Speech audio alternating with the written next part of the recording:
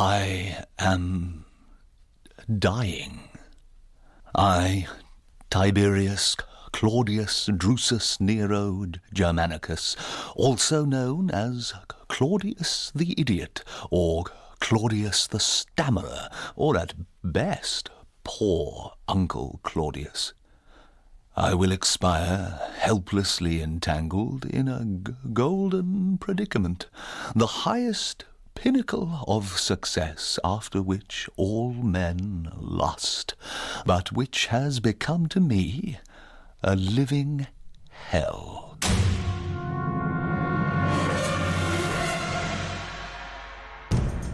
How did this happen?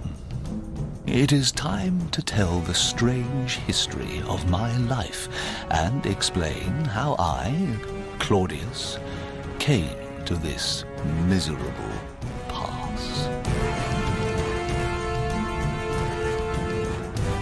I, Claudius, by Robert Graves. Dramatised by Robin Brooks. Starring Tom Goodman-Hill, Derek Jacobi, Harriet Walter and Tim McInerney. Episode 1. Augustus. To whom shall I speak? I am alone. Everyone I ever loved is doomed or already dead. But many years ago, when I was still a young man, I went to Cumae and visited the Sibyl in her cliff cavern on Mount Gorus. What I heard there puzzled me. Now I think I understand it. The Sibyl's cavern was a terrifying place, pitch dark and full of bats. The Sibyl, more like an ape than a woman, was sitting on a chair in a cage that hung from the ceiling. Her toothless mouth was grinning. There was a smell of death. Most sacred lady, I come to question you. Oh, Sibyl. I stood there for what seemed like a lifetime, grimacing and making propitiatory gestures. It was only afterwards I learned that this was the mummified body of the previous Sibyl, her eyelids propped open with silvered glass marbles to make them shine. At last the living Sibyl revealed herself. A shaft of light struck down and lit a beautiful, mad-looking woman seated on an ivory throne.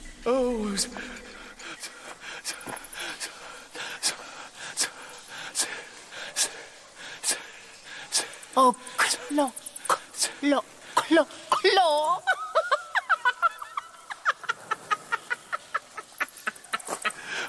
Oh, Sibyl, I have come to question you about Rome's fate, and mine.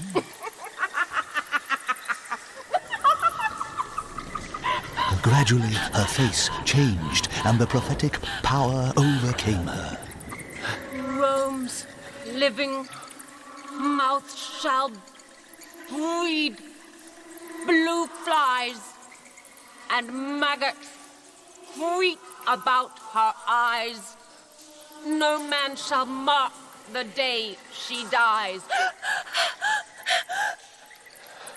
10 years, 50 days, and 3 claws shall given be, a gift that all desire, but he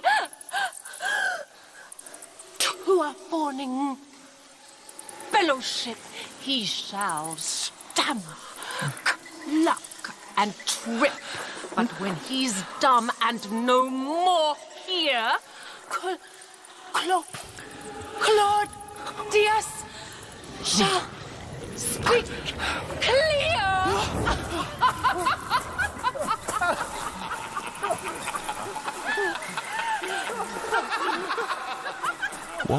The gift was that all desire but myself, I was to learn exactly 10 years and 53 days later. But how Claudius should speak clear, I have only now understood.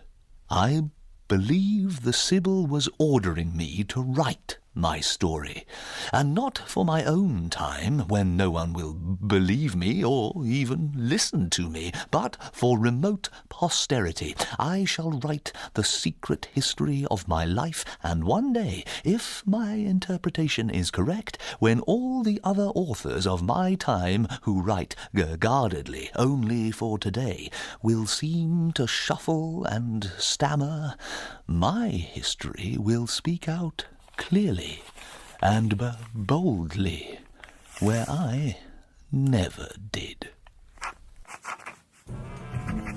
If I could start straight in with an account of my infancy, I would certainly do so, for genealogies are tedious. But I shall not be able to avoid beginning with my grandmother, Livia. She, and not I, was the master of my fate. When the bloody decade of civil war was done, or nearly so, my grandfather hoped for the restoration of the Republic, when the Senate and the people had ruled together in a spirit of liberty and democracy. But my grandmother Livia, although still very young, had other ideas. Lepidus is rich but unenergetic. It will come down to a struggle between Mark Antony and Augustus. Yes, you may be right. And a good thing, too. Really, Livia? But you stand above faction. So I like to think. You have a reputation for integrity. Thank you, my dear. You have high office. You're strong. You're a survivor. Well, Rome needs you. I will do whatever is necessary, of course. Dearest. My love. My strong man. The Republic was always a humbug. What? Rome needs a king again. What? You will be king. No. Why not? We just agreed. I will not be a party to tyranny. You're scared. How dare you? You don't have the stomach for it. You're a coward. Livia Drusilla, if you ever talk in this manner again, I swear I will divorce you. I humbly beg forgiveness, husband. I swear that no word of it will ever cross my lips. But from that time, all love between them died. My grandmother Livia had already borne my grandfather a son, but she immediately set about engaging the passions of Augustus, the most powerful man in Rome. She was, by popular verdict, one of the 3 most beautiful women of her day, so this was no difficult matter. Do you remember you threatened to divorce me? I think it might be for the best. What? Why? Because I'm 5 months gone with a child, and you are not the father. Then who is? Augustus. But what will become of you? Augustus is married. He's divorcing too. She's just borne him a daughter. So? Are you sure of this? Yes. Then tell him to come to me, and we shall discuss the matter in private. Livia's child was really my grandfather's, as he later discovered. He did not reproach Augustus. He decided to behave honourably and give Livia the divorce she asked for. And when her child was born, 3 months later, she sent him back to my grandfather's house to be raised there with his brother. This child was my father, Drusus. As Livia had foreseen, Augustus defeated Mark Antony. Livia was wiser now. By following her advice, Augustus only gradually concentrated in his person all the important dignities of the Republic. One by one, he took command of the armies and control of the laws, public finances, and religion. How many mere kings paid tribute to Augustus? How many were marched in chains in Roman triumphs? Augustus ruled the world, but Livia ruled Augustus, despite the fact that they had no children of their own. No, not despite, because. Tell the truth, Claudius. Your miserable destiny demands it. You seduce me from my husband, assure me of your passion, and now my fiery lover is no man at all. Well, it's not me. With other women. Other women? I don't believe it. Julia can't be your daughter. Livia. All you're good for is to fondle and kiss and make eyes like a singing eunuch. I can be a Hercules. I don't believe it. I can. But not with you. The truth is that the marriage was never consummated. Poor little man. Because once in bed with Livia, Augustus, by some strange trick of mind, found himself as impotent as a child, and she used this as a weapon. Shame and unslakable passion bound Augustus to her, and whenever desire made him restless, she gave him beautiful young women of her own choosing to sleep with. As he said himself in another context, he'd tasted no meat that she had not passed as fit for eating. She took the greatest care of him, but though she herself dressed very richly, Livia did not allow the least extravagance in her household. I run my house according to good old-fashioned Roman virtues. Plain but plentiful food, regular family worship, no hot baths after meals, constant work for everyone. We must set an example. Isn't that right, Julia? Yes, my lady. Little Julia has a daily task of wool to card and spin, and cloth to weave, and needlework. And we believe in a liberal education for girls, so she learns a passage from the Iliad or the Odyssey every day. She likes her set text, don't you, Julia? Yes, my lady. You call me mother. Yes, mother. Fury though Livia was, but for her unwearying activity, Augustus would never have been able to undertake the immense project of restoring Rome to peace and security after the long disasters of the civil wars. But this admirable task was only made possible by the military defeat, secret murder, or public execution of almost every person who had defied the power of this energetic pair. They won't speak honestly in the Senate at the moment. They say they want to vote me another 10 years instead of 5. Half of them are scared, and the other half are desperately trying to ingratiate themselves. Can't blame them. Well, I told them yesterday. I made it plain. When my work is done, I will gladly lay aside my burden. Oh, and I'm weary of it. And then who else is going to do it? Well, I need a rest. Just a little bit of anonymity. How anonymous do you think you can become? And if you retired now, they would be at each other's throats again. There'd be blood. But sooner or later. People have long memories. What of the families of those you killed? If you're no longer the protector, you'll have no bodyguard. Except another 5 years, at least, and then... perhaps, if things have changed for the better... But even I, who had every opportunity to observe her, little guessed at the real extent of Livia's ambitions. Her own 2 sons, Tiberius and Drusus, grew into strong, healthy youths. From their earliest years, they had been sent to live with my grandfather. How are my boys? Who will tutor them? I expect to be consulted. Now they have reached the age of understanding, I intend to take their education into my own hands. You? What will you teach them? The ancient ideals of justice, liberty, and virtue. Oh, those. Of course. You approve?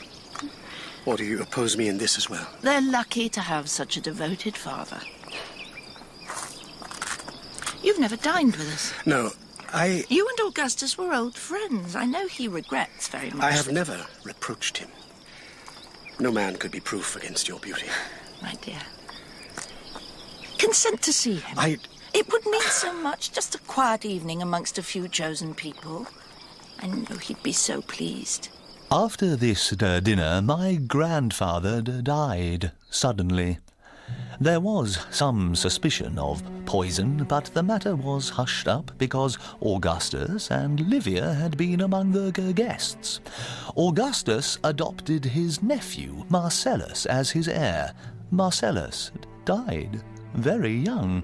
Augustus then adopted his right-hand man and oldest friend, Agrippa, as his heir. When his daughter, Julia, grew to marriageable age, he married Julia to Agrippa, and Julia had children by Agrippa. But Agrippa died suddenly. I liked being a married woman. It's no fun, Not. You can't go anywhere or do anything. Ah, dear little Julia. Now, don't marry again straight away. Now, have a look round. You've given me plenty of grandchildren, you clever girl. We'll find you a nice man. I know who I want, Daddy. Oh? Already? I want Tiberius. Tiberius? No, he's much too young. He's older than me, a bit. He's very handsome. He's got spots. I'll go. He needs looking after. He walks with his neck stuck out. He's very strong. He can crack a walnut with his fingers. He killed someone in a boxing match. Cracked their skull. I know. Well, he never says anything. He speaks well in public. He's a good general, isn't he? Oh, yes. He's good at that. Just needs bringing out. Livia would be pleased, wouldn't she? Yes, she would. Livia was happy to arrange for her own son, Tiberius, to marry Julia, and the fact that Tiberius was already happily married was not allowed to get in the way.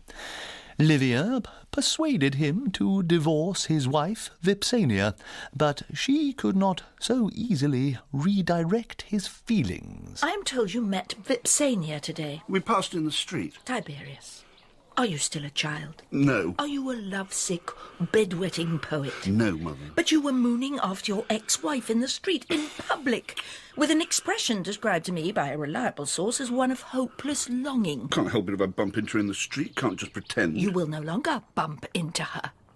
I'm giving orders that lookouts will be posted by both households to make sure that such a thing does not happen again. My uncle Tiberius could be morose and cruel, but two people had checked the darker elements in his nature, his wife, Vipsania, and his brother. One after another, he lost them both. Tiberius's brother was my father, Drusus, and he was one of the best of the Claudians. He was no less successful general than his brother, and while Tiberius ruled his soldiers with iron discipline, my father's men loved him. My soldiers are all Roman citizens, and I consider them my equals, except in rank and education. All offences against discipline are dealt with by the offender's comrades, and I rely on the men themselves to maintain the good name of the Legion. Drusus chafed at the spirit of subservience to Augustus and was happier seeking glory on the frontier, fighting the German tribes. From there, he often wrote to Tiberius. One day, by ill luck, a letter arrived while Tiberius was in the imperial presence. A dispatch from noble Drusus, sir. Oh, may I read this? Yeah, of course you may. Don't stand on ceremony, lad. Read it out. The servants can go. Yes, of course. Off you go. I want to hear all about our latest victories. His letters are always interesting. More so than yours, Tiberius. Yes, sir. To my dear... You can skip the greetings. Yes, sir.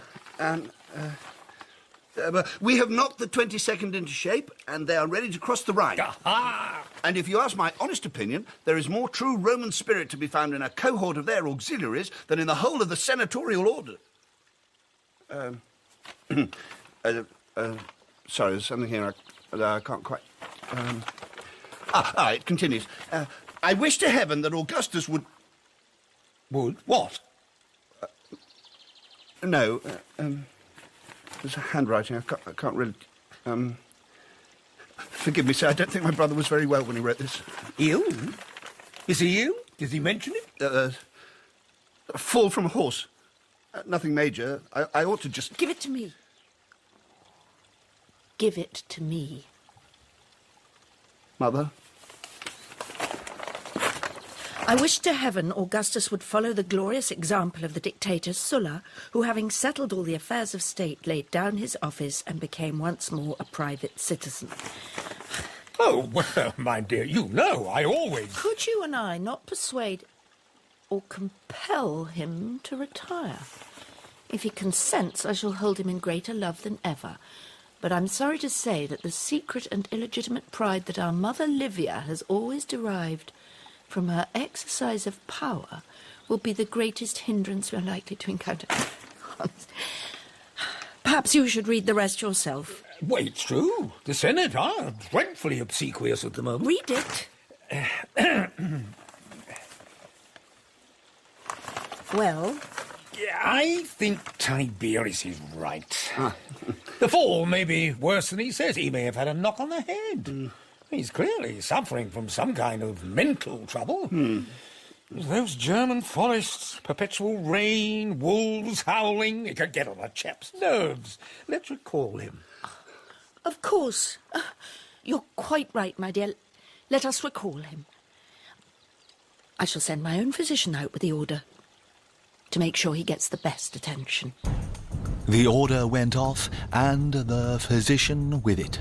News came that, despite the best efforts of his mother's physician, Drusus's injury had taken a serious turn. My uncle, when he heard this, asked leave to attend his brother. He galloped north on a 500-mile journey. He crossed the Alps without so much as stopping for a hot meal. He could count on frequent remounts, and on the second day and night he travelled nearly 200 miles between noon and noon. He was alone when he reached his destination on the third day. He was in time to greet my father, but... It's no use, sir. The leg is gangrene to the thigh.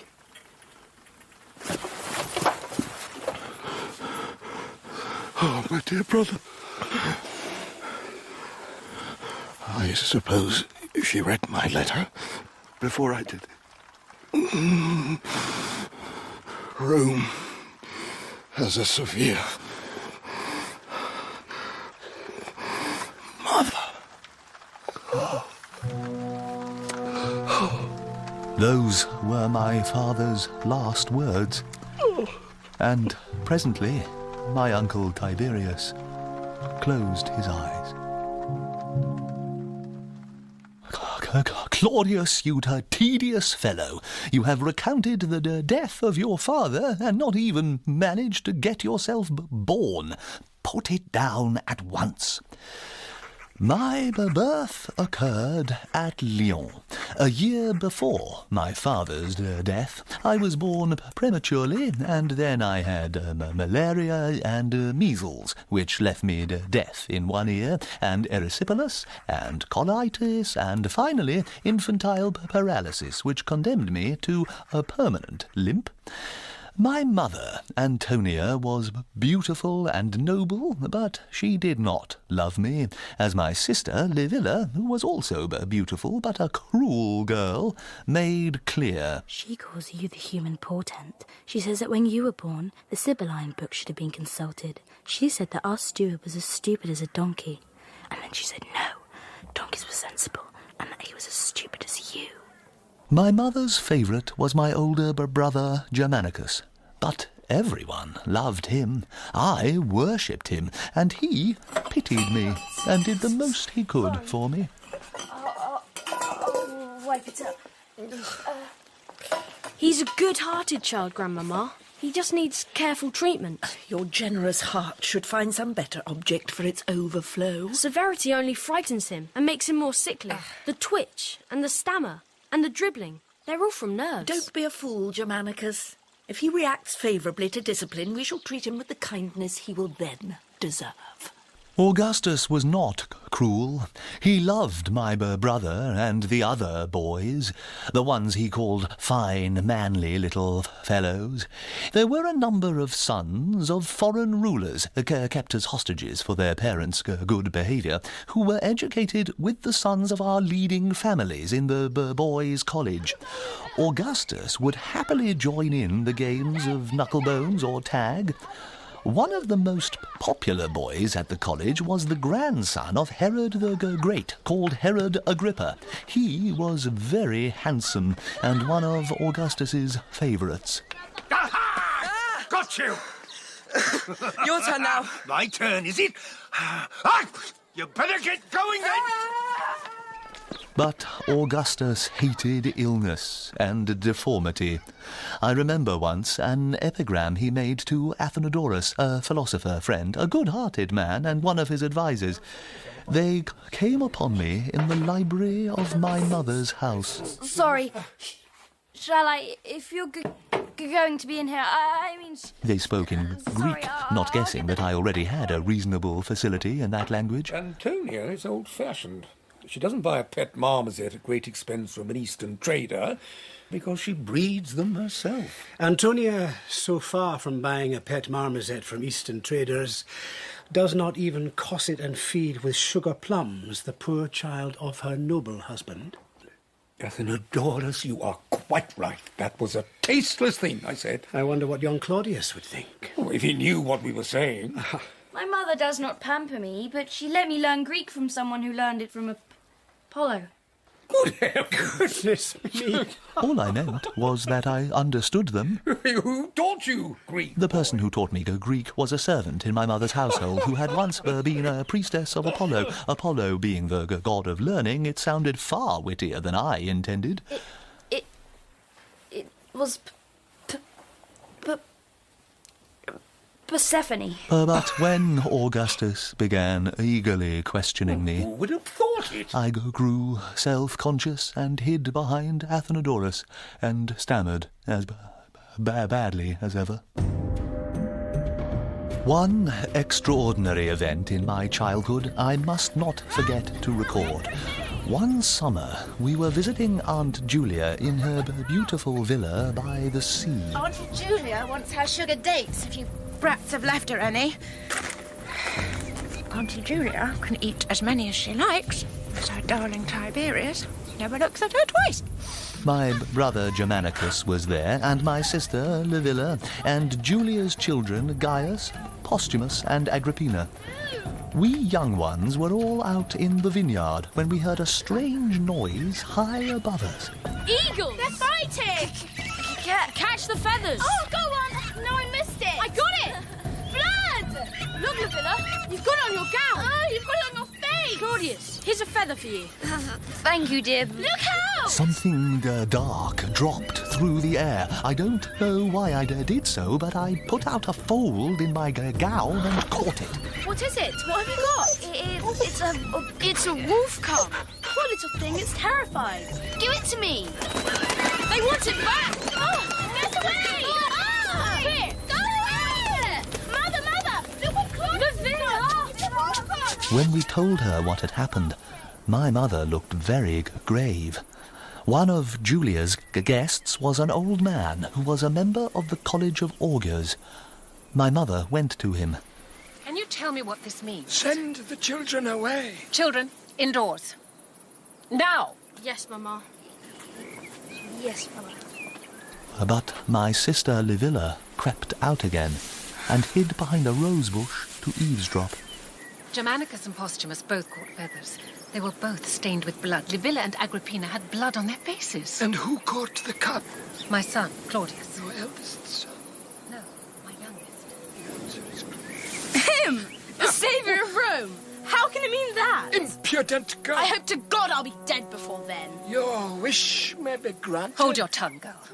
You will say nothing of this. We were all sworn never to refer to this portent. For some time after, I caught my mother looking at me curiously, but she treated me no better than before. My uncle Tiberius was in an unhappy position. After the death of my father, his already melancholy nature became reserved and suspicious, and he was growing tired of public life. I don't care. I've had enough. Does honour mean nothing to you? I'm just a chief errand boy. I want a holiday. Does the concept of duty mean nothing to you? You mean killing yet more Germans? I'm never allowed to act on my own responsibility, even out there. Why don't you start a family? Julia's got fat. She's the Emperor's daughter. Why don't you give her a son? Mother, we don't sleep together anymore.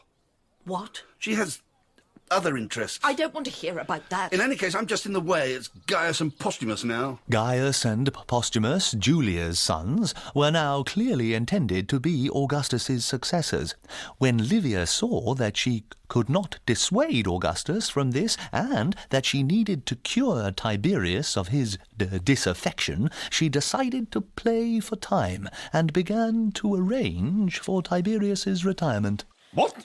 No. Just for a little while, until his health returns fully. No.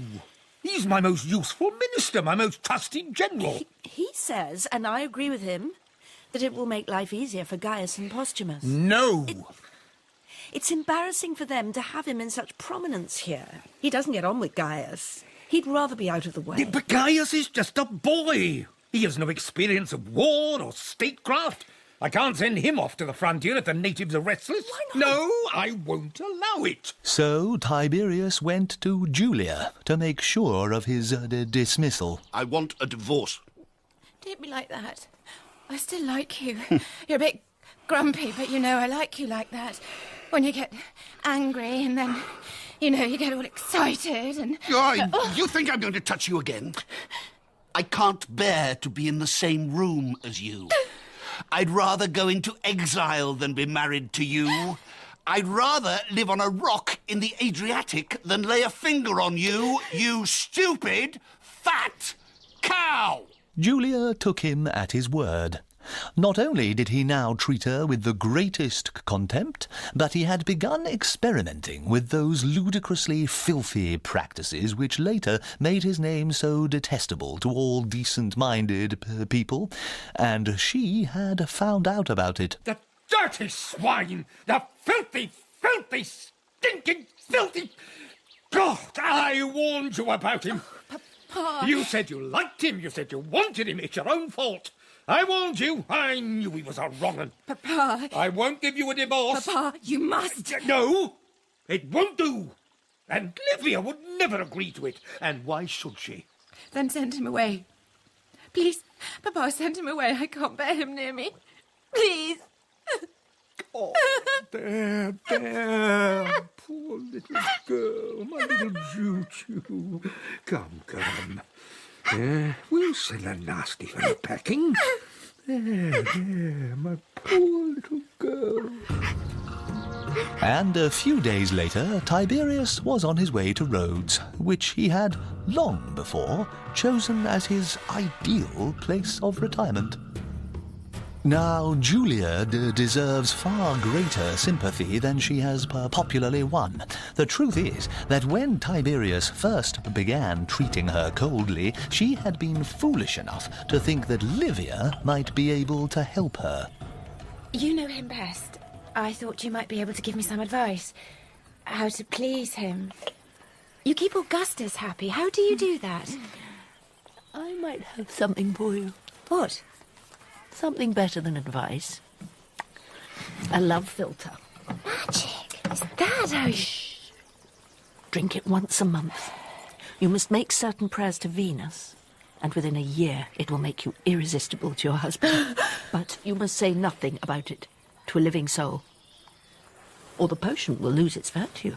What Livia very cruelly gave her was, in fact, the distillation of the crushed bodies of certain little green flies from Spain, which so stimulated her sexual appetite that she became like a demented woman. Oh, new bodyguard today. Yes, milady. Aren't you awfully hot in all that armour. Yes, milady. I think you should both come inside where it's cooler and quieter. Yes, milady. But let's keep the armour on to start with. Yes, milady. Augustus's love for Julia was a byword, and nobody dared to say anything to him until her own sons, Gaius and Posthumus, decided they had had enough and told Augustus about her nocturnal orgies in the marketplace. Is this true? Is this true? Livia! Livia! Oh, my dear. It is my greatest grief that for so long you've shut your ears against it. I've tried to tell you so many times. It's true. You wouldn't let me speak. I thought you knew all about it. No. I thought you found it too painful to discuss. I never heard a whisper. Why do you think my son went into exile? He thought you knew. God! But this talk of Tiberius was wasted on Augustus. He threw a fold of his robe over his head, groped his way to his bedroom, and locked himself in, and for 4 whole days he took no food or drink. Then he pulled the string that ran through a hole in the wall to Livia's bedroom. My dear? Let her be banished for life. I don't want to know where. Yes, dear. Livia treated Julia with great spitefulness. She was kept in very harsh conditions on a small and unhealthy island off the coast of Campania, and it was a long time before Augustus could bring himself to ask about it. How big is it? How big is what? The island. What island? Yeah, you know. Where... A few minutes' walk from end to end. A few minutes? Are you joking? I thought... What's it called? Pandateria. What? My God. That desolate place? Do you want her back here? No. But Pandateria. Reggio. Send her to Reggio. As for me, I was given a tutor, Marcus Porcius Cato, who was always boasting of his famous ancestors, as stupid people do who are aware they have done nothing themselves to boast about. I was made to use his miserable ancestors' famous manual on husbandry as my spelling book, and if I made a mistake, I got 2 blows. 1 for stupidity, and 1 for insulting the noble Cato. Germanicus stood up for me in a gentle, persuasive way, but Posthumus was a lion-like champion. One day he came on Cato, teaching me my usual lesson. That's for stupidity! And that's for insulting my noble ancestor! Stop that! Stop that at once! I beg your pardon? What's the proverb? Those that can't beat the ass beat the saddle. What do you mean? I mean that you're avenging yourself on poor Claudius for what you consider a general conspiracy to keep you down. You're really too good for the job of tutoring him, aren't you? How dare you, you impudent puppy! In the days of my ancestors, whose memory this feeble-limbed dimwit is trampling on, in those glorious days, they dealt out discipline with a heavy hand. Whereas in these degenerate times, the leading men in Rome encourage any ignorant, selfish lout like you, or any feeble-minded, stammering excrescence like this, to do as they... So I was right. The degenerate Augustus insults the great Cato by employing you in his degenerate family. I suppose you have told the Lady Livia how you feel. I have always expressed the most profound gratitude to the Lady Livia for the honour of being entrusted with the education of her grandchild. That's good, because if she were to hear anything to the contrary, that would be the end of you, wouldn't it? After that, my daily torments were abated, And 3 or 4 months later, much to my delight, Cato ceased to be my tutor, and in his place I gained good old Athenodorus. I learned more from him in 6 months than I had learned from Cato in 6 years. Your lameness should be a spur to your intelligence. Demosthenes was born with a stammer, but he corrected it by patience and concentration, with the same method I am teaching you. Yeah. Open. When, Athenians, will you take the necessary action? Good. Athenodorus made me declaim with my mouth full of pebbles. What are you waiting for, Athenians? In trying to overcome the obstruction of the pebbles, I forgot about the stammer. How can you be happy with what's happening? And then the pebbles were removed one at a time until... For my part, Athenians, there. I think that for a free people there can be no greater compulsion than shame. Oh, Athenodorus, I can speak! Yes? But only in declamation. Yes, but one day, little marmoset, we will give Augustus a surprise. With Posthumus and Germanicus and Athenodorus as my friends, I gradually began to win self-confidence. I gained another friend at this time who became a key figure in my own unhappy fate. This was the handsome little princeling, Herod Agrippa. He played such tricks at the boys' college that he was branded a distracting influence and sent to study with me under Athenodorus. And I had a tame snake. I kept it under my gown. And did they find out? No. That was when I was little. So what did... You know Augustus's dog? I gave him a bowl of wine and got him drunk, and painted his tail yellow and his legs purple. And stuck goose wings on his shoulders. And then, when Augustus called him, Typhon, Typhon, he came wobbling out. It was Saturnalia. Please don't play tricks on Athenodorus. I like him very much. I won't then. At least, not until he bores me. But Athenodorus was never boring, and Herod turned out to be a brilliant pupil. Herod Agrippa, someday you will occupy a position of the highest dignity in your native land. You must live every hour in preparation for that call. With your talents, you may in the end become as powerful a ruler as your grandfather, Herod the Great. That's all very well, dear Athenodorus, but I have a large, bad family. My grandfather murdered my father, you know. Yes. Well... And since my grandfather himself died, they have not improved in the least. You cannot possibly conceive what a cutthroat crew they are. If I were forced to return to my country, I wouldn't last 6 months. Single virtue is proof against manifold vices, my princeling. It's a nice thought, dear Athenodorus, but not much protection against a well-trained assassin. For several years, my uncle Tiberius enjoyed his self-imposed exile on the island of Rhodes. He had a small villa built on a promontory overlooking the sea. There was a secret path up the cliff by which were conducted the prostitutes, fortune-tellers and magicians with whom he passed his evenings, and if these creatures displeased him, they sometimes missed their footing on the return journey. But the longer he stayed on Rhodes, the more uncomfortable his position became. At last he swallowed his pride and wrote to Livia. Dearest Mamma, Gaius stopped at Chios on his way to his governorship of the East. He did not visit me. I heard that he believes false reports according to which you and I are plotting a coup. I felt it necessary to sail over and flatter this beardless youth and tell him that I wanted to be left in peace.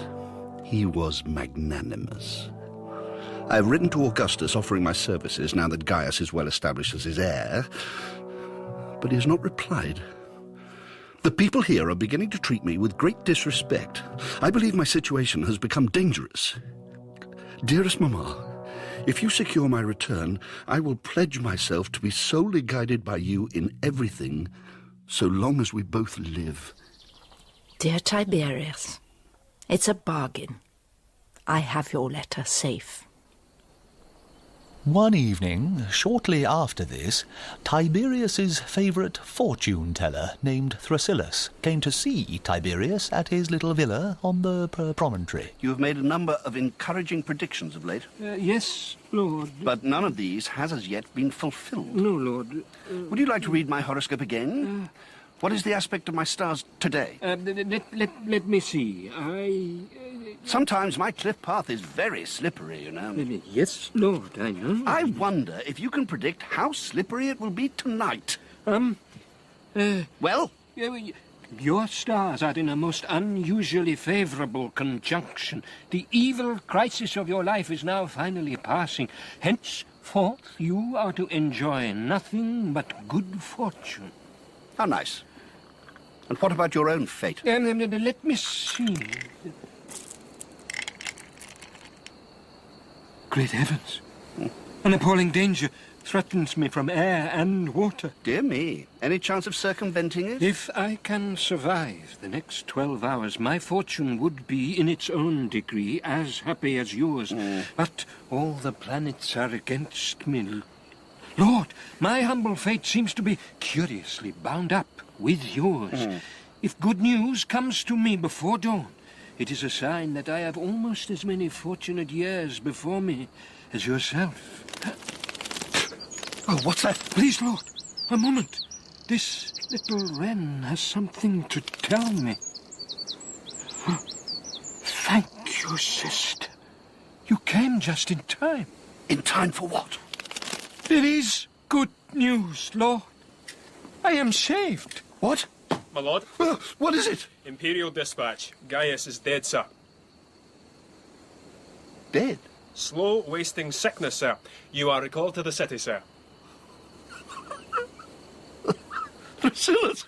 Oh, my dear Thrasyllus, forgive me for ever doubting you.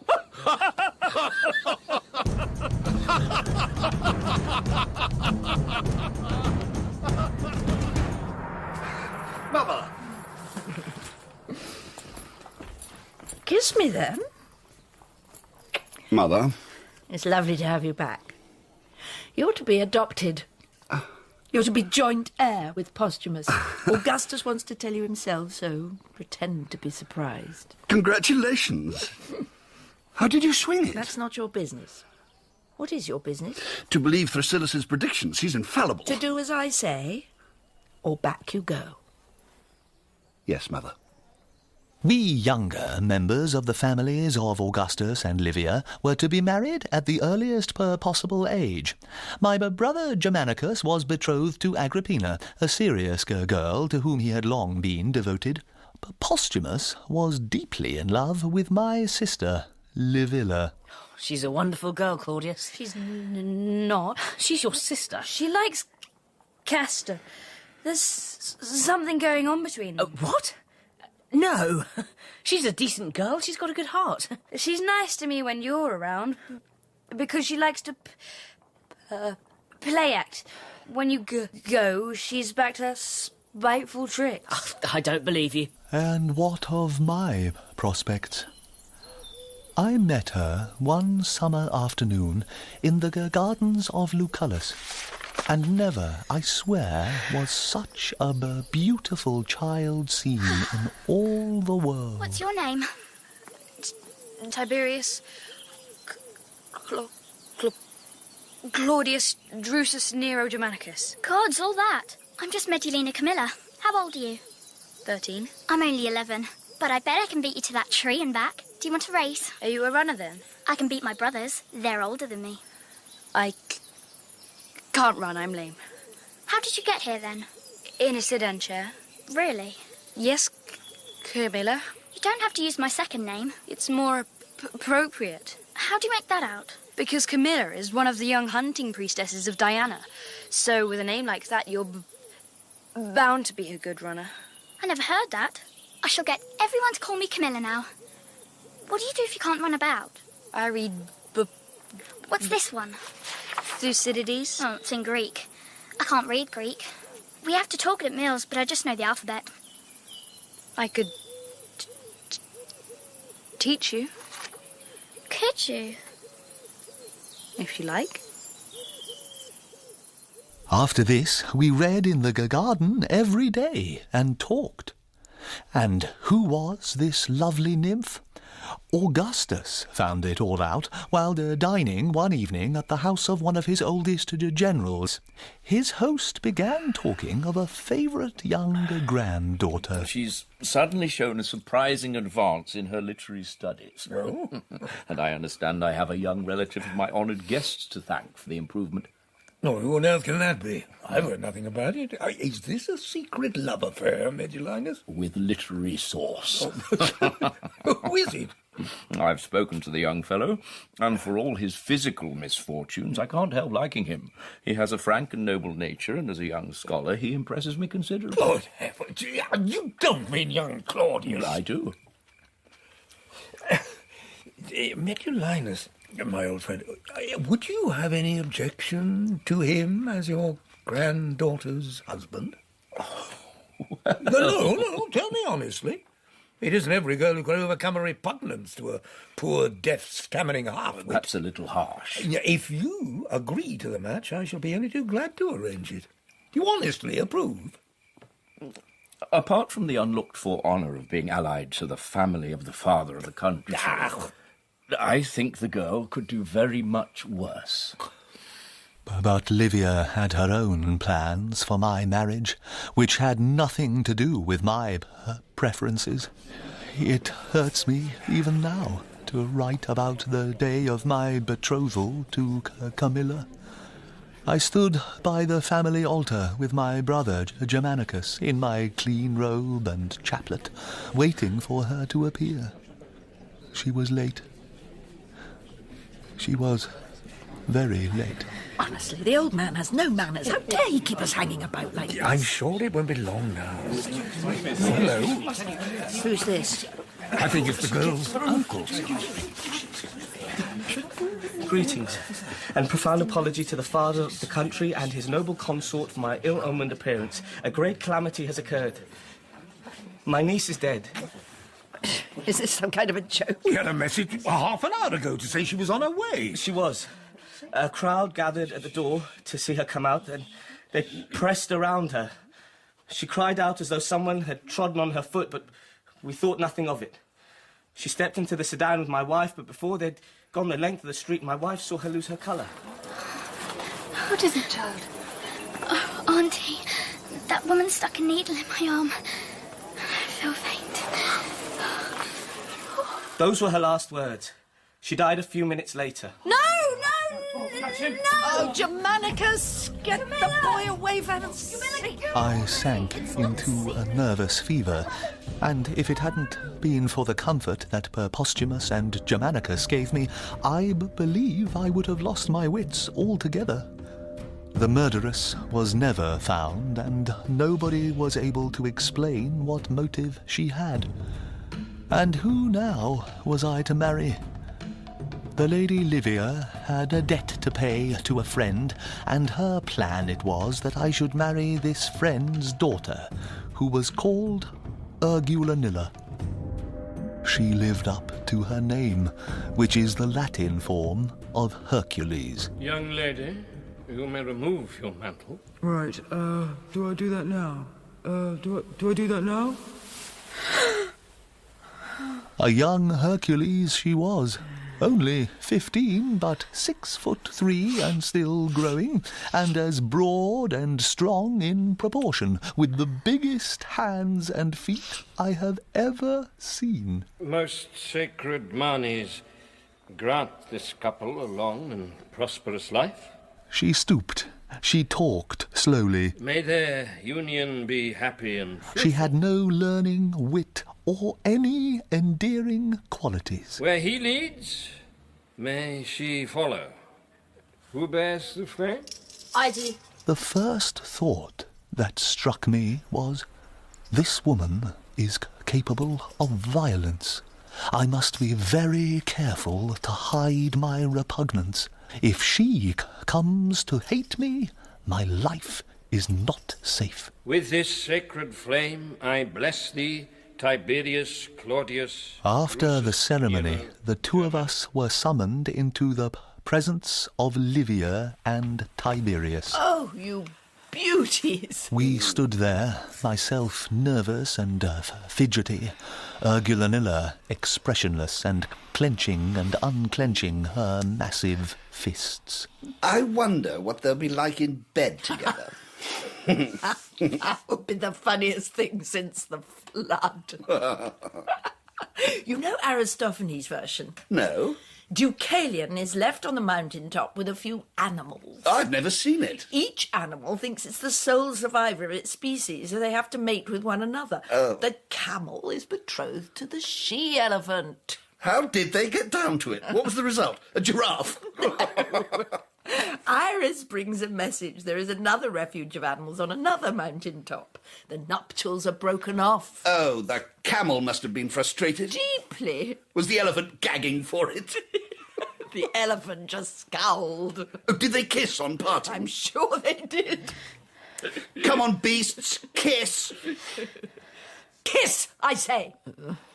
I'm sorry. What could I do? I was bound upon a wheel, being carried towards my fate by powers I could not even begin to comprehend. I thought that the death of poor Camilla was the end of the world, but my troubles and Rome's were only just beginning.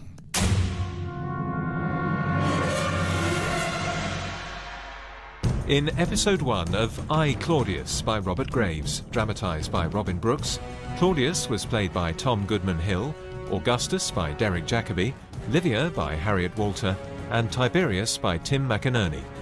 Julia was Alison Pettit, Athenodorus Sam Dale, Cato Jude Aquidike, Thrasillus Sean Baker, young Claudius Harvey Allpress, young Herod Felix Zadek Ewing, young Germanicus Harry Child, Camilla Lauren Moat, young Posthumus Ryan Watson, and young Julia Holly Gibbs.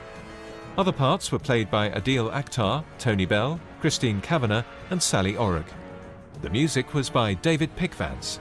The director was Jonquil Panting.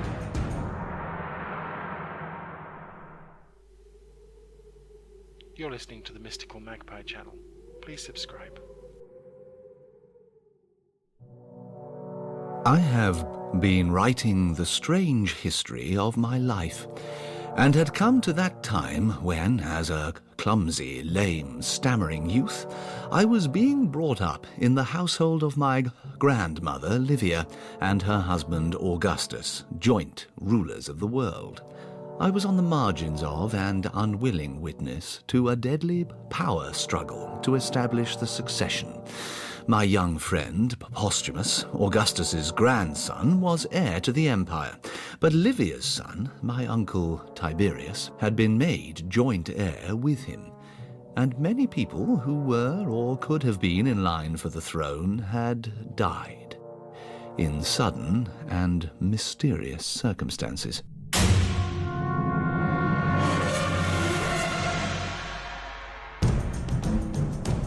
I, Claudius by Robert Graves.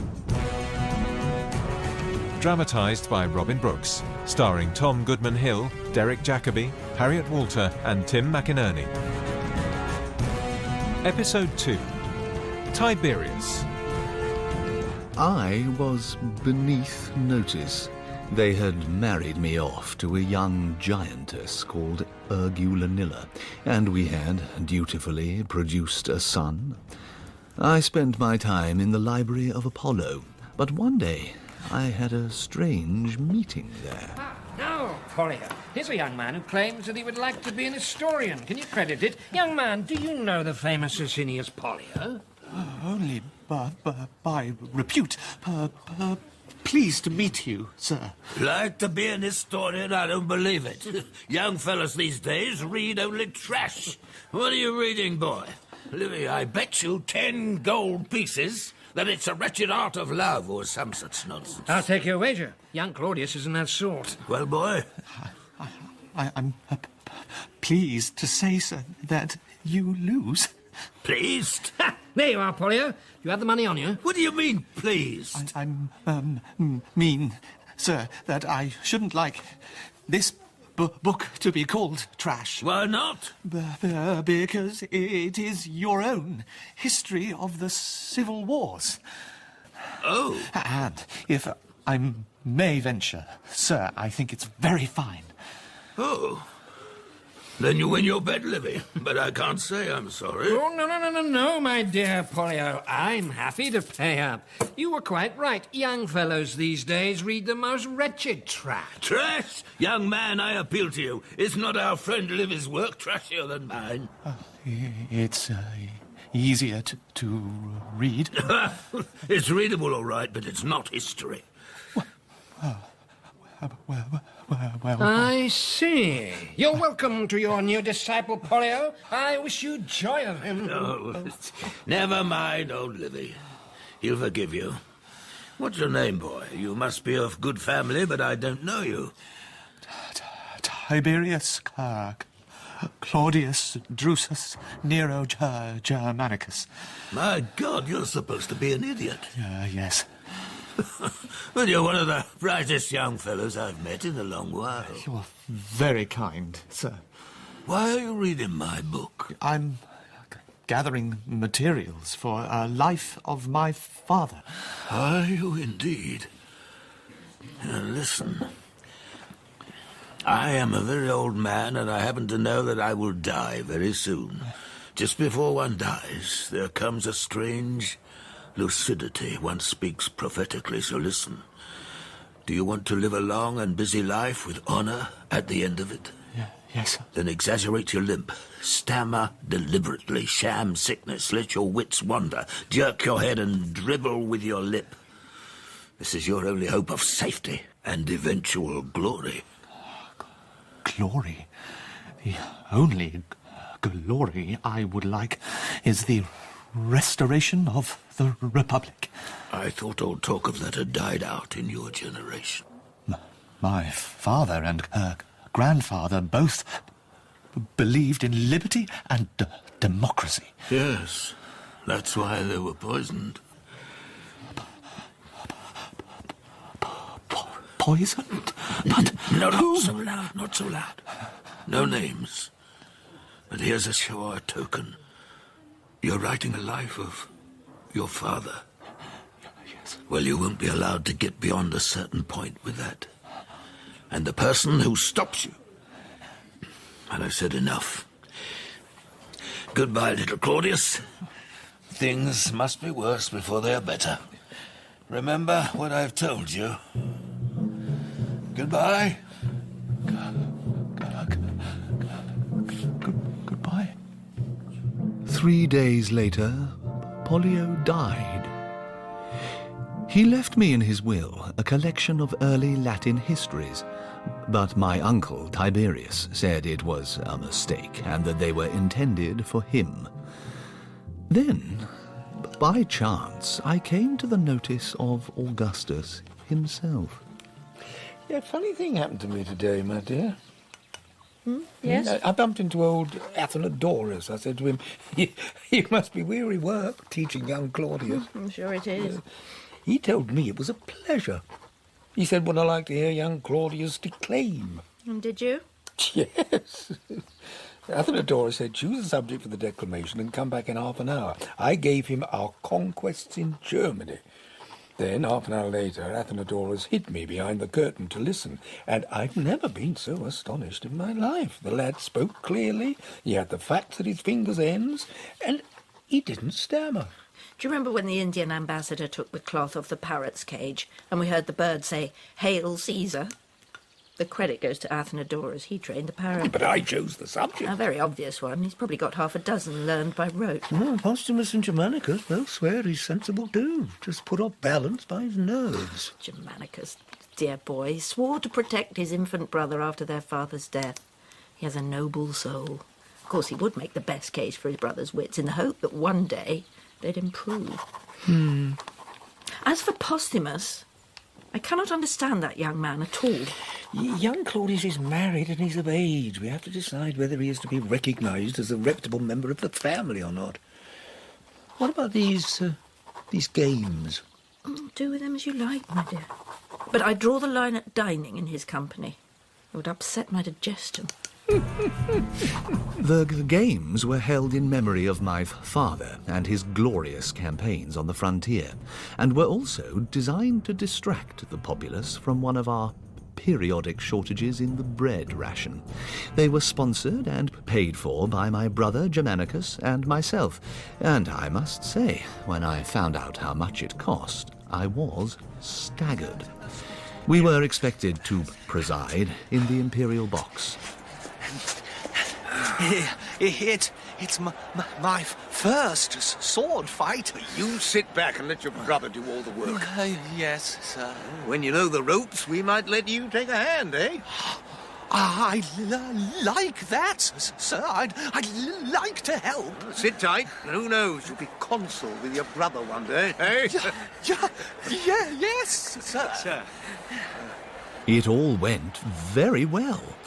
The first day was rounded off with a contest between two German hostages who belonged to rival clans and had volunteered to fight a duel.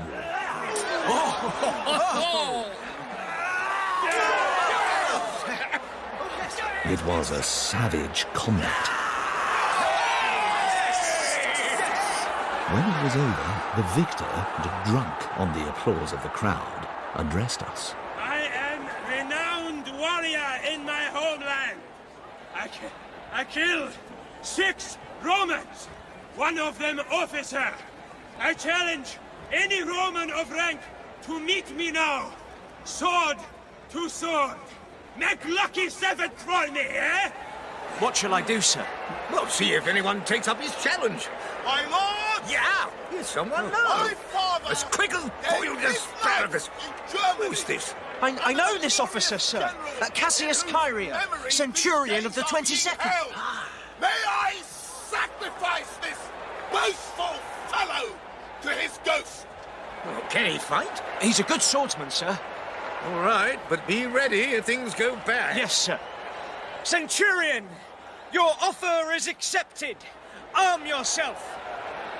So began a far grander fight than anything the professionals had shown. The German swinging his great sword, Cassius parrying. Germanicus and Wilderman be all right, won't it? That man's too strong for him. We shouldn't have let this happen. Germanicus! If Cassius dies and word of this gets to the frontier, it'll make a damn bad impression. Then Cassius's foot slipped in a pool of blood, and he fell on his back, and the German stood over him with a triumphant grimace. And then...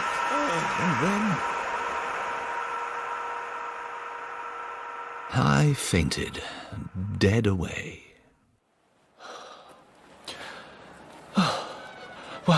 Well, what happened? You fainted, sir. They put you down here till you felt better. Your brother said he'd be along when they get a break. No, I mean the fight. Oh, that? Sir, that was the best thing I've ever seen. We all thought young Cassius had bought it, then sideways roll, quick stab under the armpit, good night Vienna. They're having an elephant fight now. Do you think anyone noticed that I... Bless you, sir, no. Good luck to you, sir. I fought under your dad, sir. The noble Drusus. Glory days, sir. Did you? He was a great general. Keep your pecker up, you'll be as brave as him one day. I was there when he died, sir. We loved him, sir. We were that hacked off. Why? How? How did he die? Corporal. Sir? Nip out and get him a drink of water. Sir? Your father had broken his leg. Not much damage, it was coming along well until the doctor fella arrives from Rome with his little bag of potions in his hand. Who sent the doctor fella? 2 and 2's 4, isn't it, sir? We wanted to kill that doctor fella, but he got back safe to Rome under a special escort. The very next day, I found my study ransacked. And then I received a summons to a very rare audience. Claudius. Grandmama? Your mother has taken from your study some materials you've been collecting. Yes, Grandmama. For a life of your father? Yes, Grandmama. She showed them to me. It is a painful work, particularly blighted by an absurd delusion that ancient political forms can be reintroduced. I asked Athenodorus if he'd put any subversive ideas into your head, and he swears not. No, Grandmama. In which case, I can only imagine that they come from the obscure tomes over which you've been dreaming. Yes, Grandmama. You will desist from your biographical labours. Yes, Grandmama. If you disgrace your father's memory by fainting at the solemn games held in his honour, you are obviously unfit to write his life. Yes, Grandmama. So find some other employment for your pen. Yes.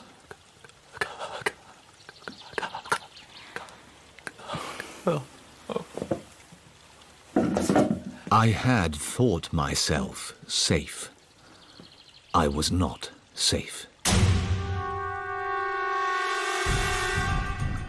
In the library one day, rooting about for an obscure commentary, I saw a strange painting on the inside of an old cedar chest.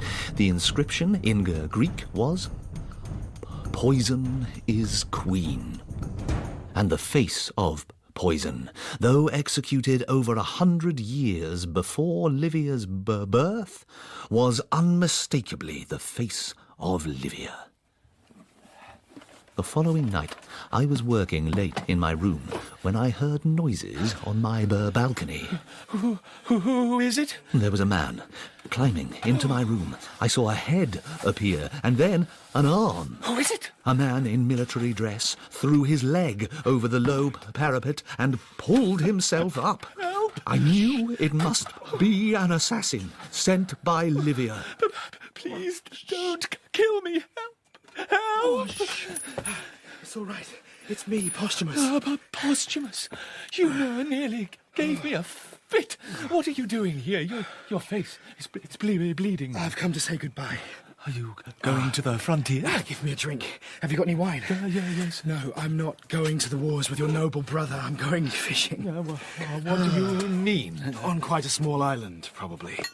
Oh, Posthumus. Yes. Banished like poor old Mamma. Why? Well, what have you done? Nothing official. Listen, Claudius, I haven't got much time. I'm under arrest, but I managed to get away. They're looking for me. I want you to tell Germanicus everything. I want him to know the truth. I don't care about the rest of them. Tell him what? Wine. Sorry. Here.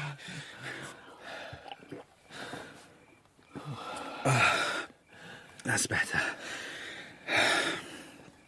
You know how I felt about your sister. Yes. You warned me about her. Yes, but I'm sorry. Never mind. When she married that little swine, Castor, she told me that the marriage had been forced on her. I knew he was a bastard. I hoped that one day she might... Well, this afternoon I found the two of them sitting in the arbour. Castor started taunting me. Now I think about it, they must have had it all worked out. So, Germanicus gets a big command on the Rhine. Nothing for you then, dear Posthumus? We all thought you were the golden boy. I've just been to congratulate him, dear Castor. Oh, it has your princely approval, has it? Livilla, what's got into your husband? Don't ask me. And do you still think you're going to be emperor after your grandpa? Why, do you think you might get the job? Why not? I usually get what I want. I got Livilla.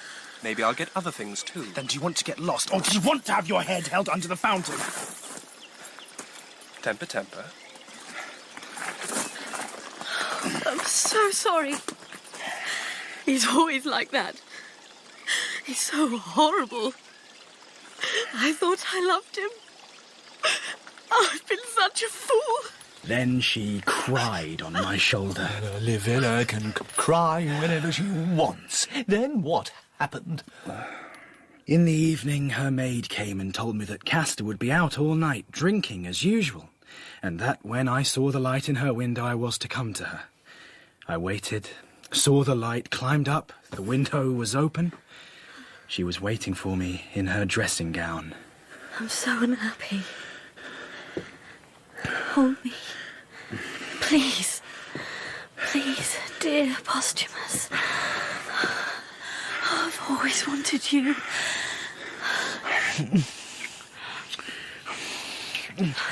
No, no, get off me. What? How dare you? What? What are you doing? Are you mad? Rape! Rape! Help! Help! Then the door was battered down and in came the palace guard. Guess who was at their head? Livia. I was taken straight to Augustus. She had it all worked out. The guard were escorting me across the courtyard when one of them happened to see a man climbing into Livilla's window. Naturally, I went to investigate. These officers were just in time to drag him off. You animal! You satyr! Have you gone mad? She invited me up. That's a lie! He tried to rape She me! told me she wanted me. It's a setup. What was Livia doing with the palace guard? Just happening to pass by? If you must know, I was on my way to ask you about the charges that Amelia has brought against you. What's this? Amelia? I suppose she invited you to assault her too. What am I supposed to have done to her? Do you deny that you and she were left alone together after dinner last night? Oh, do you think this is funny? Fruit trees. We talked about fruit trees. She was distraught. Amelia? Hang on. Amelia's getting married, isn't she? She's marrying Appius Silanus. Oh, she's always wanted him, but it's supposed to be a big secret. So that's what she's getting out of this. And what do you get, Livilla? Is Livia going to poison Castor and get you a less ugly husband? You said that? With Livia there? And more. Once I'd mentioned poison, I knew I was doomed, so I decided to say as much as I could while I had the chance. And exactly how did you poison my father?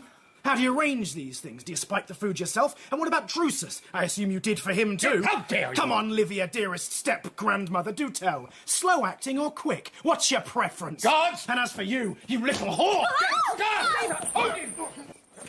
Only my unnatural daughter could have borne such an unnatural grandson. You're banished. Banished for life! Oh, they call you Emperor of the Romans. The slave girl of a drunken pimp has more power than you.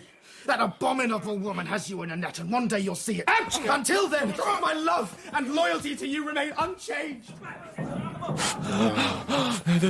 They're coming this way. Do you have a sword? No.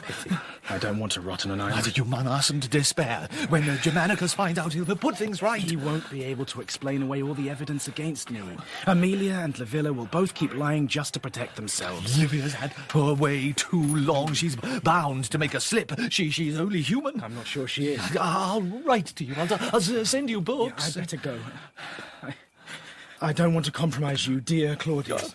Goodbye, dear Posthumus. Goodbye. Goodbye.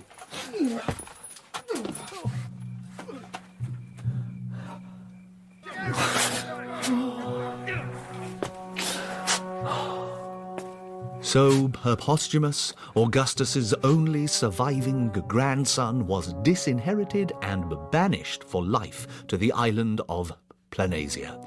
Tiberius was now Augustus's sole heir, with Germanicus to carry on the line after him, Livia's line, and with Castor, Tiberius's son, after him. But I had no time to tell Germanicus what I knew. He was immediately sent to the Rhine frontier. Cassius Chaerea, that same officer who had fought so bravely in the arena, had come post to Rome with dreadful news. All 3 legions? 17th, 18th, 19th Caesar, and the auxiliaries. All 3? Varus? Dead Caesar. How? Punitive expedition, ambushed in the forest, the Teutoburger forest. Punitive expedition? All 3 legions? On a punitive expedition? We were strung out on a trail in no sort of order, no scouts, heavy rain, wet bowstrings.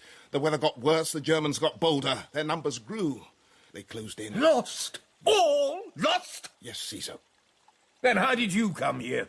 I was commanding the rear guard, Caesar. We broke out, they were easier picking, so they left us alone. We got back to the river. How many? 80 of the 100, sir. We had to leave the wounded. 80 men? Caesar. Between our Gallic provinces and the German tribes? Caesar.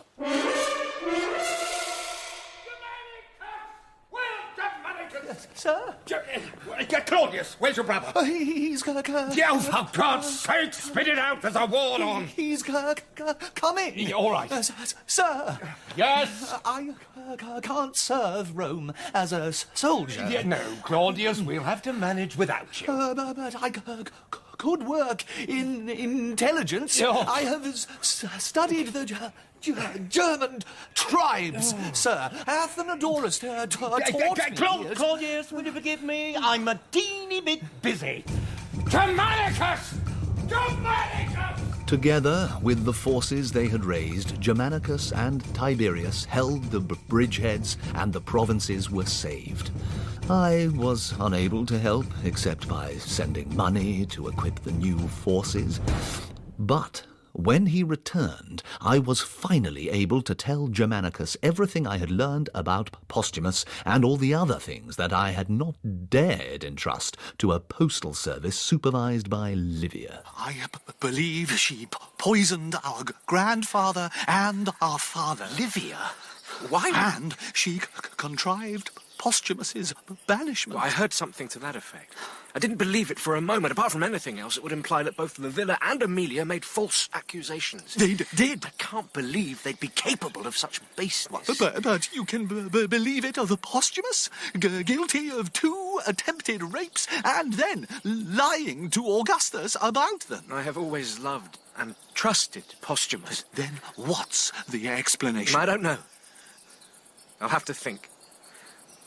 I'll look into it. Swear to me. If you find evidence to show that Posthumus is innocent, you'll go straight to Augustus. I swear. A few days later, he came to me, looking very grave.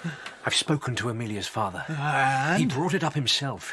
He asked me what the charges against Posthumus had been. He didn't know. And? So I told him his own daughter had accused Posthumus of attempted rape. What did he say? He was astonished. He didn't know anything about it. He said the governess had been with them the whole time. We questioned her. She said she'd never left the room. She said they talked about fruit trees. So do you believe me now? It was Livia arranged the whole thing? Are you going to go to Augustus? I gave you my word. When are you going to him? Now.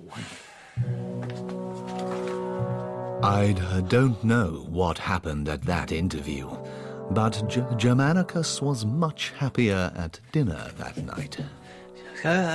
Come. Well, come in, won't you? Sorry. Oh, sir, I beg your pardon. That's all right. Don't get up. Sir, somewhere for you to sit. Sir, have my chair. Sir, sorry. No, don't mind me. You go on with your work. Yes, sir. Just pretend I'm not here. Yes, sir. What an awful lot of books. Sir. What are you working on at the moment? History of organised religion, sir. The Lady Livia suggested the title. Splendid. How soon will it be finished? Another year. Or 2, sir. Splendid. Yes. Well, you must give a public reading. I mean, you could always get a professional reciter. If you want. These professionals are very good. It can be very embarrassing to read out your own stuff. Sir. Claudius, do you bear me any ill will? No, sir. You have never done anything to deserve my ill will. No, but on the other hand, I haven't done much to earn your love. Oh, sir. Germanicus has told me about you. He says you were loyal to your friends and to Rome and to the truth. I should be very proud if Germanicus thought the same of me. He loves you, sir. He has often told me. You swear? Yes, sir. Well, that makes me very happy. So, Claudius, there's a bond between us, the good opinion of Germanicus. I've treated you very badly all these years. But things are going to change. Wait a little while, and I hope to be able to earn both your goodwill and your gratitude. Yet there'll be a place for you, too, to use your talents. You'll see. But, Claudius, not a word. No, sir. Livia knew that something was afoot. Augustus travelled to Naples. She went with him and kept Tiberius close by. Tiberius, Mother? when do you set off back to the Rhine? Tomorrow. I'm worried about Augustus. Well, he's all right. He went fishing last night. I know. He didn't drown, did he? I'm sure I'd have heard. Do you know where he went in his little boat? No. Was it in the direction of the island of Planatia? Oh. Oh, I see. Posthumous. Keep your voice down. Oh, I didn't know. Who went with him in his little fishing boat? Do you know that? Fabius Maximus. He's got his mousy little wife here. Marcia something. Yes, off you go now. Keep your eyes open and your mouth shut. I have a lunch party to arrange. Flaminia.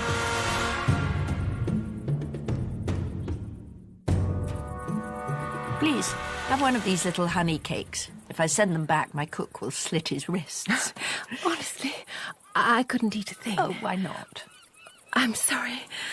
I thought when you invited me, I thought it would be a big do, official, you know, lots of people. I didn't realise it would be... Just you and me? No. That's really why you're here. Is it? Now your husband is preferred. Now his future is so golden. We're going to have to get to know each other. Preferred? Of course. There are going to be changes now, my dear. Was Augustus very much affected when he and Posthumus... when they were reunited? Oh. Strictly between us. I must tell you, my dear husband is much more tender-hearted than he makes out. Oh, Yes? I can't. Yes? I can't say anything. Why not? Baby's made me swear. Oh, quite right, my dear, quite right. It must remain a secret. You remind me of Tiberius's sentry in Dalmatia. He wouldn't let Tiberius into the camp one evening because he'd forgotten the watchword. Sorry, General, he said. Orders are orders. My dear, surely you know Augustus has no secrets from me, nor I from him. But I applaud your prudence. You see, he wouldn't tell me if he cried. I think he must have been terribly moved. Baby said he wept and wept. They both did. Ah, my poor husband. You see how deeply he feels these things. So don't tell anyone we've talked. It would upset him.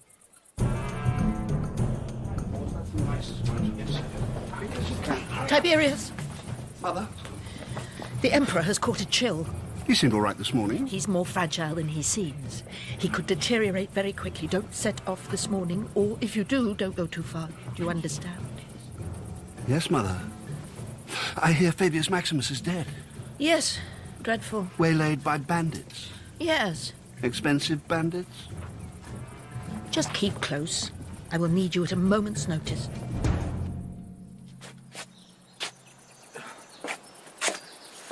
You're not well. Oh. I'll be fine. Let me nurse you, my son. No. No, you don't need to worry about me. All I need is a purge and then plain food. Water from the well. I'll draw it myself. And bread from the common table. And figs from the trees. I'll pick them myself. Yes, dear. I'll be fine. Water from the well. Figs from the trees. I'll be fine. I remember well how the news came to me. I had been drinking. I was sleeping it off. Who is it? Pallas, what's going on? A deputation from the most noble order of knights. They say it's urgent. I'm trying to sleep. Forgive me, Claudius, but it is the duty of our order to bring back Augustus's body, and we wish to request this honour of the Senate. Dead. He's dead. Would you go to the Senate as our representative? It's poison. Claudius.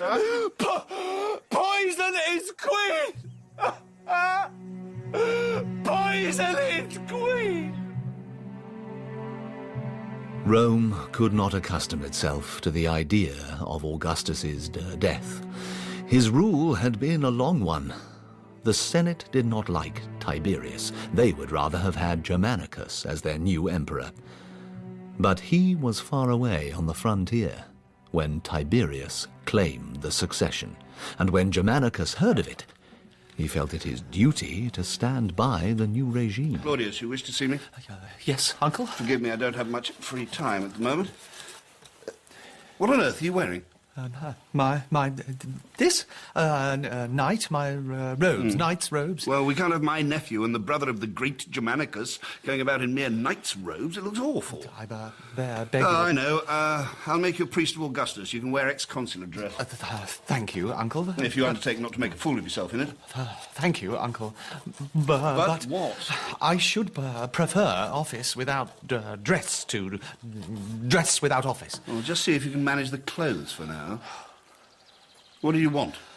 I wanted to know about Posthumus. What about him? Is he released from exile? Yes, after a manner of speaking. When will we see him? That's an altogether harder question. He's dead, I'm afraid. He was killed by the captain of his guard, who seems to have been under orders to do so in the event of Augustus's death. So I couldn't really punish him. Dreadful business. We are shocked and grieved. Was there anything else? I wrote to Germanicus, but he had no leisure to think of anything but the Rhine frontier, which was in a desperate state after Varus's disaster. You may be sure that Posthumus's death caused poor Claudius the greatest possible grief. For poor Claudius at this time never wanted for leisure. Poor Claudius was hard put to it often to find occupation for his mind. Nobody can write history for more than 5 or 6 hours a day, especially when there is little hope of anyone ever reading it. So I gave myself up to my misery. Germanicus is begging for bounty to be paid to his legions. Where does he think we'll get the money? And what does he really want it for? Once Tiberius was on the throne, the only man to whom he in any way opened his mind, apart from his soothsayer Thrasyllus, was the commander of the Guards regiment, Sejanus. He says he will make his legions swear an oath of allegiance to me. A likely story. What would you do if you were in his shoes, Caesar? If I were as popular with the troops as Germanicus, I would march on Rome and take the throne for myself. So why doesn't he? I don't know. He's playing a deep game, sir. He says morale is very bad. There you are. He's got to get his men well in hand before he acts. Yes. There are all sorts of whispers of plots, assassination plans against you, Caesar. Could be someone behind it. Who? Hard to say just now. Don't worry, Caesar. I'll keep you safe. So? My mother won't let me have control of the intelligence network. She's keeping her spies to herself. If you'll forgive me, Caesar, it might be time to show the old lady who's boss. I need the secret dossiers, Mother. The criminal dossiers. I have them safe. I need to read them. Sejanus says there are plots against me. He exaggerates. Give me the dossiers. They're in code. Then give me the key. I'm afraid only Augustus had that. Well then, since they're of no use, I will burn them. If you like. But surely it would be better to keep them, just in case the key shows up.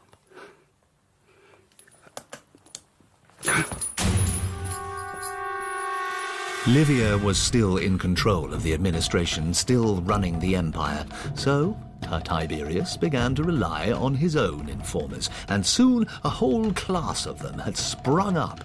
Sejanus was Tiberius's go-between with these scoundrels, and no one was safe from them. Claudius, your son is growing into a fine young man.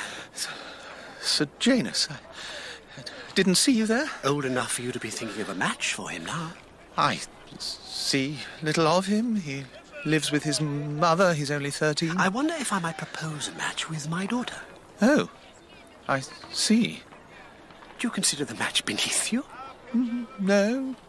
Your family is a very honourable one. I'm sorry I mentioned it. Of course, I only did so on the Emperor's suggestion. No. I only hesitated to tell you the truth because I wondered if your daughter was not a little young, being only, what? 4? Being only 4 years old. But if the Emperor proposes it, then of course I would be glad to give my consent. There was a great alarm in the city when it was known that Sejanus would in this way become related to the imperial family. But a few days later my son Drusillus was found dead in the garden of a house where he was staying, with a small pear stuck in his throat. I felt no personal grief for the loss of the child, I must confess. Germanicus's pleas for money and warnings about the morale of the Rhine legions had fallen on deaf ears, but were no less true for that. My brother arrived at the quarters of the First Legion to find a full-blown mutiny in progress, and only one senior officer in evidence who had taken sanctuary on the sacred tribunal platform. Cassius Caligula. Sir? Where is the legate? Hiding in his tent, sir. The tribunes? 3 dead, 2 missing. Did they let you alone? No, they came after me too, sir. Running's not your style, Cassius. No, sir. I drew my sword and cut my way through here. They're a rabble, sir. It'll just take a couple of steady cohorts to deal with them. I only have my bodyguard. And my family. Ah. I'll talk to them. Sir? It's all right, Cassius. I know what I'm doing. They're all drunk, sir. Well, of course.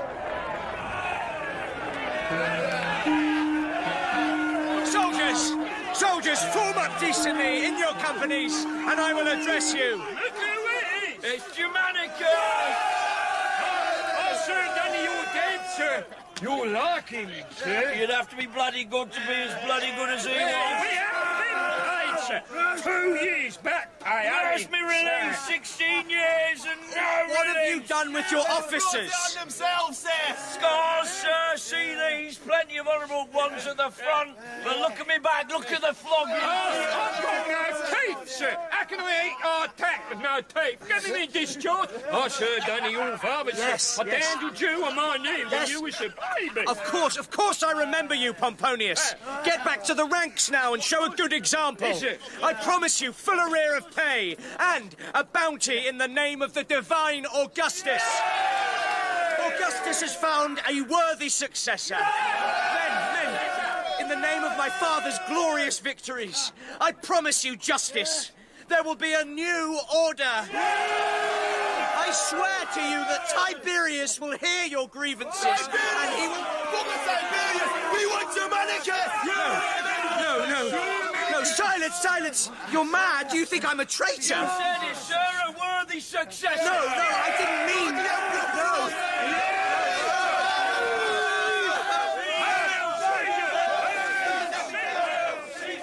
And so I took refuge with the legate in his tent. Some sort of order may be restored, but only if the pay arrives. Dear Claudius, you are the only person I can trust in this emergency. I can't appeal to Tiberius, who will not understand my situation. I must have the money to pay the arrears that these men are owed. I have forged a letter from Tiberius saying that the money is on the way, but I need 100,000 gold pieces now. Raise them however you can. Rome will thank you. And so, dear brother, will I. What's this? The deeds to the tenement in Ostia. Why are they out? No, Mother, it doesn't... Selling them? With the market in this state? Mother... Why? Is this gambling? Claudius, is this gambling debts? Yes, Mother. You must have racked up a fortune, you feckless, foolish, good-for-nothing. Your brother is away, working his heart out to serve the state, risking his life. And you sit stewing in the wine shops, dicing your life away. Yes, Mother. As it happened, the money I sent wasn't what saved the day. That duty was performed by my little nephew, Germanicus's youngest, prettiest and most precocious child. He was a beloved mascot to the troops. They had made him a miniature soldier suit, complete with breastplate and tin sword. Everyone spoiled him. Whenever his mother put him in his ordinary clothes, he would cry and beg for his armour to go visiting the soldiers. I want my sword! I want my little boot! So they called him Little Boot, or Caligula. As the disorder in the camp increased, Germanicus decided to send his family away. Early one morning, a single rough cart, drawn by a mule, set off through the camp, Agrippina walking beside it, and Cassius leading the little procession as guide and protector. Morning, sir. Morning, scum. Beg pardon, sir. But where's the lady off to, sir? To Treves. The Commander-in-Chief is sending his wife and child away to the protection of the uncivilized but loyal French allies, rather than risk their murder by the famous First Legion. All right? Bugger. Bugger me. Bugger there! Clinch! Wake up, you soot! Wake up! What is it? Sound the alarm. Sound it! All right. What is it? What's going on? Our luck. We've lost our luck. What? Little Boot. They've sent him away, and his mum, 7 months gone with her latest, and walking on foot like a slave off to the frogs at Treves. And you know what the sodding frogs are like? Our little Boot's gone. Soldiers are an extraordinary race of men, tough as shield leather, superstitious as Egyptians, and as sentimental as Sabine grandmothers. 10 minutes later, 2,000 of them were besieging Germanicus's tent in a drunken ecstasy of sorrow. Give us back our little friend. Anything. Sort out from among yourselves those responsible for the death of my officers. Those judged guilty to be executed on the spot. Time-expired veterans will be discharged. But the rest of you, if you want my full pardon, you can win it by crossing the Rhine to avenge the death of Varus. If you want to fight, step forward. We'll fight, sir. Pomponius. Sir. You're excused. Honourable discharge. With respect, sir. Bugger that, sir. I'm the fittest man in the army.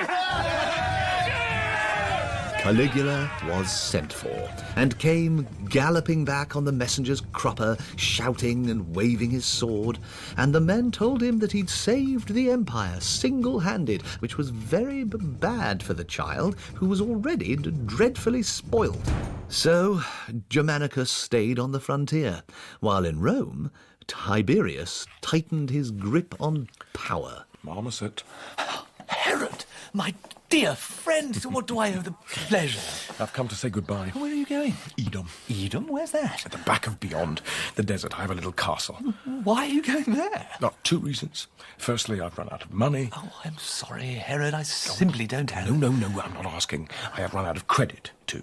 And the patience of my creditors and my creditors' creditors, but there are always ways. That is not the main reason. What is?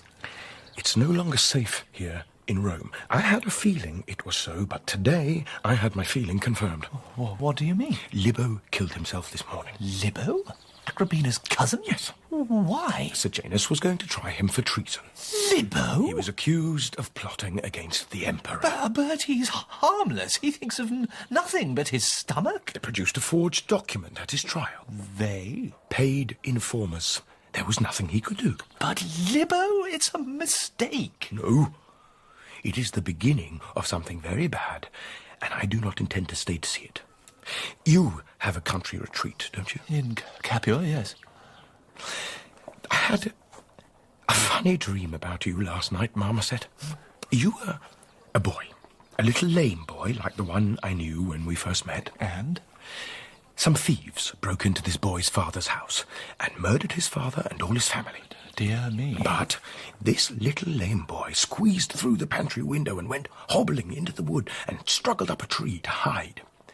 The thieves came out of the house and sat down under the tree to drink wine, but the wine had been poisoned by the others, so they all died. Then the little boy climbed down and collected up all their plunder from many houses and took it home and became quite rich. Funny dream. But he was still lame, and his family was still dead.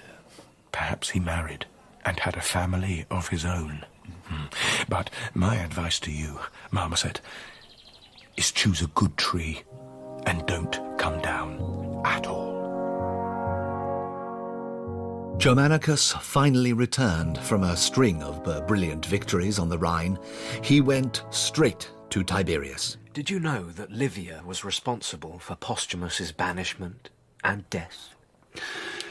I suspected, of course. It is deeply shocking. It's hard to comprehend. I have proof. There's no need. I believe you.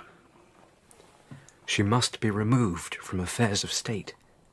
She cannot be allowed to continue. I agree. With all my heart. But we can't do anything publicly. The scandal would be appalling. Then her power must be curbed gradually and privately, if necessary. I agree. I'll do it. What Tiberius did do was go to Livia and tell her exactly what Germanicus had said to him. He's a credulous fool, but he seems to be in earnest. He was always that. He's so popular with the army at the moment. And in Rome. Perhaps it would be advisable for you to convince him that you are not guilty. Unless you think it beneath your dignity. It's a pack of lies, of Agrippina's making, I expect. Well, she never even speaks to me. She'll be eager for her husband to usurp your power, of course. Maybe. She would love to make trouble between us. It's good that you trust me still to tell me all this. You're a dutiful son. Yes, Mother. I'm getting to be an old woman. My work is too much for me. You should take on more. We should send him somewhere. He can go out to the east. Yes. Yes, very good. They were trying to make trouble between us, but they shan't succeed, shall they? No, Mother. These little disagreements shan't break the ties that bind us, shall they? No, Mother. Germanicus at once set out for Syria, the Senate having voted him supreme command of the eastern provinces. While he did so, the newly arrived governor, Gnaeus Piso, instituted a regime of corruption in the military and extortion from the civilian population. Germanicus met Piso in the camp of the 10th Legion. Gnaeus Piso, can you explain the disgraceful state of your command? They are a dirty lot, aren't they? I'd hoped you'd find it in your noble heart to forgive me. Or perhaps you might see that the high ideals of youth often have to yield in this hard world to less exalted but more practical policies. Often, Piso, but not always.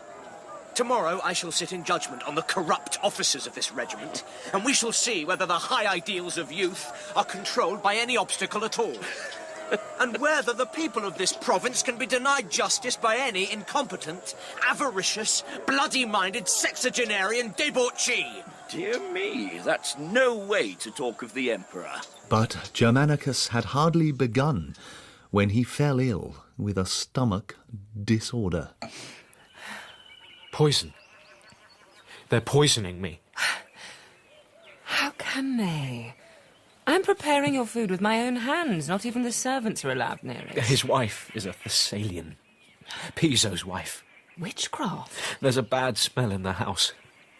I can't smell anything. Your senses are heightened with a sickness, that's all. We must sacrifice 9 puppies to Hecate. Yes, dear.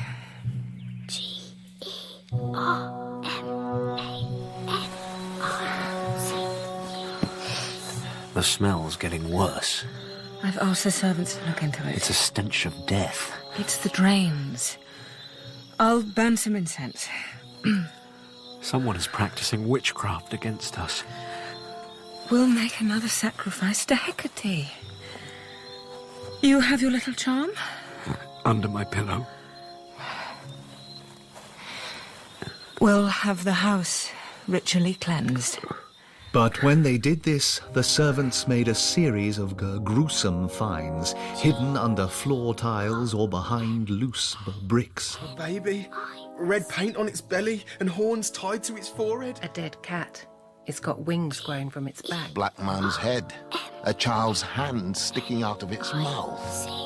And with every one, a lead tablet with Germanicus's name written on it. His name began to appear on walls, scrawled upside down, and every day shortened by a letter. In one locked room, with a window too small for a man to squeeze through, these writings covered the walls from floor to ceiling. In the middle of the night, the house was awakened by crowing. What is it? My sword! What's the matter? There's a black cockerel with a gold ring around its neck. It's by Caligula's bed, crowing to wake the dead. Where's my sword? I've got to kill it! It's all right, darling. I struck it. It flew out of the window. I couldn't. Someone fit a light! Germanicus!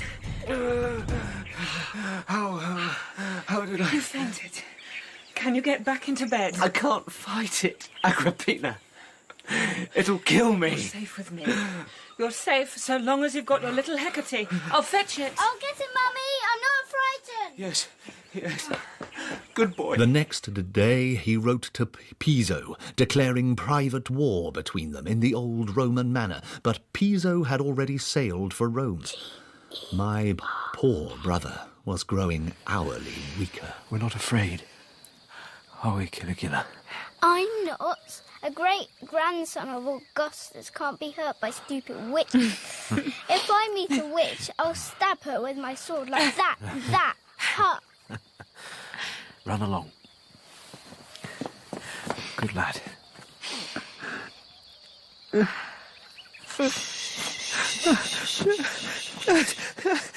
Agrippina. What is it? My Hecate. It's gone. The next day, with only 3 letters of his name remaining in the scribbled inscriptions, he called his friends together. Tell Tiberius and avenge my death. And tell the people of Rome that I entrust my wife and children to their charge. He'd died on the day that the single letter G appeared on her bedroom wall. Lay out his body in the marketplace. I want everyone to see the rash on his chest and the blue in his nails. It's poison. My husband was poisoned.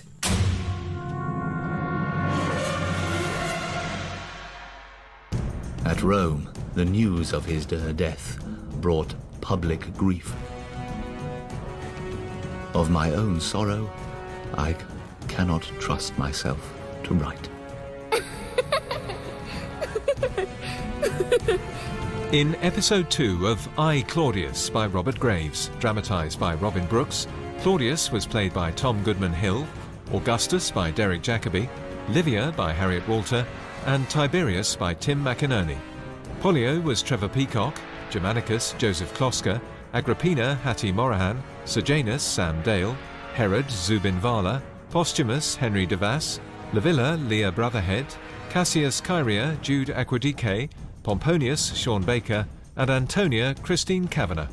Other parts were played by Ian Batchelor, Tony Bell, Lloyd Thomas, and James Warner. The music was by David Pickvance. The director was Jonquil Panting.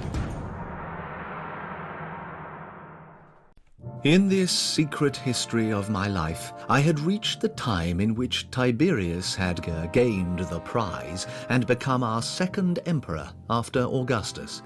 But his dreadful mother, Livia, still clutched the reins of power, and in order to keep his throne, Tiberius was forced to rule by fear. His only rival, my brother Germanicus, had died in Antioch, poisoned under mysterious circumstances.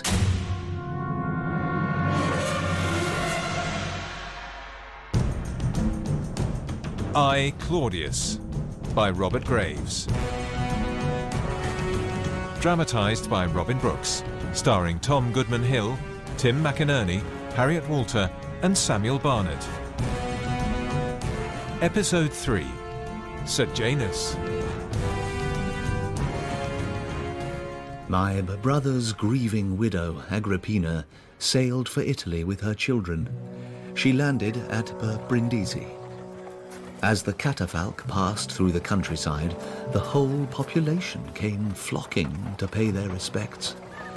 Agrippina walked beside it all the way to Rome, dry-eyed and marble-faced. Everywhere, people were saying that Rome was lost, for Germanicus had been their last defense against tyranny. Livia and Tiberius shut themselves in their palaces and pretended to be so grief-stricken that they could not show their faces abroad. As soon as the funeral was over, Agrippina went to Tiberius. You appointed Piso as governor of Syria. Yes, so? He and his wife Plancina are guilty of my husband's murder. By poison. That remains to be seen. I hold you responsible for his death. Unless you prove your innocence and take revenge on Piso. How does it go in the Greek? Ah, yes. And if you are not queen, my dear, think you that you are wronged. When Piso came back to Rome, he was told that he would be brought before the Senate and put on trial. He went openly about the city to show the people that he was not afraid. It's only a show trial. Tiberius will preside himself. Throw us to the walls! No, dear Plancina, you will see. I have a secret weapon. When he was brought before the Senate, Piso ridiculed the charge of murder. As he faced the prosecution, he pointedly held in his hand a bundle of letters from Tiberius. Perhaps you would like to read us these letters, Gnaeus Piso. I cannot read them out. They are secret and confidential. As you see, they are sealed with the imperial seal. Then why are they here? Caesar? Don't concern yourself. It would be a waste of time to read them. They contain nothing of importance. This case is adjourned until the prosecution can find some more conclusive evidence to support their charges. But public feeling, aroused by Agrippina's suffering, was running very strongly, and the Senate was besieged by an angry crowd. That night, Plancina came to Livia, who was an old friend, and begged for their lives.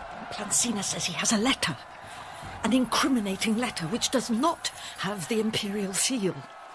Why not? Because I wrote it. What? It's your own fault for not letting me use the seal. What did you think would happen? This is what comes of using me with such insolence and taking me for granted. Who wrote this letter? Me or you? Who is the emperor? It was your idea to appoint Piso. To which you eagerly agreed. I told them to undermine Germanicus, not to poison him. Not poison, that makes a change. If you are emperor, it is my doing. I found the means to make you, and I can find the means to break you. Oh, really, Mother? How? I still have the dossiers, the secret reports. Have you forgotten? You said you'd lost the key. Well, I must have found it again. They go way back.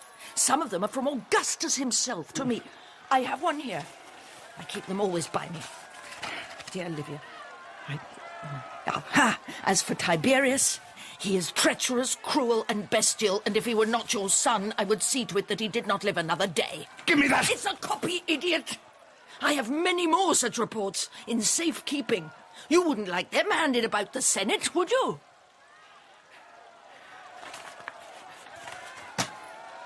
This is foolish. Each of us has the means to ruin the other. It is pointless to quarrel. But how am I expected to save Piso's life? The crowd will lynch him anyway. They won't lynch Plancina, will they? Well, that doesn't get your letter back, does it? If you promise to save Plancina, I'll get my letter.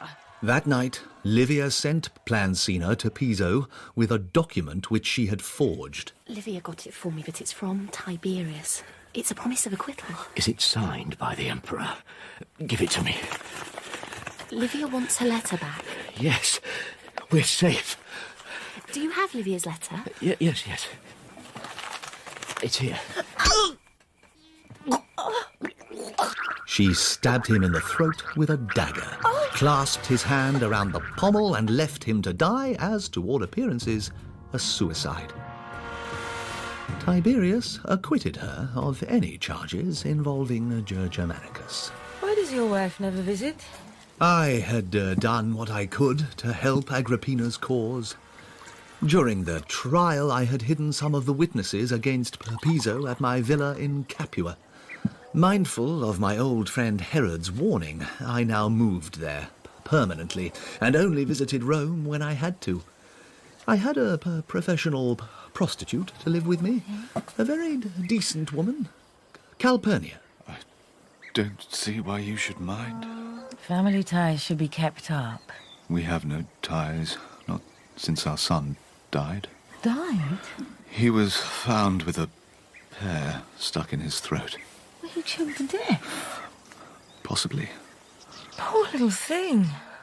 There was nothing I could do about it. Oh, it's all right, Claudius. All around me, people die. It's not your fault. No. What does she do with herself?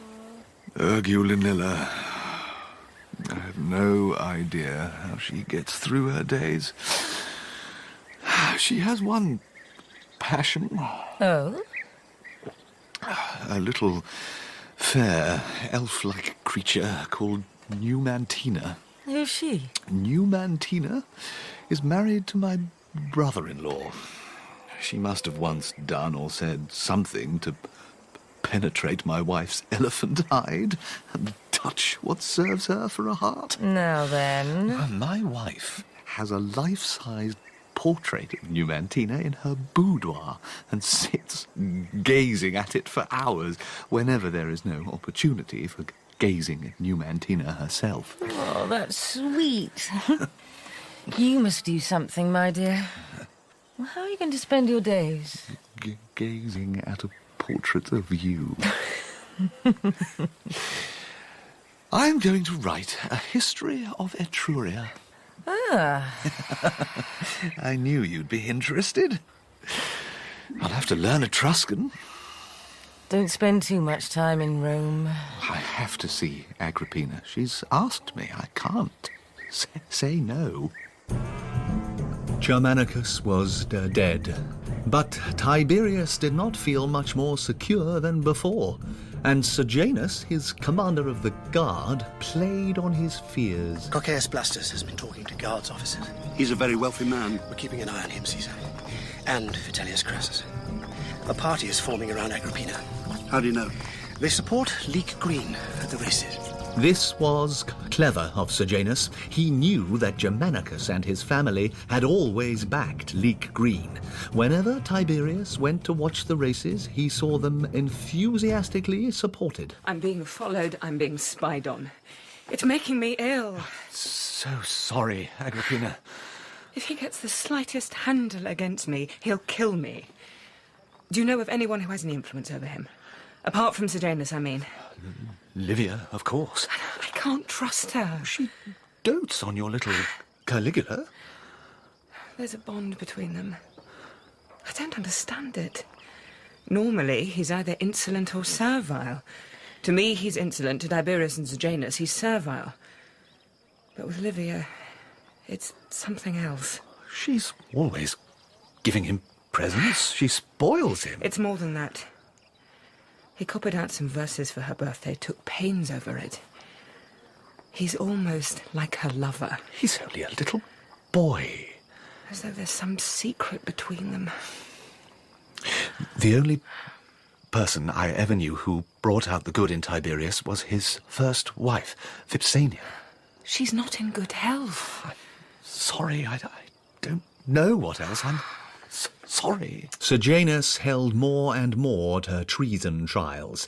Some were tried for blasphemy, typically against Augustus, who was now officially worshipped as a god. But treason or blasphemy, the accused were always the wealthiest men. The result was always the same, and the estates of the accused went into Tiberius's coffers.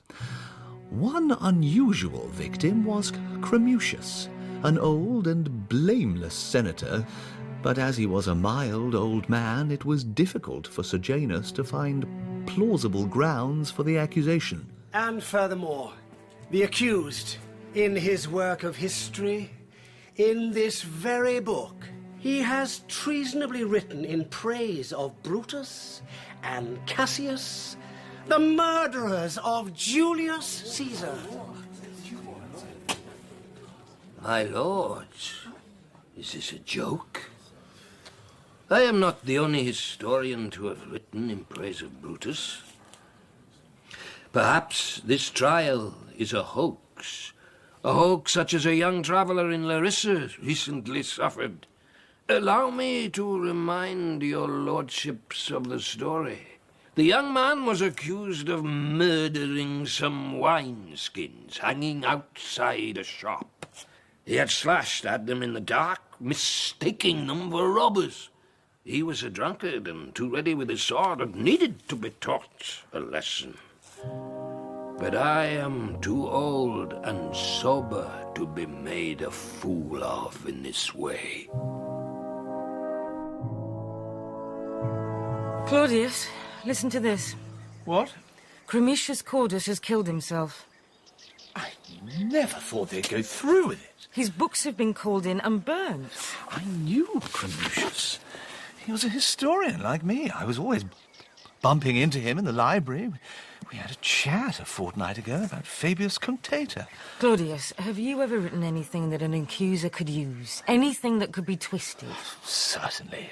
For instance, there are certain passages in my history of Augustus's religious reforms that could be termed disrespectful. Oh, Claudius. Why would they bother? My estate is so small, it would not be worthwhile to impeach me. All the recent victims have been friends or relatives of Agrippina. I can't desert Agrippina. You must be very careful of Sejanus. I will. Our paths never cross. Claudius, you don't really get on with your wife, do you? Sejanus, how are you? You ought to marry again.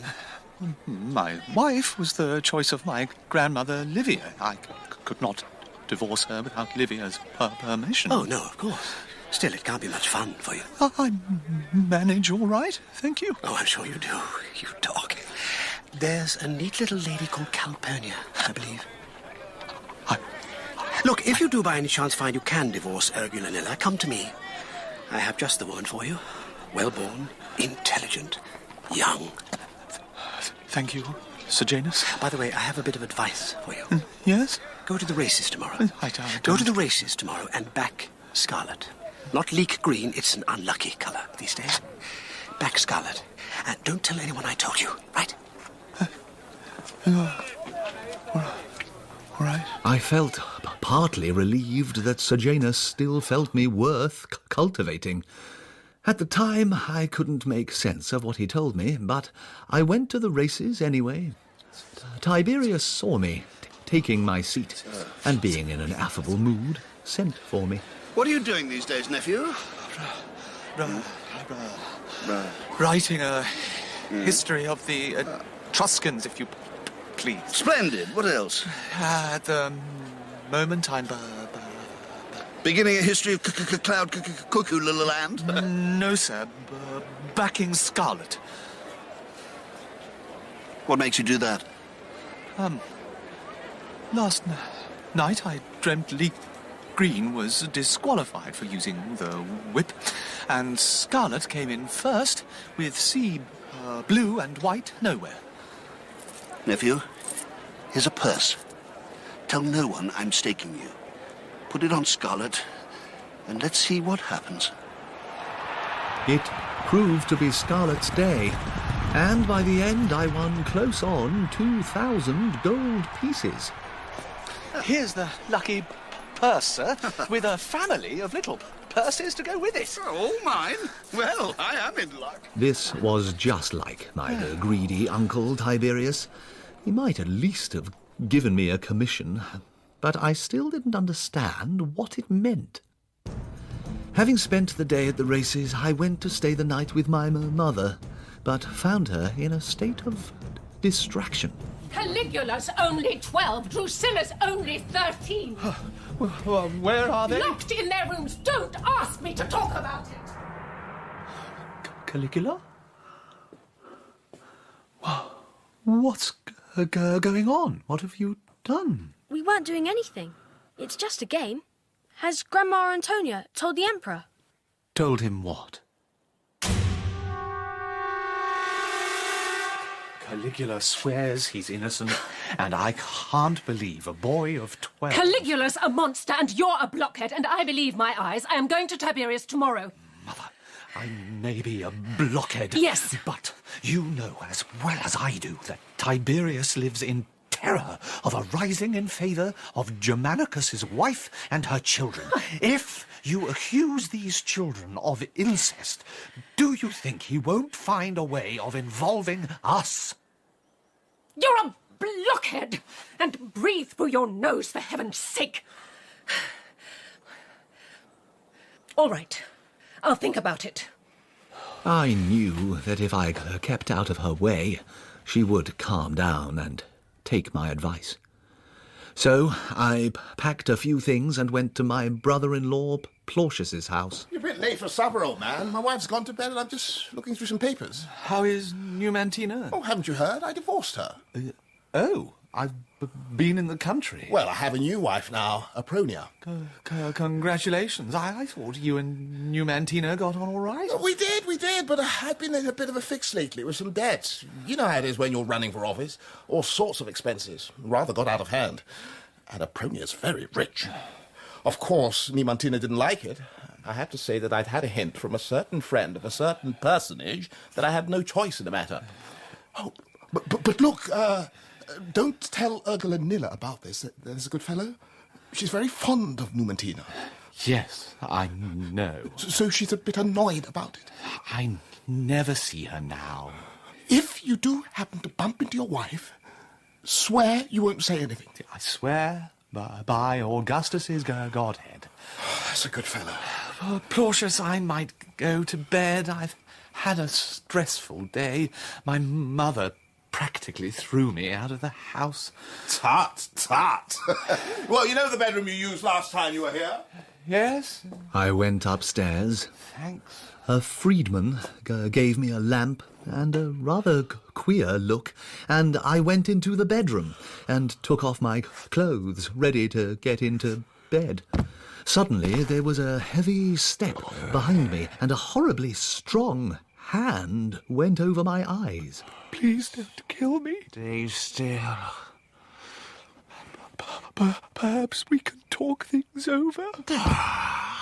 It's you. Urgula Nilla. What are you doing in my room? This is a poor joke. Your brother didn't tell me you were here. He didn't know I was coming. I'll go and find a couch at the baths. No. Now you're here, you can stay. Get into bed.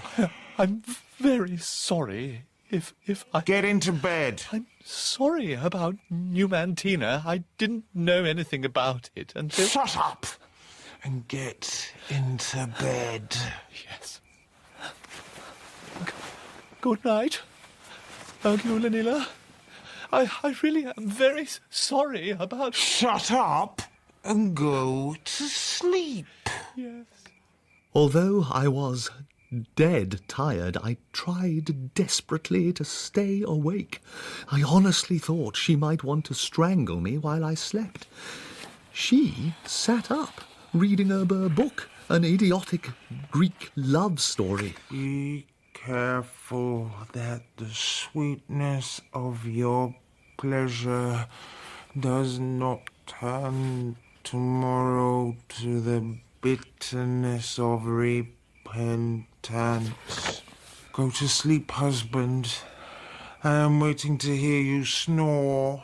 You shouldn't read such exciting stories. My sweetheart, I replied, I am ready if you'll give me another kiss like that. To be roasted upon a slow fire like any chicken or duckling. Then she stopped reading. I felt myself falling asleep. I knew that I was asleep. I struggled frantically to be awake. Argulanil.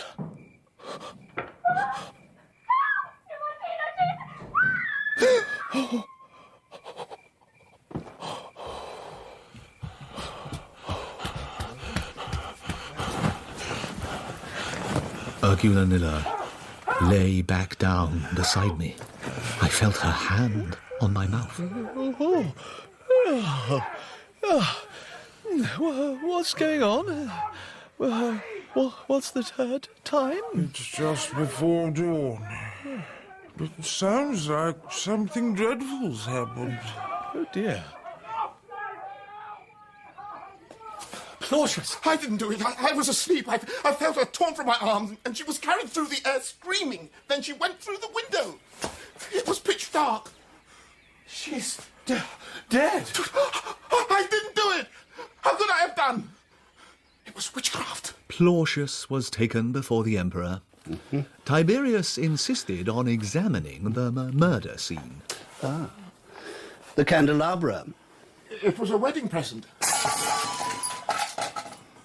It's been wrenched from the ceiling.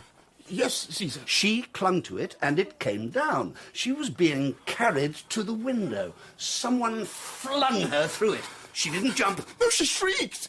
She blamed Numantina. It was witchcraft. Oh, really? No one believed him. Perhaps I would have found the courage to testify at his trial, but Plautius killed himself before the sentence was passed. A month later, Sejanus paid me a surprise visit. You'll be able to divorce Argulanilla now. Will I? Why? She's 4 months gone. She's pregnant? We have me to thank. I found a young slave who might have been Numantina's twin brother. I made her a present of him. So now you can marry again. And who am I to marry? My sister. Elia. You know her. How could anyone so young and beautiful be content with a poor specimen like me? She won't mind in the least. She's marrying Tiberius's nephew. That's good enough for her. She might bring herself to have a child by you. I see. You'll manage. Elia won't be jealous of your little Calpurnia. She has her own friends. All right, I'll do it. You don't sound very grateful. From what I know of Elia, she can be rather critical. She has a tongue like a sacking needle. But surely you're used to that by now. I'm still a little thin-skinned in places. Is it a bargain or not? Yes, thank you. It was Argulanilla who killed Epronia, wasn't it? I was asleep. She had a letter from Numantina begging for vengeance. Numantina didn't really write the letter, of course. I was asleep. A sensible fellow. Agrippina fell ill. She suspected she was being poisoned. My poor Agrippina, you look dreadful. What's the matter? It may be that I have done you wrong in thinking that you persecute me. It may be that my judgment is at fault. Certainly. But I swear you have done me equal wrong in feeling I have the least ambition to rule. All I ask is to be left alone. And for my children to be spared. And if you are not queen, my dear, think you that you are wronged? Tiberius decided his hold on power was strong enough to allow him to break with Livia. He cut his mother out of the affairs of state. Soon afterwards, she invited a large circle of noblewomen to an entertainment in her apartments. At the end, she gave a reading from Augustus's secret dossiers, and she held her audience spellbound. And this one was written a year before my dear husband's death. Dearest Livia, I had a sudden feeling of despair when discussing policy with Tiberius today, that the people of Rome should be fated to be glared at by those protruding eyes of his, and pounded by those bony fists, and stamped on by those huge feet. I would even now, I swear, disinherit him and ask the Senate to revoke all his titles. The man's a beast and needs keeping. Oh dear. Perhaps, ladies, it will be best to say nothing about these peculiar letters. I did not realize when I began to read them quite how peculiar they were. When he heard about this, Tiberius was overcome with rage and alarm. Sejanus advised him to leave Rome for a while. He did not yet dare take revenge. Livia had too much still unread. My sister Livilla's husband, Castor, died suddenly. No one grieved for him, and she was free to marry again. A new candidate cautiously put himself forward. If Livilla is to be married again, Caesar, I beg to be remembered. In rank, you're only a knight, Sejanus. The divine Augustus married his daughter Julia to a knight. True. You have no more loyal subordinate than myself. Hmm. Such a marriage would be a blow to Agrippina's party. But Livilla might not want to be married to someone of less than senatorial rank. Would you like to be promoted? Would you like to join the Senate? I am quite content to remain in my present station as sleepless sentinel for my noble emperor's safety. Good. It is too soon to grant such a favour, despite my great sense of obligation to you. Caesar. To marry you into the imperial family so soon after your sister would cause too much jealous feeling. But no recompense for your devotion would be too high. I shall forbear to tell you yet precisely what plans I have for binding you closer to me. But when the opportunity presents itself, I shall have great pleasure in doing what I propose to do. Thank you, Caesar. What did he say? He said no. Why? It was too soon. Why couldn't you Livilla, I told you it was too soon. I said, don't ask him, but you said no. You had to. You had to have me do it, and now he's taken offence. As I said he would. So, what are we going to do now? Get him out of the city. He says he wants to go. Yes, he does. And you have charge of the imperial couriers. Of course. Once he's gone, you'll have the handling of all his correspondence. He'll depend on you to decide who gets through to see him. And the fewer people he sees, the better he'll be pleased. You'll have all the real power. We've just got to get him out. Sejanus decided to play on Tiberius's sense of shame. He encouraged one of his guards' officers to accuse a celebrated wit called Montanus of libeling the emperor. Tell the court what you heard. I overheard Montanus uttering detailed and substantial abuse of the emperor's private habits, sir. Sejanus took care that these libels were as true as they were disgusting, and coached the officer to repeat what Montanus was supposed to have said. Accused declared that our gracious emperor... Do speak up! In the presence of your imperial majesty, sir, I feel a certain... Don't be ashamed. The emperor wants justice to be seen to be done. Yes. Yes, sir. Accused declared that our gracious emperor is fast becoming impotent from his debauches and overindulgence in aphrodisiac medicines, and that in order to rally his waning sexual powers, he holds private exhibitions at which performers, spintrians as they are called, come prancing in, 3 at a time, stark naked. That's enough! Enough!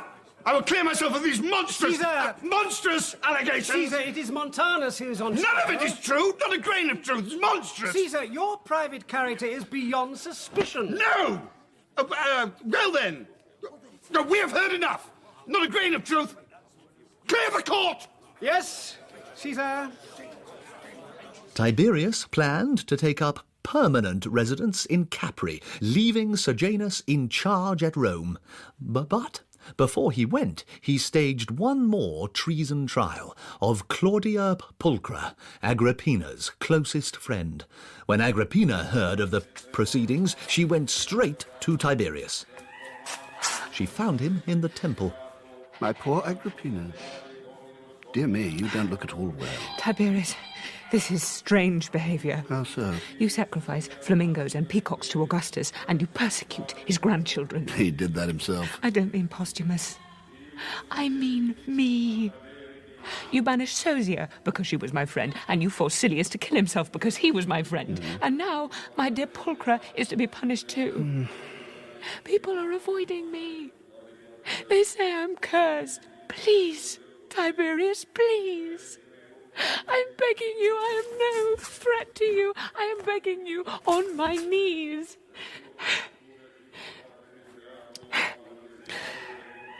And if you are not queen, my dear, think you that you are wrong? Tiberius left Rome. He did not intend ever to return. He settled on Capri with his German bodyguard and Thrasyllus and a number of strange-looking creatures of doubtful sex.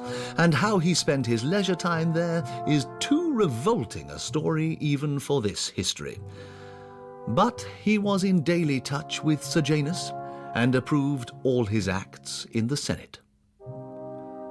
When I wrote to Livia, formally requesting permission to divorce Gulanilla, in return I got a most unexpected invitation. The Lady Livia Augusta expects her grandson Claudius, no, her dear grandson Claudius, to visit and dine with her on the occasion of her birthday.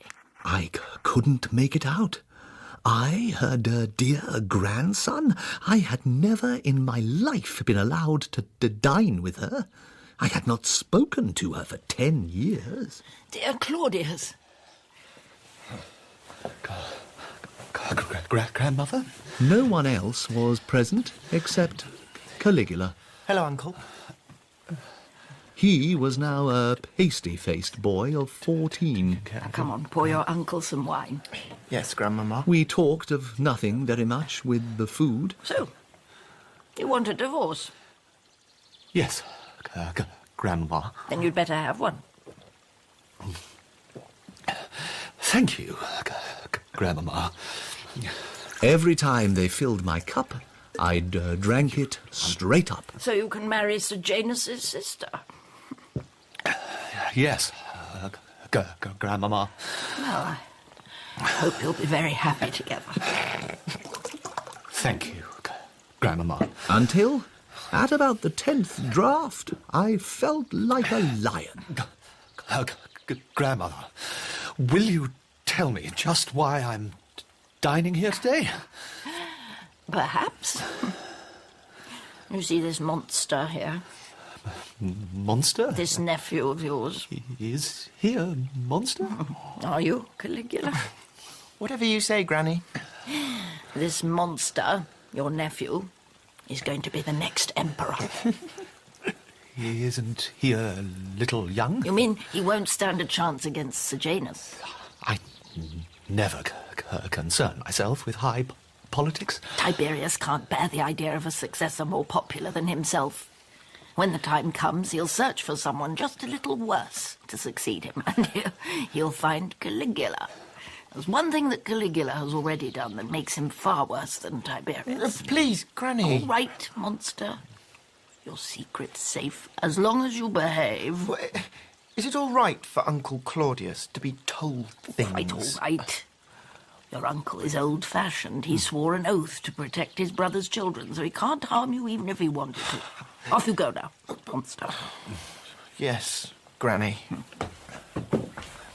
This conversation is like the sort one has in one's dreams. Mad, but interesting.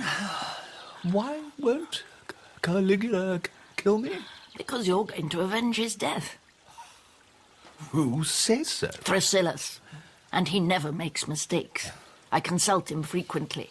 He's told me when I must die. He told me that though I would die a disappointed woman, I would be acknowledged a goddess many years after my death, and that one who must die in that year will become the greatest deity the world has ever known, so that no temples at Rome will be dedicated to anyone else. A goddess? But are you so anxious to become a goddess? I've put the good of the empire before all human considerations. To keep it free from faction, I've had to commit many crimes. Do you believe that the souls of criminals are eternally tormented? So we are taught. But the gods are free from punishment. They don't go to hell. No, they don't. That's right.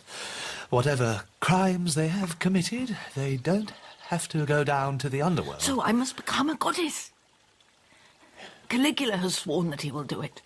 And I want you to swear it too, because until it is done, I will be in torment. I don't see how... Oh, never mind what you see. Will you swear it? Yes. Grandmother, on one condition. What? I want to know. I want to know who killed my father, and Augustus, and my brother, and... Why? Do you hope for revenge? No, grandmother. I am a historian. The one thing that really interests me is to find out how things happen and why. I just want to know the truth. Very well. What do you want to know? Did you poison my grandfather? Yes. I poisoned your grandfather. Agrippa? Yes. Did you poison my father? No. That was the gangrene, but I fully intended to. What sort of poisons did you use? Slow acting, usually, to give the appearance of a consumption. Augustus? Yes. How? He took nothing from anyone, didn't he? He drew his own water, picked his own figs. I smeared poison on the figs while they were still on the tree. What about my son? Drusillus, was that an accident? No. I had him throttled. Castor? You must ask Livilla about him. Did you arrange for Posthumus to be killed? Of course. My brother, Germanicus. No, that was not my doing. But I had marked him out for death. Why? Because he wanted to restore the Republic. He was going to make Tiberius step down. He nearly persuaded him. You know what a coward Tiberius is. Your brother might have had his way. This republicanism is a persistent taint.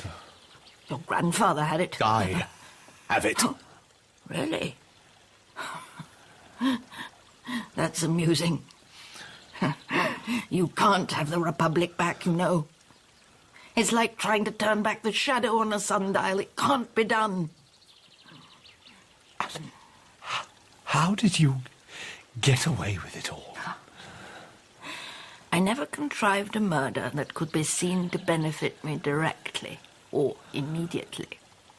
And I chose my agents very carefully. Did you have no compunction? No. Not even about the murder of Augustus? I never forgot whose daughter I was. Your father? My father was proscribed by Augustus after the Battle of Philippi and committed suicide rather than fall into his hands. Thank you, Grandmama. I know I'm not your ideal guest, but... You swear you will do everything in your power to ensure my deification. I swear it. I swear. It all seemed like a drunken dream. My marriage to Elia was a very splendid affair. Sejanus saw to that. But Elia and I were man and wife in name only. Understand, I don't want you to touch me. No, Elia. And if we ever have to sleep in the same bed, there'll be a coverlet between us. And the least movement you make, out you go. Yes, Elia, thank you. That autumn, there was one last meeting between Tiberius and Livia. He was riding down the main street of Naples on his way back to Capri.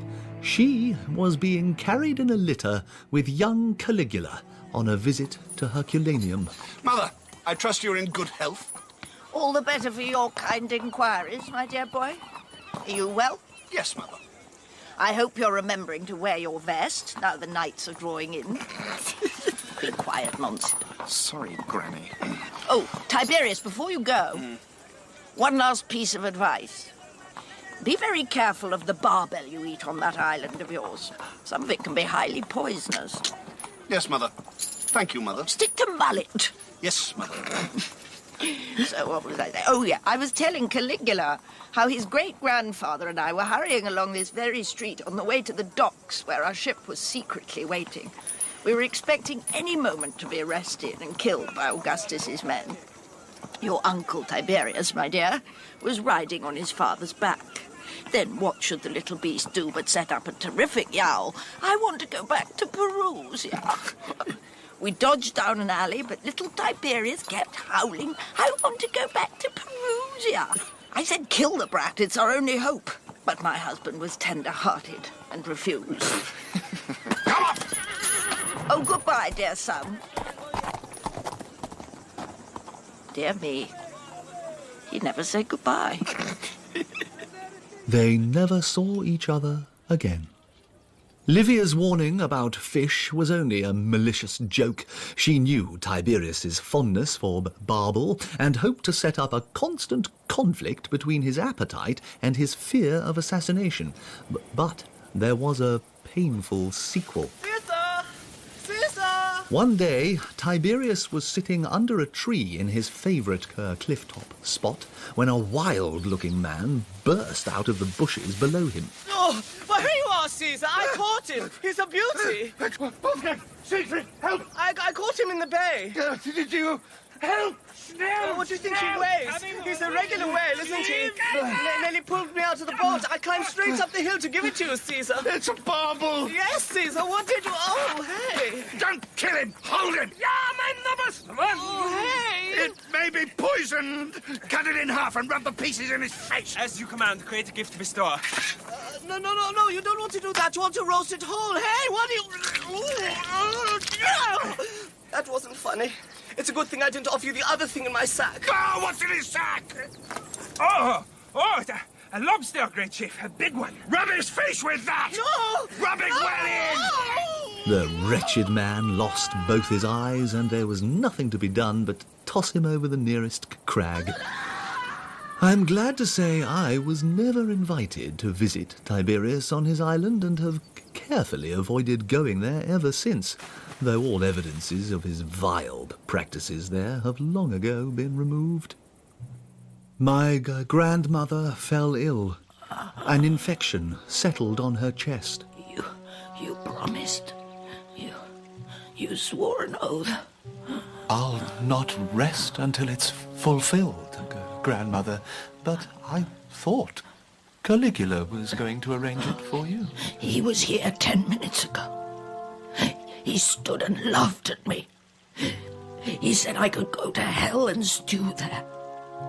He said he was going to be the almighty God who has been prophesied. Don't worry, Grandmother. I'll make sure it's done. You'll have the laugh of him when you're a queen in heaven. And to think I ever called you a fool. Close my eyes when I go and put a coin in my mouth. It's under my pillow. The ferryman will recognize it. He'll know who I am. When I was a child, I used to pray to the infernal gods to carry Livia off. Now I would have offered the richest sacrifices I could find to have her back again. For it became clear that it was only the fear of his mother that had kept Tiberius within bounds. Agrippina was banished. Before she went, Tiberius had her brought before him.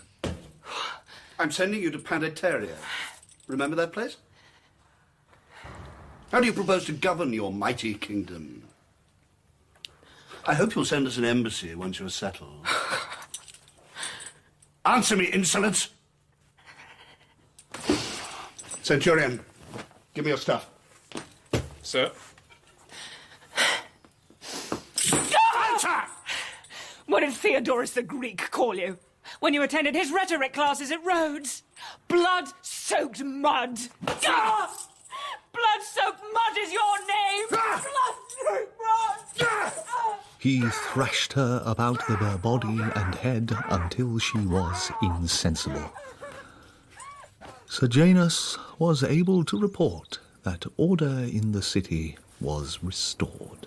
The power of the Leek Green Party is broken. Good.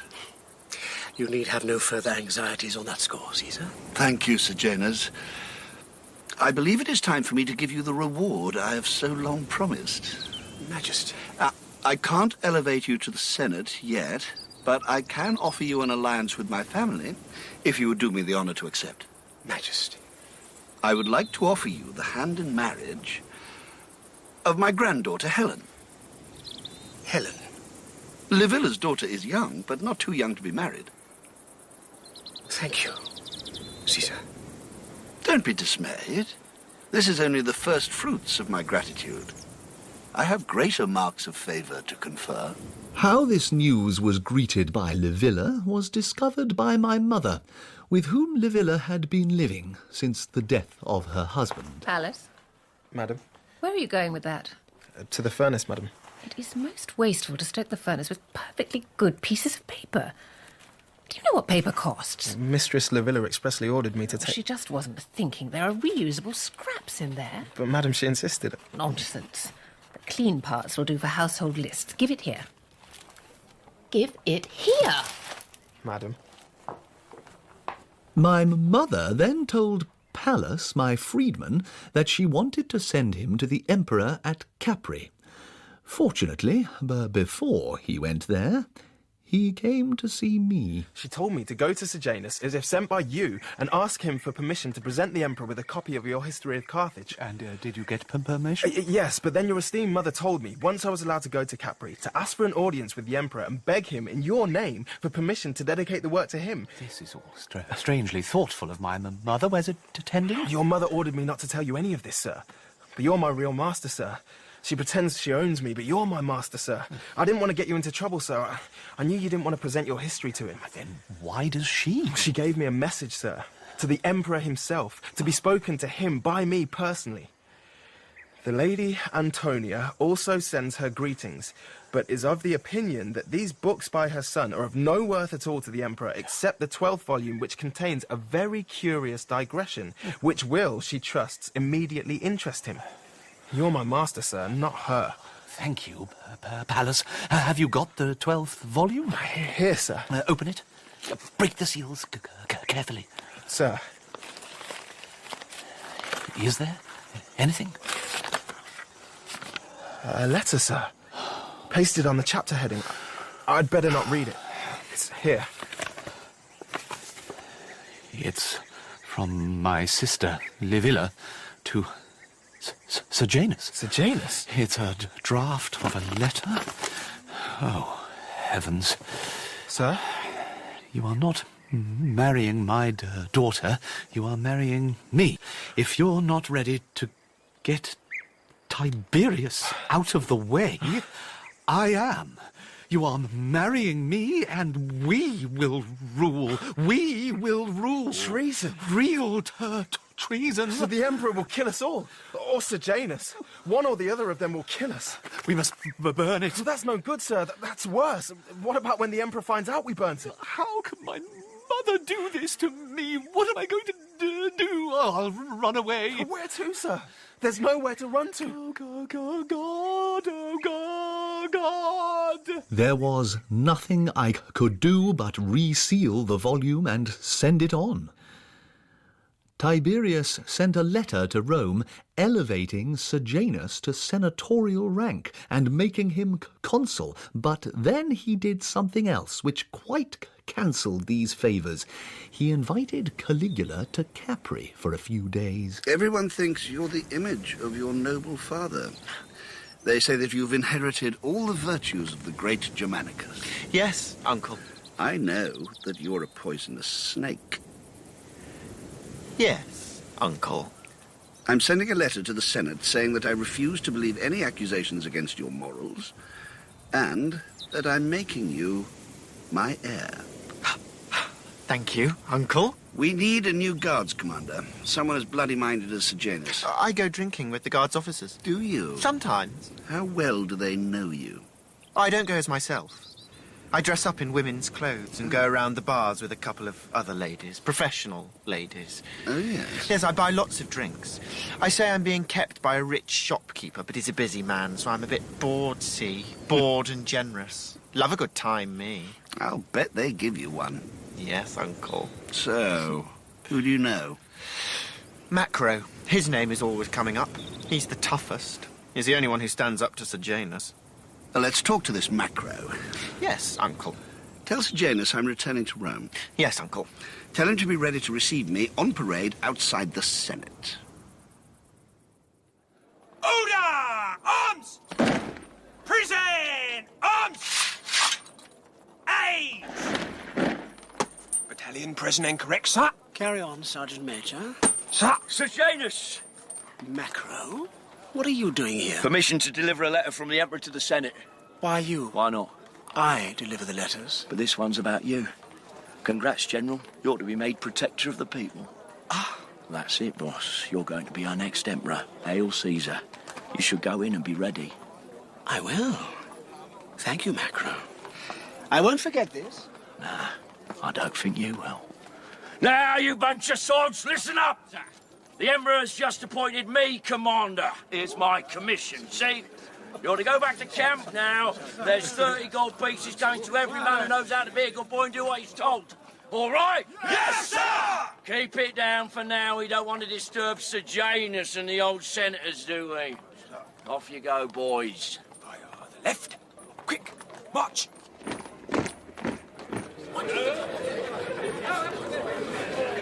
The Emperor sends a letter regarding our noble colleague Aelius Sejanus with a request that I read it out, if the House will permit. Sejanus? Please, by all means. Tiberius Caesar sends his apologies that the pressure of work and his chronic ill health prevent him from attending this noble house, but rejoices in the loyalty and devotion of his subordinates. In particular, the Emperor wishes to bring to the notice of the House acting consul Aelius Sejanus. Thank you. Thank you. The Emperor has shown great favour to Sejanus, has given him high office, and reposed in him the ultimate trust and responsibility for the city and the empire. No, please, dear friends. Thank you. Thank you. The Emperor has singled out Sejanus for the most distinguished reward. And how has he been repaid? The Emperor finds that his once trusted servant is guilty of grave irregularities. What? He asks that Sejanus be arrested and tried on these charges. But Sejanus, if you would please step down. What charges? Noble colleagues, does anyone wish to speak in defence of this man? No? Well then, shall we then respect Tiberius Caesar's request? Aye! Kill him! No one defended him. He was executed and his body thrown down the weeping stairs, where the rabble abused it for 3 days. Tiberius summoned my mother to Capri. I want to thank you for your help in this matter of Sejanus and your daughter. Is there any reward I can offer you? Within reason, of course. I would like our family name to be kept out of it. No public disgrace. Agreed. And that my daughter Livilla should not be publicly executed for her treasonable behavior. How is she to be punished, then? Give her to me.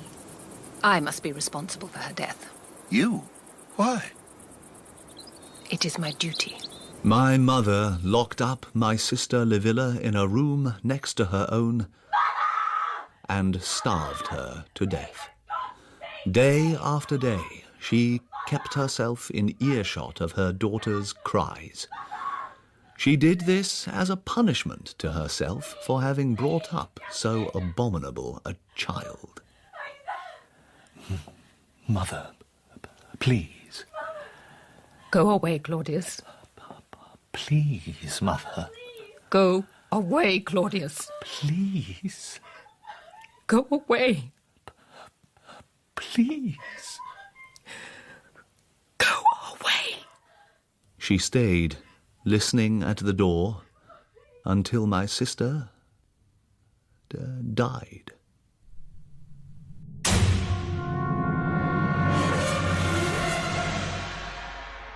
In Episode 3 of I, Claudius by Robert Graves, dramatised by Robin Brooks, Claudius was played by Tom Goodman-Hill, Tiberius by Tim McInerney, Livia by Harriet Walter, and Caligula by Samuel Barnett.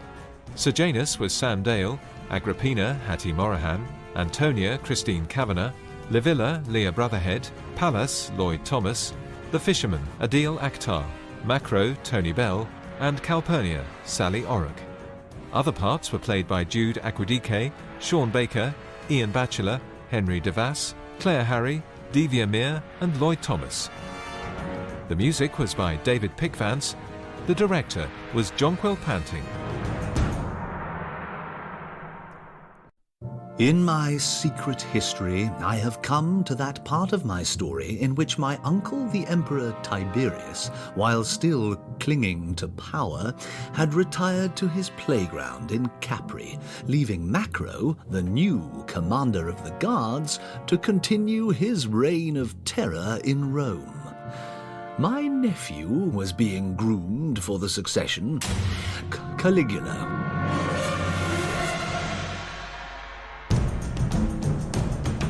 I, Claudius by Robert Graves. Dramatised by Robin Brooks. Starring Tom Goodman-Hill, Tim McInerney and Samuel Barnett. Episode 4, Caligula. Tiberius had been on the throne for many years and was growing increasingly old and frail. And so was Thrasyllus, his soothsayer. Hello, little brother. What is it? A lizard, Majesty. What does it want? It has come to summon me. I was expecting you, my friend. My life is at an end, Caesar. Farewell. I never told you a lie. You told me many. But beware when your lizard gives you warning. The Emperor's lizard was a wingless dragon from an island beyond India. It was 9 feet long, with disgusting habits and a vicious temper. The dragon and Tiberius understood one another perfectly. Tiberius fed it himself every day with cockroaches and dead mice. There you are. You like that, don't you? That's for you, you beauty. Oh, you would you? I want extra bars fitted to this kid! Tiberius was feeling very sorry for himself at this time, tormented by insomnia and superstitious fears. I'm making Gemellus your joint heir, in case you die. for some reason. Yes, Uncle. It's an informality. I'm sure you'll kill him when I die, but then others will kill you. I hope not, Uncle. When I am dead, let fire the earth confound. I never wanted to murder my relatives. No, Uncle. They forced me to do it by their own ambitions. I had to do it. Augustus started it. I only inherited the policy. I have a conscience. My sleep is troubled. There's not a man in Rome would not gladly eat my flesh. Yes. Uncle, did I tell you Herod Agrippa is back from the East? No. Yes, he was telling me about a new practice in the harems of his neighbours, an entirely novel and rather fascinating business. I made a note of the details for you. You take 2 young slave girls and a large pot of... Such talk was the only way to cheer Tiberius up when he had attacks of remorse. My mother and I were unaware of Herod's return to Italy until one day a hurried note arrived from him. Dear friends, I am on my way to see you. I am counting on your help to tide me over a great crisis in my fortunes. If it's money he wants, the answer is that we have none. It is very base to talk in that strain, Claudius. You are such a bore. If Herod needs help, we must certainly do what we can. Such an active man. Not wasting his life with his nose buried in a book. I am already looking forward to hearing his account of his adventures. At last, standing on the foredeck of our gallant, storm-racked ship, I beheld the Bay of Naples stretched shining before me, the shores gleaming with temples and villas. Oh, I confess, I wept. I realized that I was coming home. I thought of all my beloved Roman friends from whom I had been so long parted, and especially of you, most learned and noble and beautiful Antonia. Oh, Herod. And of you too, Claudius, naturally. And how happy we would be to greet each other again. Yes. Herod? Yes. What's this about? I'm coming to that, dear Marmoset. Having landed at Naples, I wrote at once to the Emperor begging to be allowed the privilege of an audience. He granted it most gratefully, and we had the most encouraging talk together. You did? I am sorry to say that I felt bound to divert him with some Asiatic stories that I certainly would not injure your modesty by repeating here. Oh, goodness me. Well, when I had told him a particularly characteristic story in that style, he decided to reward me by making me tutor to his grandchild Gemellus. Good choice. A very good choice. Thank you. Unfortunately, shortly after this, a letter arrived from the governor at Anthedon, reporting that he had served a warrant on me for the non-payment of a debt of 12,000 gold pieces, and that I had eluded arrest by artifice. Is this true? Dear lady, the money was a loan granted me from the privy purse. The governor is an old enemy. His accusation was malicious. But a debt to the privy purse must be repaid. Indeed, noble lady. The Emperor was most insistent. If the debt is not repaid in full in 3 days, I am no longer tutor to the Emperor's grandson. Claudius, how can we raise 12,000 in a hurry? Could we mortgage the house on the Palatine? What? If money is to be risked, it would be better to risk it in decent style on dear Herod, who has real prospects, than to see it diced away by you in low pothouses. Anyway, everything turned out all right in the end. Herod's appointment as Gemellus's tutor made it clear to all that he stood very high in imperial favour, so loans and bribes were easy to come by. He became one of Caligula's favourite drinking companions, and as no one believed that Tiberius had much longer to live, this too gave him considerable influence. It is surely time for the old warrior to be given his wooden sword. I should think so. If you will pardon what may sound suspiciously like flattery, my dear Caligula, but is my honest opinion, you will make a far finer showing at the games than he ever made. Unfortunately, Herod's coachman overheard this remark and stored it in his memory. My dear Lady Antonia, I find myself once again a supplicant for your help and protection. Goodness me, Herod, you are incorrigible. What is it now? I've had one of my coachmen arrested on a charge of theft. He stole a blanket from my equipage. Do you want help with the prosecution? No, thank you, my lady. He was caught red-handed. But in an attempt to blackmail his way out of the charge, he is claiming that he overheard me making some treasonable remark. I was merely congratulating young Caligula on his fighting abilities.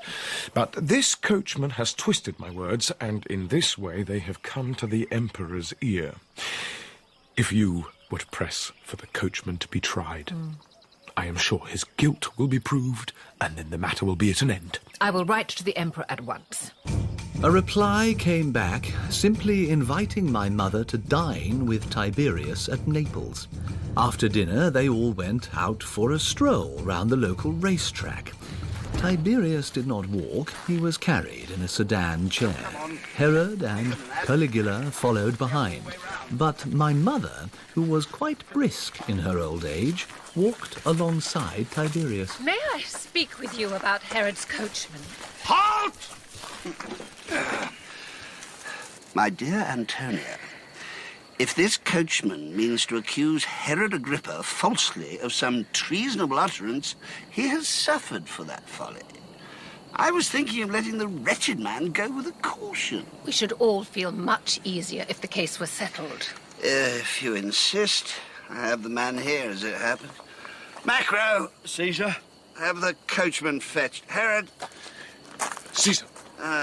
I'm now about to examine your coachman at the insistence of the Lady Antonia. It's not my idea, you understand? Thank you, Caesar, for your great condescension in dealing with such trivial matter. Trivial? Let's see. Here's the fellow. Now, you, sir. Caesar. Do you plead guilty to theft? No, sir. The rogue was present from my master, Herod Agrippa. Really, Caesar, I must protest. This man's mendacity and ingratitude are beyond... Herod, I beg you to be patient. Let justice take its course. Now, my man, do you have anything else to say in your defense? Yes, Caesar. My master, my accuser, is a traitor. I was driving him with your grandson one afternoon, and my master said to my Lord Caligula, if only the day would come when the old warrior dies and you succeed to the throne. It will be easy to get rid of Gemellus, and then everyone will be happy. That's a lie. Is that all? No, Caesar. Then they discussed arranging a loan, something called a POT loan. P.O.T.? What did they mean by that, do you think? I was given to understand that they meant post obitum Tiberii. After the death of Tiberius. A loan to be paid after the death of Tiberius. Caligula?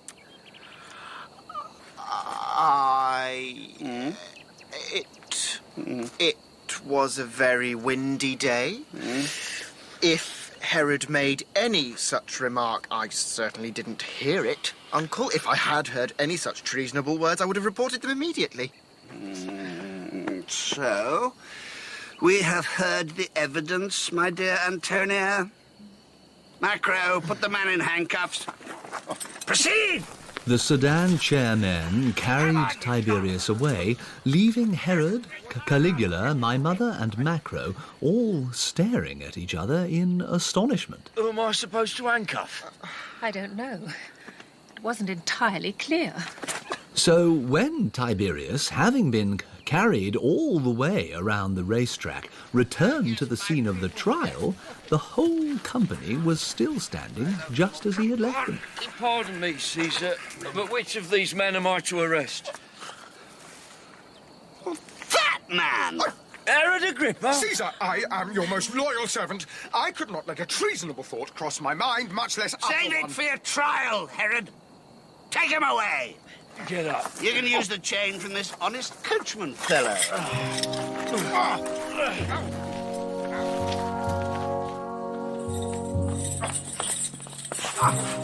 Herod's arrival in the prison caused a great commotion among the prisoners, for the sight of an Eastern prince wearing a cloak of real Tyrian purple was something that had never been seen there before. God! God! Who is that melancholy, handsome young man standing by the wall? He's a Jew. Big man in his own country. May I speak with him? I have never met a man of the Jewish race, but I understand that the Jews are by no means inferior to the Germans in courage. One might learn a lot from him. This place is getting to be quite the little university. If you two foreign gentlemen care to swap philosophy, why should I stand in your way? Herod was hoping for some message of help and support from Caligula. Excuse me, sir. Yes. There's an old German geezer, sir, would like to speak to you. Oh? Oh, wie geht es Ihnen, meine? He's quite harmless, sir. Very well. Greetings, noble sir. Same to you. Kind sir, I have something of importance to tell you. Yes? Are you aware that an owl has just dropped dirt on your cloak? It is very rare. Oh. I see. But not rare for prisoners to grow bored and play tricks on one another. Stranger things have happened to me, my friend. A flamingo recently flew in at my bedroom window and laid an egg in one of my shoes. There is owl dirt on your back. Yes. For such a bird to appear in broad daylight is an omen. If you say so. I am a Chaucian. Good for you. The owl is our totem. If you were a Chaucian, I should say that the god Manus had sent this bird as a sign to you that your imprisonment will be a short one, and that good fortune will soon attend you. I tell you what, if you're so sure I'm getting out of this place, I'll see if I can get you out too. And then maybe we can have a jolly evening together with a few drinks and some more of your entertaining bollocks. The German walked off in a huff. But when Herod took off his cloak, there was the owl dropping. Tiberius was now 78 years old, and constant use of myrrh and similar aphrodisiacs had made him very feeble. He was growing tired of Capri and decided to defy fate and visit Rome. But the day after he set off, the wingless dragon gave him the prophesied warning. It was found lying dead in its travelling cage with a swarm of black ants running all over it. It's a sign. I thought Thrasylus meant that... But I am the dragon, and the ants are the people of Rome. They will eat my flesh if I let them. We'll go back to Capri straight away. But he caught a chill by travelling in the east wind. He made it worse by attending some games exhibited in a garrison town through which he was passing. A wild boar was released in the arena. Caesar, the men want to know if you'd like to take a shot at it from the box. I'd be delighted. I've still some skill with javelin, you know. Hand it over. Sir? Give me another. I'll have another go. Caesar. Give me another one. Don't want the soldiers to think I'm some feeble old man who's lost the... Knack. Another one. Damn thing. Another one. Another one. Another one.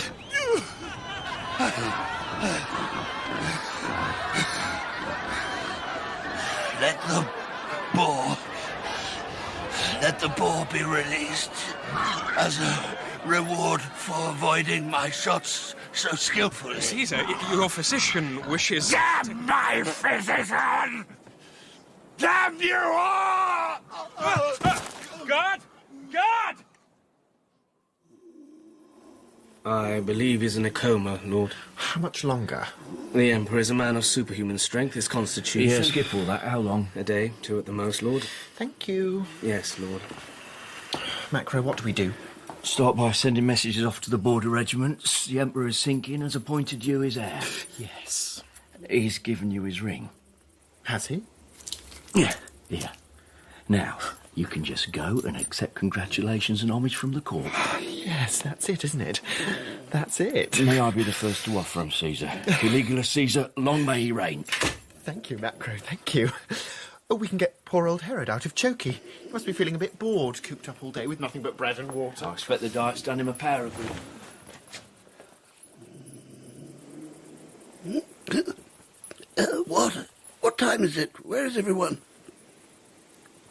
Where in hell's name are all my valets? I'm feeling better.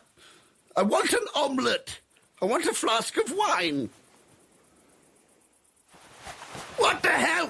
Where is everyone? Who's got my ring?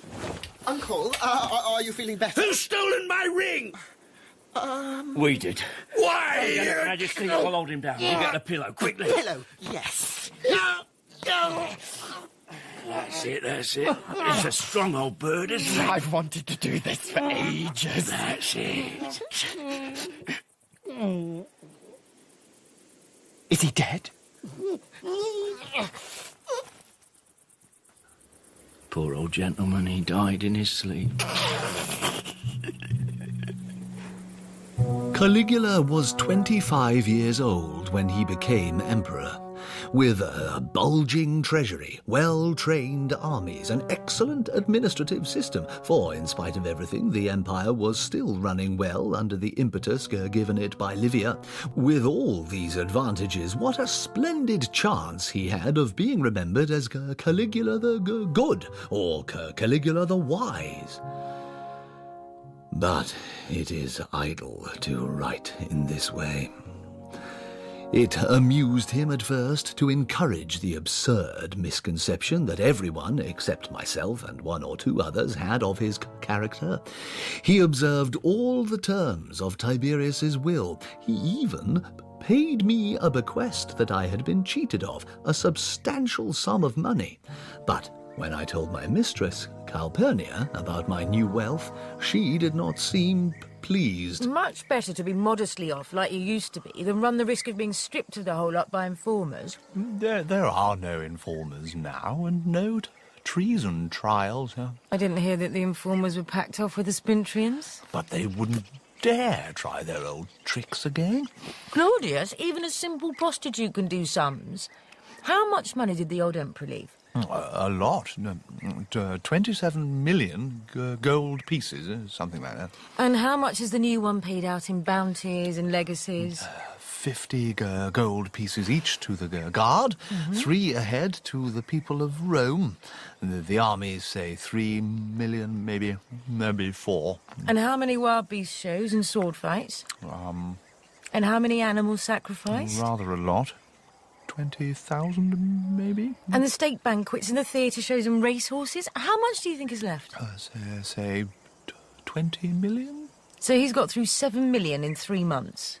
How is the money going to last at that rate? It's good to get money into circulation. Perhaps after the excitement has died down. They'll know just when to stop.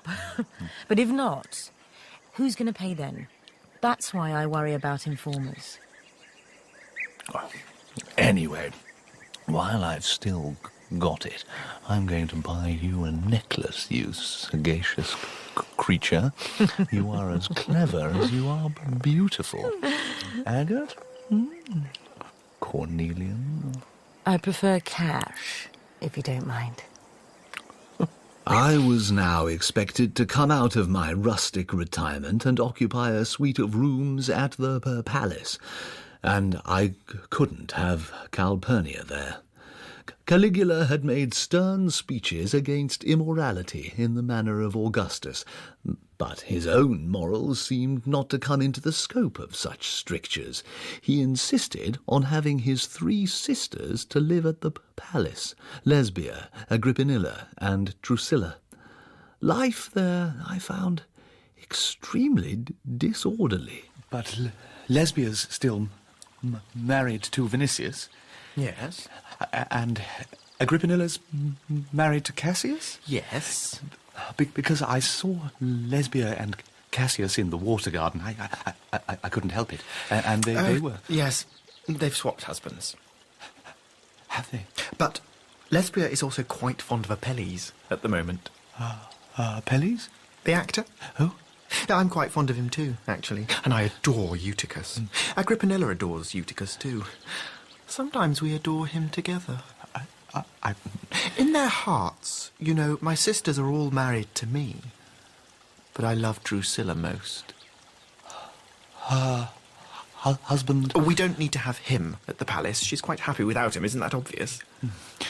Yes, Caesar, sorry. Caesar, I'm much older than you, and you're... I don't really understand the ways of the new generation. As commander of the guard, Macro was always in attendance, and Gemellus also lived with us, Castor's son, who had been nominated by Tiberius as his heir, jointly with Caligula. He was a frightened, delicate boy who bit his nails and was usually to be found sitting in a corner sketching designs for vases.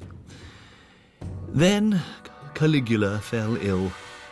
The doctors called it brain fever. A crowd stood around the palace day and night, never less than 10,000 people. All traffic ceased. The bulletin always read, "No change." Uncle Claudius. Drusilla? What is it? The Emperor, he wants to see you urgently. You must come, at once. What does he want me for? I don't know. But for heaven's sake, humour him. He's got a sword. He put it to my throat and said I didn't love him. I had to swear and swear. He's mad. He always has been, but he's worse now. He's possessed. You must come.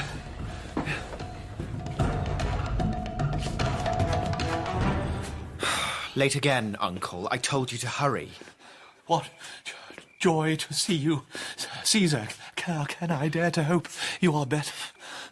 I have never really been ill. Only resting. And undergoing a metamorphosis. Has it been painful, Emperor? I trust not. As painful as if I were my own mother. I had a very difficult delivery. Mercifully, I've forgotten all about it.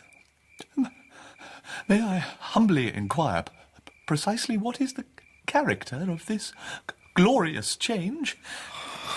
Isn't it obvious? My God. Oh. My God. My God. Let me be the first to fall down and worship you. I should kill you for not seeing it at once. Please, forgive me. I admit that I am still in mortal guise, so it is not remarkable that you did not notice my divinity. How can I have been so blind? Your face shines in this dim light like a lamp. Does it? Get up and pass me that mirror.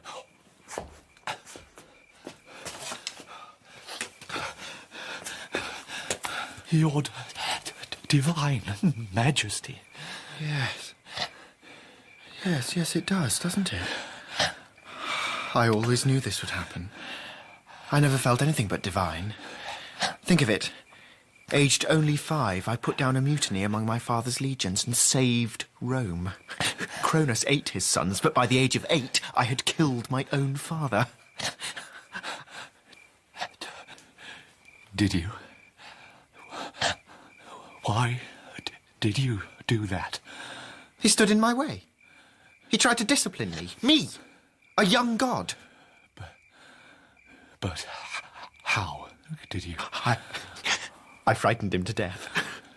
I smuggled things into our house and hid them under loose tiles. I scrawled things on the walls. I took his charm. Look, here it is. I always keep her under my pillow. You? That was you. And I killed my adoptive father. Tiberius. And I have lain with all 3 of my sisters. Jupiter only lay with 1. Oh, Drusilla's divine too, by the way. How I love her. May I ask, what are your sacred intentions? I'm going to put the whole world in awe of me. Do you remember Granny thought she was going to be this everlasting god that everyone's been prophesying in the East? Thrasyllas tricked her. He didn't tell her everything. The god is to be a man, not a woman. And not born in Rome. I was born in Antioch. He will die young, and his servants will drink his blood. Then he will rule over all. That can only be me. The Jews are very excited. They say he's been born already. It must be me. I spoke to them. Did you? When my father was touring his provinces. We were in Jerusalem, and I went into a house, and some of their priests and doctors were talking theology together, and I shouted out, "You're a lot of ignorant buffoons. You know nothing at all about it." Well, that caused a sensation, and some old greybeard said, "And who are you, child? Are you the prophesied one?" I said, "Yes. Yes, I am." And he wept, and he said, teach us then." And I said, "Certainly not. It's beneath my dignity." And I ran out again. You should have seen their faces.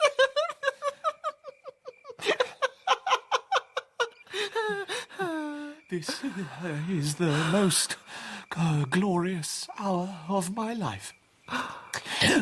But the divine air you exhale is too strong for my mortal nostrils. Allow me to retire and sacrifice to you at once. Go in peace. I was going to kill you, but I won't now. Thank you. Your divine majesty. Thank you.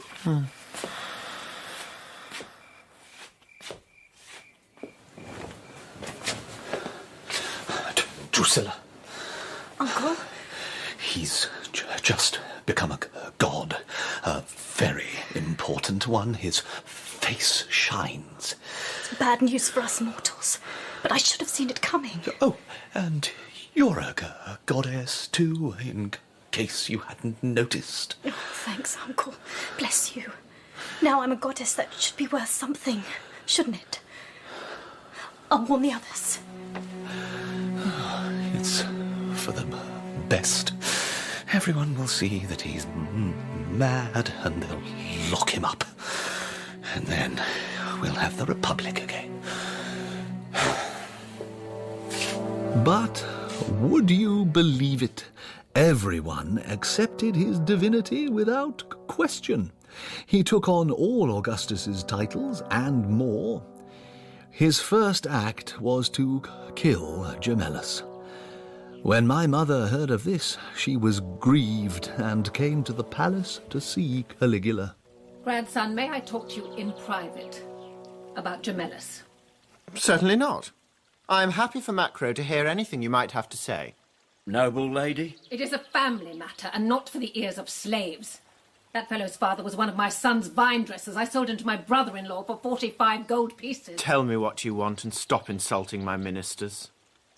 It is nothing you will be glad to hear. Your killing of poor Gemellus was wanton murder. Macro, I think the best thing this old lady could do is go home and borrow a pruning hook from one of her vine dressers and cut her vocal cords. I was always giving the same advice to my grandma, but the old witch never took the hint. Ooh, was it something I said? Yeah, I'm going to reward you, Macro. I'm going to give you the most honourable appointment in the Empire. I'm giving you Egypt. Thank you, Caesar. Oh, but you'll have to stand down as Guards Commander. At once, Caesar. Claudius, you will find all my affairs in order. Be good to my household staff. They have been loyal. What's the matter? My life's my own. You won't miss me, will you? You are my mother. A man only has one. You're very dutiful. I haven't been loving to you. How could I? You're always a great disappointment to me. Well, I have been prettily punished for it. My splendid son Germanicus murdered, my grandsons, my daughter Livilla's abominable wickedness, all gone to the bad. And this filthy, impious Caligula. But you'll survive him. You'd survive the universal deluge, I believe. Mother. Oh, yes, I have been prettily punished. Come to my house in 5 hours' time. If I am not dead when you arrive, wait in the anteroom until you get word. I'll write instructions for the funeral. I want no perfumes on the pyre. It's often done, but it's strictly against the law, and such a wasteful practice. You can say the valedictory. Just for once in your life, try to do something without making a muddle of it. Goodbye, Claudius. No kiss, no tears, no blessing. I carried out her last wishes to the letter.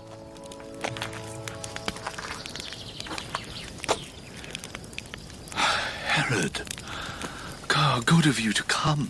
I would be a thankless wretch if I failed to pay my respects to the ghost of my benefactress.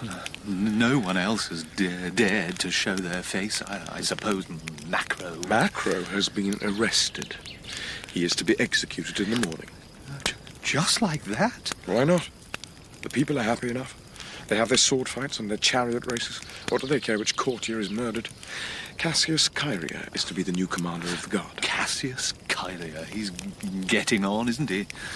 He's still the bravest man in Rome. But that's not saying much, is it? I might take another tour of the provinces. You? I can't get away. Not allowed.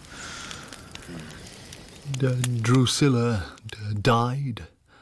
I think he killed her, but I have no proof. At all events, nobody was allowed to see her corpse. I loved her so. I loved her too much. When a god loves too much, it can be fatal. I shall never love again. My heart is dead. Uncle, who would you say is the most beautiful woman in Rome now? Beauty. Beauty goes in alternate generations. Excuse me, my father was extremely handsome, and so am I. Beg pardon, divine majesty. I meant female beauty. The most beautiful woman in Rome when I was a boy was Lollia Paulina. And the thing is, I believe her granddaughter has inherited her looks. Present company excluded, of course. She is the most lovely woman I have ever seen. You dirty old goat. I merely noticed one day that she is perfect, Caesar. Anyway, she's a married woman. She's married to the governor of Greece. Is she? That evening, Caligula wrote to the governor of Greece, telling him to return to Rome to accept a signal honour. The signal honour turned out to be that of divorcing Lollia and marrying her to the emperor. How much is left in the privy purse now? Heaven knows. Less than 5 million, I should say. He takes baths in spikenard and oil of violet. 2 days ago, he gave the leek green charioteer a present of 20,000 in gold. Does Leek Green always win? Almost always. Poor Claudius. And I've had some bad luck here. Some corn ricks burned and cattle dying. We're 500 down. I can make that up. It can't be helped. I'm more worried about my safety than I am about my finances. Poor Claudius. They make a fool of me all the time. What do they do to you? Practical jokes. Buckets of water over doors. Frogs in my bed. I never get time to do any work, and nothing I say is ever taken seriously. Are you the only butt they have? The favourite one. My dear, you are luckier than you realise. Guard your appointment. Don't let anyone else have it. Why? Well, people don't kill their butts. They may frighten them or rob them, but they don't kill. You are a clever creature. While I still have some money, I shall buy you a silk dress and a gold cosmetic box and a marmoset. Cash, please. Thank you, kind Claudius. The money went faster and faster. Caligula decided to make economies. What is the use of putting men in prison? They don't enjoy themselves there and are a great expense to me to feed and guard. I shall visit the prisons and look into the matter. He weeded out what he considered to be the worst cases and had them executed. And you can feed their bodies to the wild beasts waiting for the amphitheatre. That will be a double economy. And then, as Calpurnia had foreseen, he began using informers again to get the estates of the richest men. He celebrated his first convictions with a particularly splendid wild beast hunt. But the crowd was in an ugly temper. Silence! How dare you be silent, all of you! Someone get them to shut up! Send in the guard! It's not safe, Majesty. Not safe? I have important business at the palace. Uncle, you talk to them. Me? Yes, you. Escort with me. Goodbye, Uncle.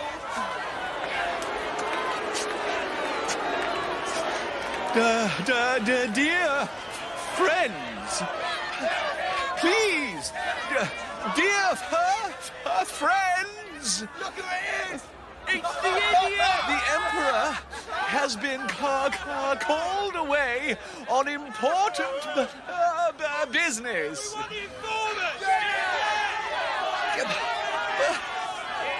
But friends, dear friends, who will inform on the informers? Which is worse, an informer or an informer on an informer? The best thing we can do is live lives of the strictest of virtue, and then the breed of informers will die out like mice in a miser's kitchen. Let's go on with the games, my friends. I was worried that Caligula might not forgive me for quieting the crowd where he had failed. Uncle, what happened at the amphitheatre? I simply warned the crowd what you would do to them if they did not repent their disloyalty and ingratitude. Then they changed their rebellious cries into howls of guilty fear and pleas for forgiveness, your divine majesty. Yes. I was too gentle with them. I am determined now not to yield an inch. Immovable rigour is the watchword from henceforward. Immovable rigour. Immovable rigour. And to keep himself reminded of this decision, every morning he practiced frightful faces before a mirror and terrible shouts in his private bathroom, which had a fine echo. What could we do? He had the army at his back and power of life and death over us. At a banquet one night, he suddenly burst out laughing. Divine Majesty, might we be graciously permitted to share in the joke? No, that's just the point. It's a joke that you wouldn't think at all funny. I was just thinking that with one nod of my head, I could have all your throats cut on the spot. Now, Uncle, I'm going to nominate you to be one of my high priests. Thank you, Divine Majesty. The honour is worth 80,000 gold pieces. Paid in cash, please, dear Uncle. I'm afraid, Divine Majesty, I only have about 30,000 ready to hand. You can sell your villa in Capua. Yes. Of course. That won't quite... What else have you got? Nothing to sell, Majesty. Nothing I can think of. What about the clothes you're wearing? Heavens!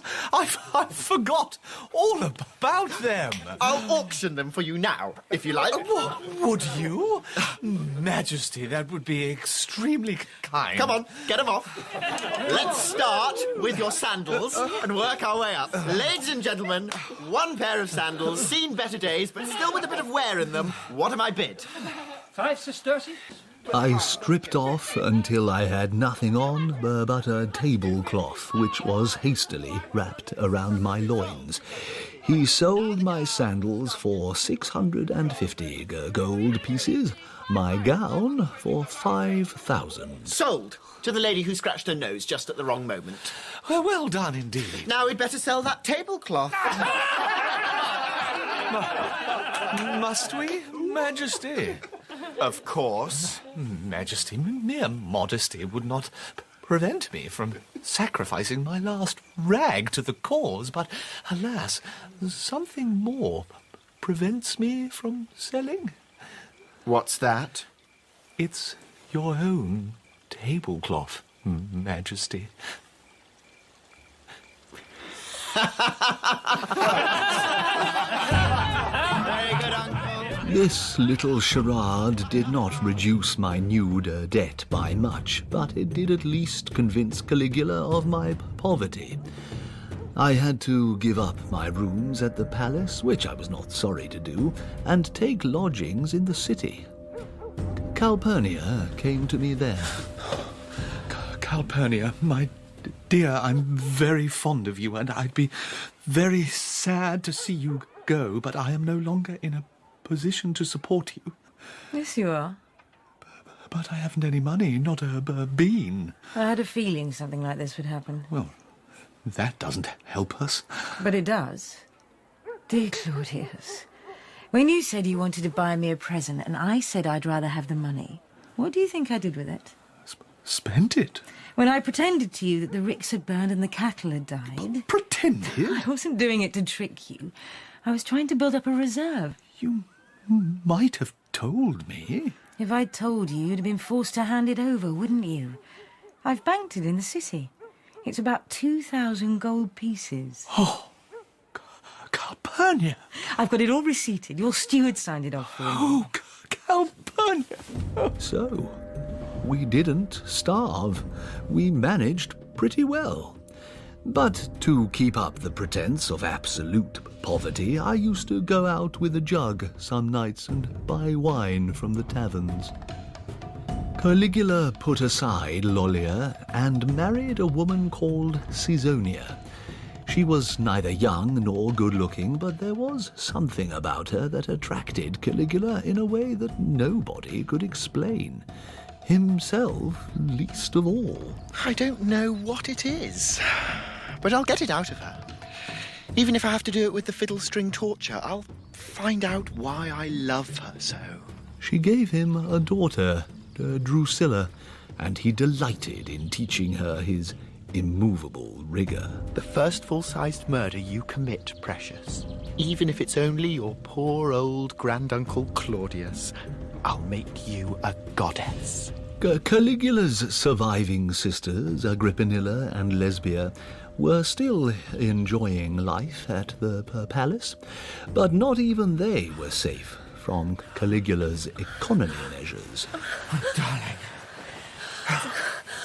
Darling. Darling.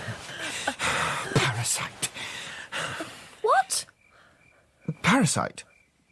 Well, what are you doing to support me? I could turn on... No, what do you do for a living? Work? I can't work. Why not? There's nothing I can do. Oh, there's just one thing you're quite good at. So, shall we open a brothel?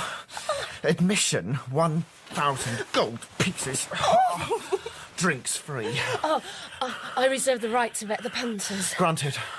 Uncle Claudius can be the bouncer.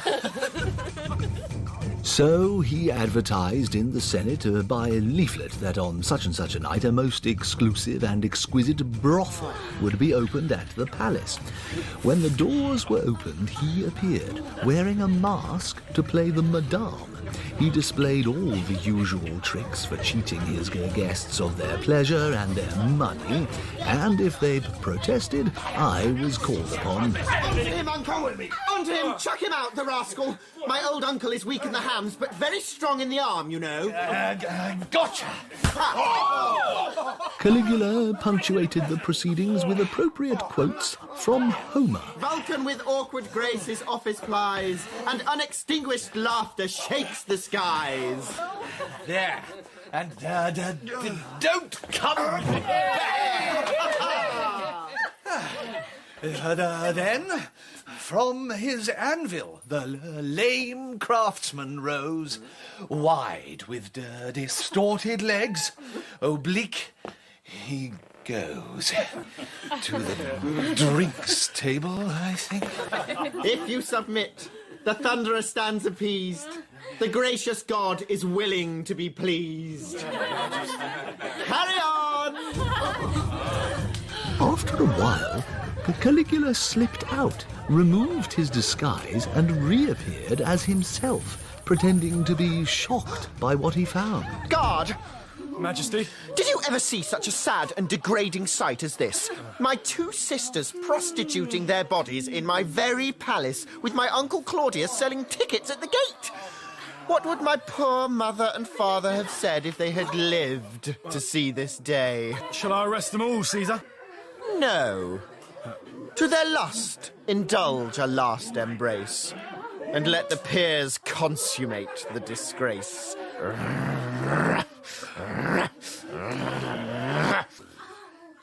Yes, sir. It was not the last orgy of this sort in the palace, but soon after, Lesbia and Agrippinilla were accused of conspiracy, banished to Africa, and forced to learn the trade of diving for sponges. I should have put them to death. They were worse than common prostitutes. No common prostitute would have had the cheek to ask the kind of prices they charged. Disgraceful. Caligula's money problem was still acute. He decided to visit France and see what he could do there. When he got there, he hit upon the idea of auctioning possessions from Augustus's old palace to the starstruck provincials. He sent for all this stuff and made me responsible for its safe arrival. But by road, not sea, because I have a quarrel with Neptune.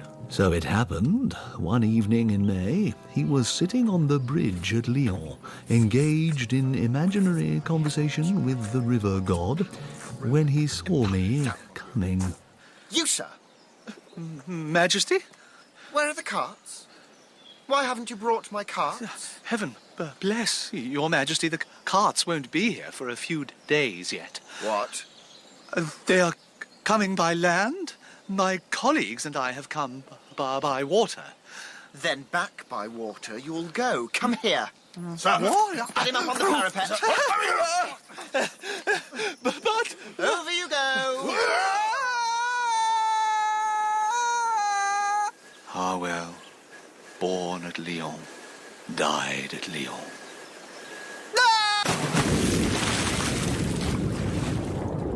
The River Rhone is very cold, deep, and swift. But from liking my meals, I float like a cork, and I'm a better swimmer than I am a walker. I clambered ashore about half a mile downstream and went hobbling back.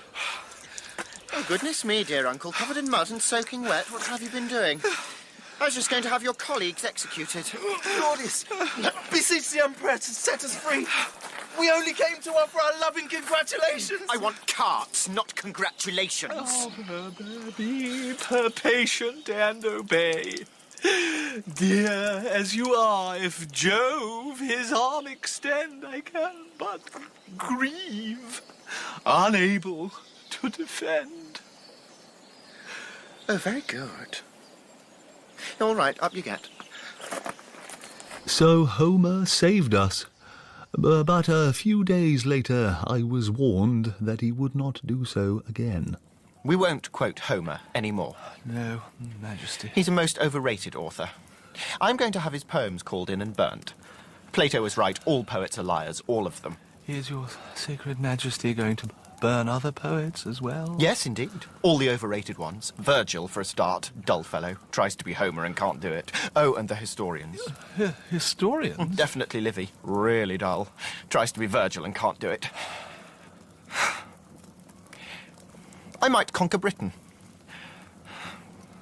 But Neptune is my enemy. Why is that, Majesty? He plagues me all the time with sea noises in my ears. Neptune? I wouldn't allow myself to be browbeaten by that saucy fellow, Majesty. But I can't sleep, Uncle. If he continues to flout you, it would be wrong to stretch your clemency further. You should punish him. Uncle. Yes? It's a very difficult thing to be a god in human disguise. They say the hellebore cure at Antisera is very good. What do you think? I know some people recommend it. I suppose you could take the hellebore cure to make your brain even clearer, but your brain is already as clear as a pool of rock water. Yes, of course. But I wish I could get more than 3 hours sleep at night. Those 3 hours are because of your mortal disguise. Undisguised gods never sleep at all. Of course, you're right. But Claudius. What? Do you think I'm mad? Mad? Good heavens. No. Why? Majesty, you set the standard of sanity for the whole habitable world. I sometimes think I might be going mad. No. Majesty, never. Majesty. I'm not mad. No. Majesty. But the noises in my head, Uncle, they torture me so. Hush. Hush. Poor boy. Poor dear nephew. Poor boy. They torment me. Hush.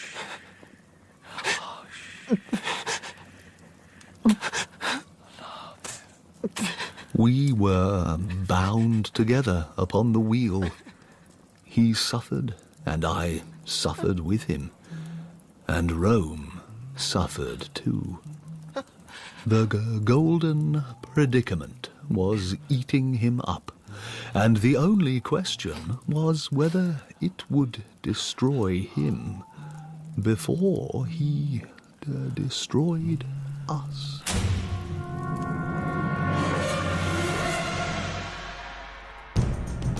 In episode 4 of I, Claudius by Robert Graves, dramatised by Robin Brooks, Claudius was played by Tom Goodman-Hill, Tiberius by Tim McInerney, Caligula by Samuel Barnett, and Herod by Zubin Vala. Antonia was Christine Kavanagh, Calpurnia Sally Orrock, Drusilla Devia Mir, Macro Tony Bell, and Agrippinilla Claire Harry. Other parts were played by Adil Akhtar, Sean Baker, Ian Batchelor, and Lloyd Thomas. The music was by David Pickfance. The director was Jonquil Panting.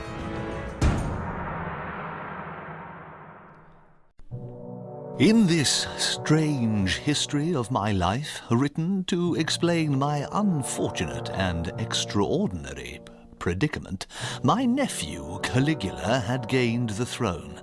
But under the imperial burden, he was gradually descending into full-blown madness. Would an assassin arise to depose him before he killed us all?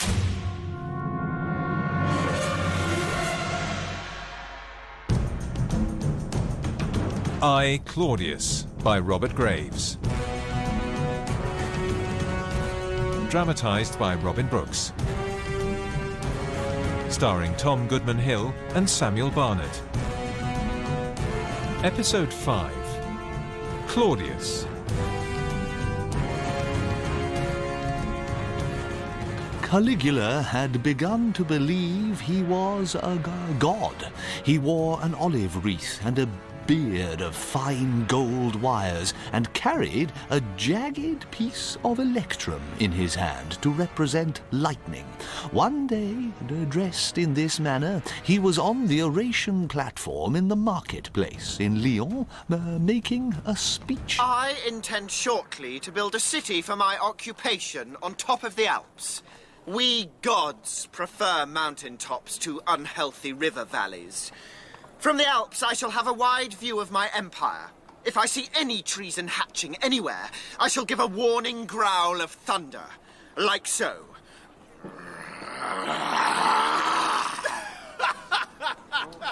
Who laughed? Who laughed? I did. Arrest that man!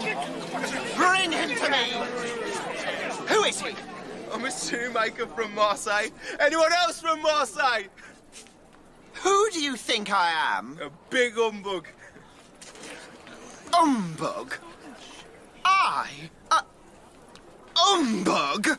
I'm only a poor man. This is my first visit to Lyon. I didn't know what to expect. But if anyone at home did what you're doing, it'd be a big humbug.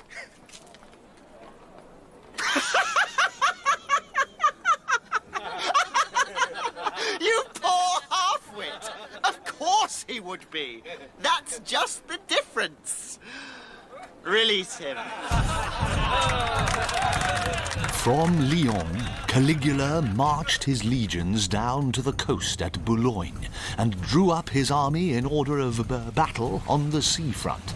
Nobody knew what on earth was going to happen. He rode forward into the sea as far as his horse's knees. Neptune, my old enemy, I challenge you to mortal fight. Try your might on me, if you dare. Ah! Away! You would you? Take that! Sound the general engagement! Advance! Take no prisoners! The archers shot, the slingers slung, the regular infantry waded into the water up to their armpits and hacked at the little waves, and the cavalry charged on either flank and swam out some way, slashing at the water with their sabres. Neptune made no attempt to defend himself, except that one man was stung by a jellyfish. Rally the troops! Rally! Men, wipe the blood from your swords and gather the spoil. Spoil, sir? Seashells. Each man must collect a helmetful. They will be sent to Rome as proof of our victory. Well, and for your brave deeds today, I will reward each of you with 4 gold pieces. The troops thought it great fun and enjoyed their holiday. But then we marched up to review the legions on the Rhine, and Caligula's mood changed. Uncle. Majesty? These legions have never been punished for the insult they once paid me by mutinying against my father. I had to come back and restore order for him, although I was only 5. That's rather long ago, isn't it? After 20-odd years, there can't be many men still serving who were there. You may be the only veteran of that dreadful day, Majesty. You're right.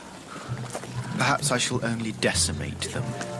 The legion was ordered to parade and told they might leave their arms behind. The guards' cavalry were also ordered to attend and to bring their lances as well as their swords. I found a sergeant who looked as though he might have fought at Philippi. He was so old and scarred. Sergeant, do you know who I am? No, sir, can't say I do, sir. You seem to be an ex-consul, sir. I am the brother of Germanicus. Brother, sir? I never knew there was such a person, sir. I am not a soldier or anyone important, but I've got an important message for you and your fellows. What's that then, sir? When you go to this afternoon's assembly, don't leave your swords too far away. Why's that then, sir, if I may ask? Because you may need them. But perhaps there will be an attack by Germans. Perhaps by someone else. Much obliged to you, sir. I'll pass the word around. The infantry were massed in front of the tribunal platform, flanked by the guards' cavalry who were drawn up, fully armed on either side. Caligula spoke to them threateningly. Scale mutiny was a disgrace to the Legion. Proud Roman arms were besmirched. A day of shame for which full payment has never been made. Until they boldly pulled out their swords from under their cloaks. But, those days are gone. Let us speak of them no more. Your little playfellow grew to manhood and became the mightiest emperor the world has ever known. No foeman dares challenge his unconquerable arms. Dismissed. Off you go. Goodbye now. And the next day we crossed the Rhine. I've always wanted to go into battle. Huh, you'd be the first soldier to be carried in a sedan chair, Uncle. Leave soldiering to the young, to those with fire in their veins, like Cassius and me.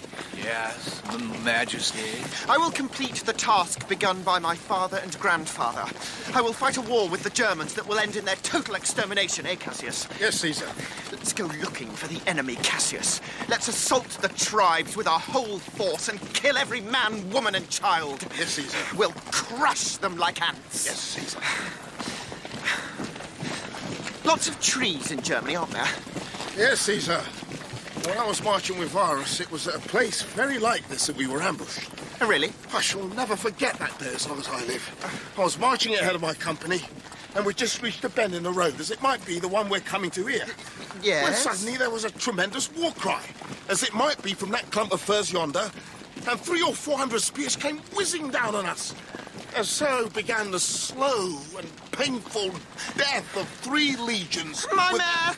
Bring up my mare! Clear the road! Caesar? A horse! Bring me a horse! I must return to Rome! Here, sir! Mount! Mount and ride! Save yourselves! I must seek new conquests elsewhere! Caesar! He's gone, then? Yes, sir. Caligula did not stop until he was safely back in Rome. There he gave himself an informal triumph over Germany and Neptune. He rewarded the people by showering gold and silver from the palace roof, but mixed in red-hot discs of iron to show them they could not take his divine favor for granted. Charges of treason were now brought against the 20 reputedly wealthiest men in Rome. One was a famous lawyer called Afer. This inscription is treasonable on 2 further counts. Caligula delivered his speech against Afer with special care. 7thly, it is a sneer against my youth. In fact, he was more anxious to outshine Afer in eloquence than to condemn him and confiscate his money, and Afer realized this.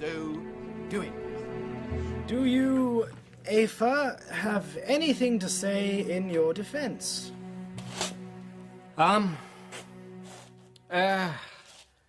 No. Quite unanswerable. I was hoping, but, what a command of language. It was a lesson to me. I had counted on using my oratorical gifts to ameliorate my inexcusable thoughtlessness. But the Emperor has 1,000 times more eloquence than I could ever hope to achieve. He was condemned to death, but reprieved the next day. The rest were all executed. I was still living with my mistress, Calpurnia, keeping away from the court as much as I could, and I was careful to let Caligula know how poor I was, but I felt my position daily more insecure. One midnight I was wakened by loud knocking. Who's there? You're wanted at the palace immediately. Well, what for? Am I going to be killed? Sorry, sir. My orders are just to fetch you immediately. If there's a funeral, just do the best you can. Don't be silly. Here's your cloak.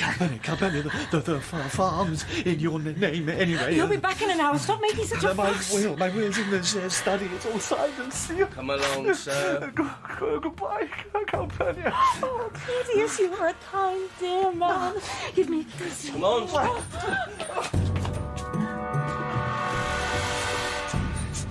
Where are we going? The Hall of Justice. Is it just me? No, sir. Two others. Ex-consul Marcus Attius, ex-consul Iulius Blasius. They're both very wealthy men. Yes, sir.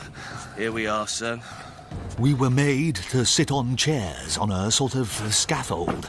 The room was in darkness. The windows were draped with black hangings. Marcus, Claudius, in the past I have insulted you, but if, as I think, we are in the shadow of death, shall we say farewell as friends? With all my heart. Farewell, Marcus. Iulius. Farewell, Claudius. Suddenly, slaves filed in, carrying lamps, revealing a little stage. And then, behind them, danced a tall, ungainly figure in a silk dress and a crown of roses. Is that who I think it is?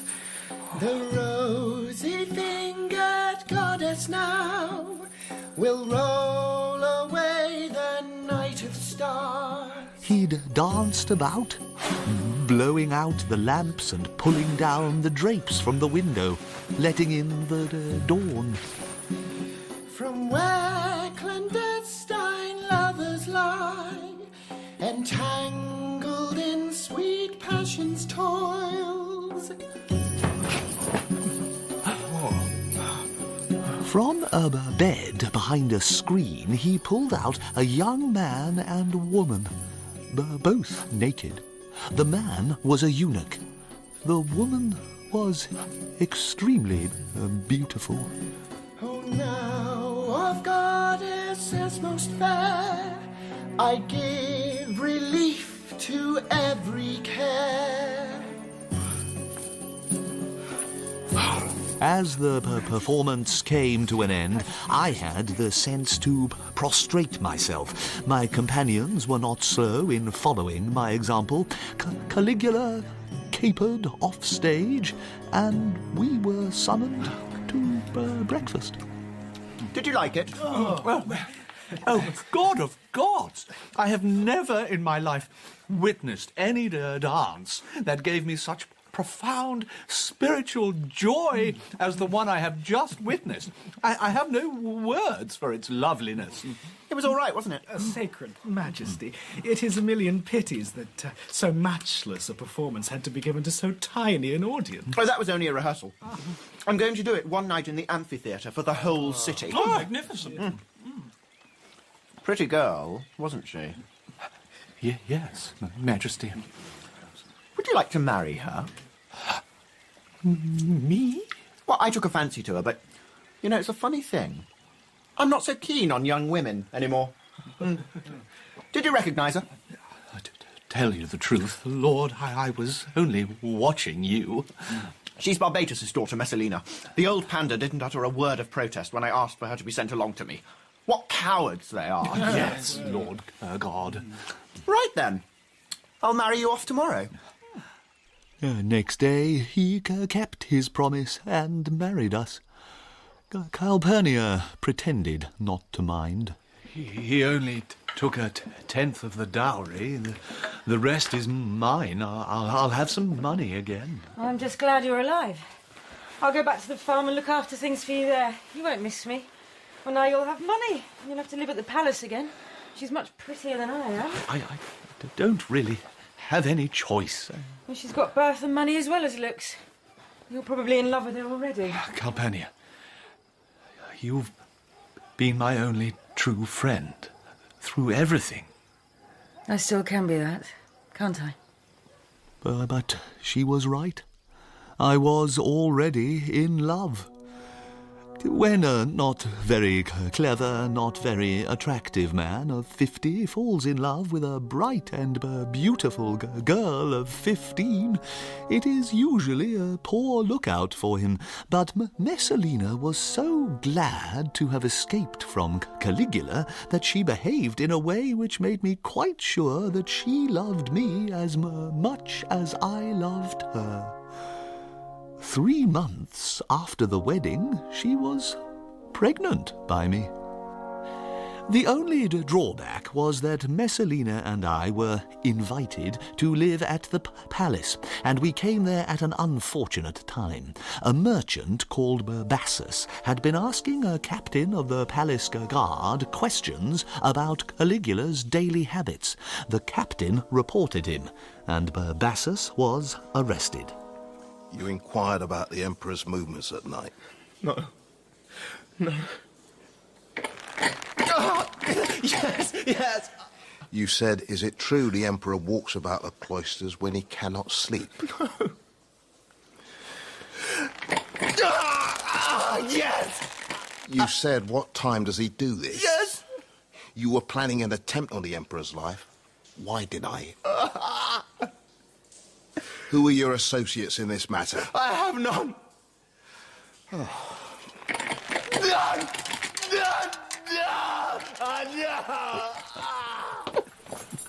Claudius? Cassius Chaerea? What is it? My lady, the Emperor requests your presence, sir. Me and the lady Messalina? Just you. What's it about? Cassius? What is it? Yeah, don't worry, my dear. It'll be nothing. You'll have to get used to this sort of thing. It happens all the time. I expect it's nothing, is it, Cassius? Of course, sir. I can explain as we go. Thank you.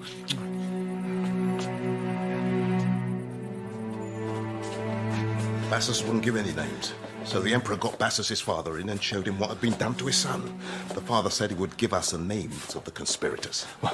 Whose names? I don't know. The Emperor cleared the room before they talked, but you and I are both summoned. People will say anything under torture.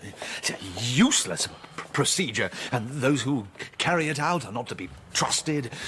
Who racked Bassus? I did. I beg your pardon. Granted. I'm chosen for all such tasks now. Why? Cassius Chaerea, why you? Because I was sent to gather testimony from Quintilia Domitia.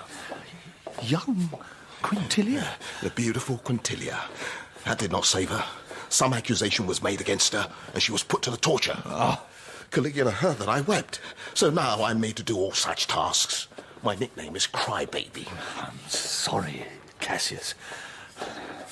How much longer can it go on? For us, if we are on Bassus's father's little list, no time at all.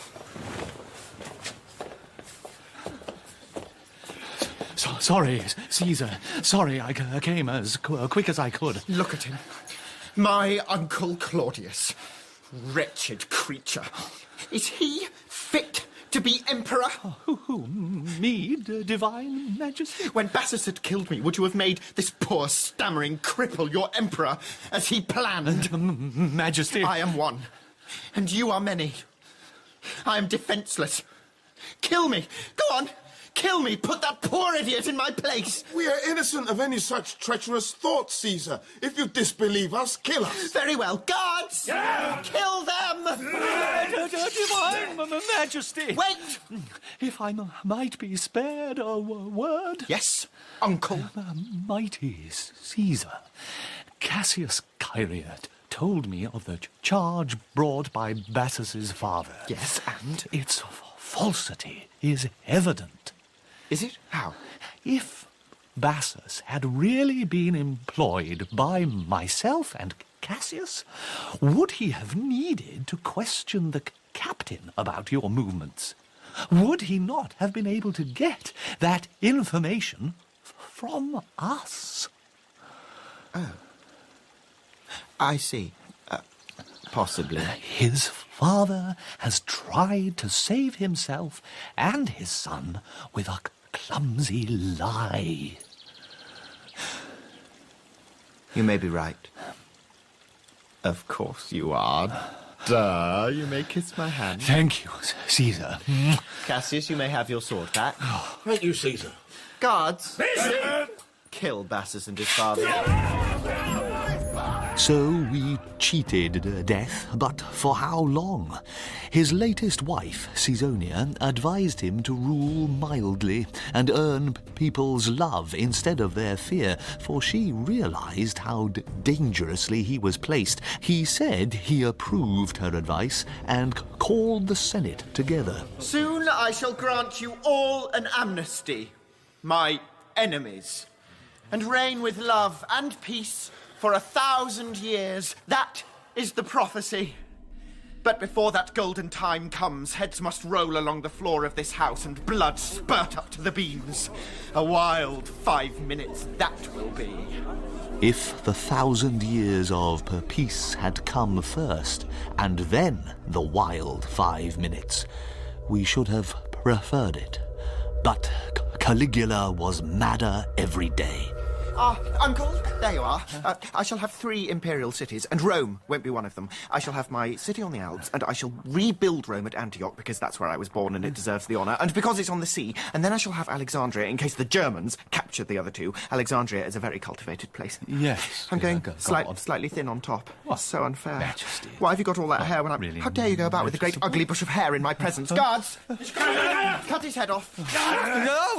What are you doing, idiot? The god didn't say head, he said hair. Did I? Go and fetch the shears at once. Yes, maybe I did. Fetch the shears. Sacred Majesty, may I dedicate the clippings to you? Yes, excellent. And let's cut off everyone's hair. Everyone in the palace is to have their hair cut off. Off with their hair! Off with their hair! And he was behaving in a most imprudent way. He went in turn to the guard's commander. I trust you, but the other 2 are plotting against me. The treasurer, Callistus. I trust you, but not the other 2. And the commander of the German bodyguards. I trust you, Heinrich, but the other 2 are plotting against me. I want you to regard them as my deadliest enemies. They compared notes, and that is why, when the real plot was formed, they shut their eyes to it. The plot was begun by Cassius Chaerea. He was an old-fashioned soldier, accustomed to blind obedience. Things have to be extraordinarily bad before a man of that stamp can think of plotting against the life of his commander-in-chief. But Cassius did not like his nickname. What is the watchword today, Majesty? The watchword, Cassius, is blubberlips.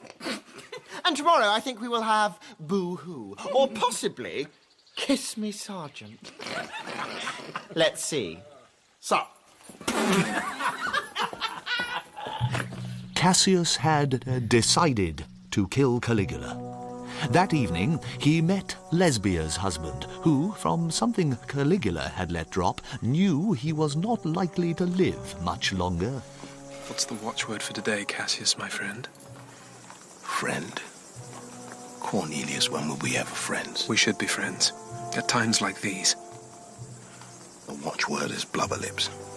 But, friend Cornelius, if you were a friend, and you gave me the watchword liberty, my sword will be at your service.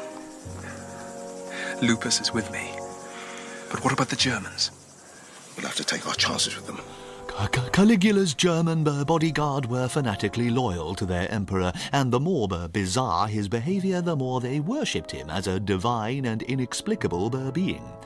Cassius was reckless and did not care what happened to him personally, so long as Caligula died. But the others began to wonder what vengeance the Germans would take on the assassins. The festival's going on for another 3 days We want to kill now. him today. We said the last day. We made a plan. It's a good plan. We should stick to it. But if we wait till the last day... If you won't come in with me as you swore you would, I'll do it single-handed.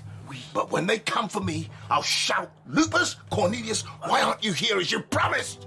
Apart from his bodyguard and Caligula himself, almost the only person at the palace who had not by now heard of the plot was poor Claudius. This was because poor Claudius was going to be killed too, in case he made himself emperor and avenged his nephew's death. If only the idiots had taken me into their confidence, this story would have had a very different ending. Uncle, hurry up and sit down. Where's the lovely Messalina? Lying down, Majesty, the baby. All right, do sit down. The dancing has started. I hate people who won't watch the dancing. Yes, it's sacred, Majesty. No, sorry. Lupus, do you mind if I sit here? No. What's the play today? Giving the tyrant's death. Oh, jolly good. I haven't seen it for years. It's about King Cinyras, who wouldn't come into the war against Troy. If you say so. I hope Mnestor's playing the king. He's on top form. I know the Emperor likes it, but I could happily forego all this prancing about. Get on with the action. Me too. I'll kill him where he sits. What about the Germans? We've got to get him away from them. He hasn't had anything to eat for a couple of hours. Come on. Now what is it? Majesty, lunch is ready. Oh, goody. Come along, Uncle. Come and have some lunch. I don't want this Mnestor. Cassius, Kylia, how are you? Well, thank you, Claudius. Can I smell venison? I'm starving. Well, don't wait for the Emperor. He is giving orders about this afternoon. You're set to go on. Very well. Hope he's not going to be long.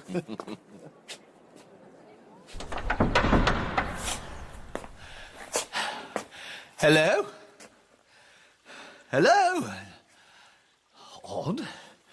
Where has everyone gone? Caesar! Cassius, what do you want? The watchword, Caesar. Oh, yes, the watchword. What shall it be? Cornelius, what do you think? Where is everyone? Lupus, what are you doing here?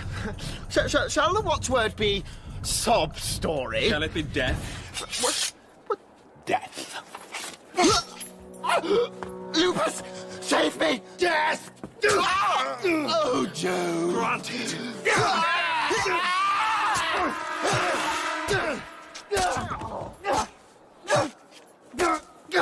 I swore to drink his blood! Enough! He's dead.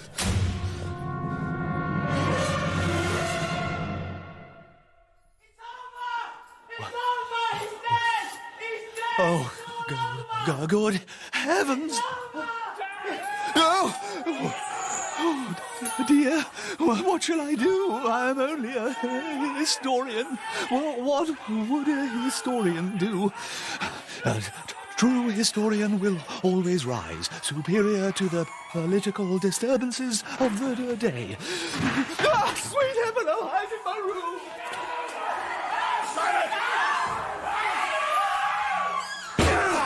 Kill him! Find the assassins! Come on. Look slippy. Every door's got a solid gold knob. And that's 6 months' pay. I'll keep cavey. You do the business. Righto. Yeah. Hang on. What? We got one. We can get them all in this room. No. An assassin. Eh? Look. Oh. Feet. Big feet. Come out of there, assassin. No use hiding now. Don't kill me, but please don't kill me. I had nothing to do with it. Who's this? Don't you know this one? This is Germanicus' brother. I didn't know there was one. He's an idiot. Yes, I am. That's all right, sir. You get up now. We won't hurt you. You better come with us. Wait, doorknob.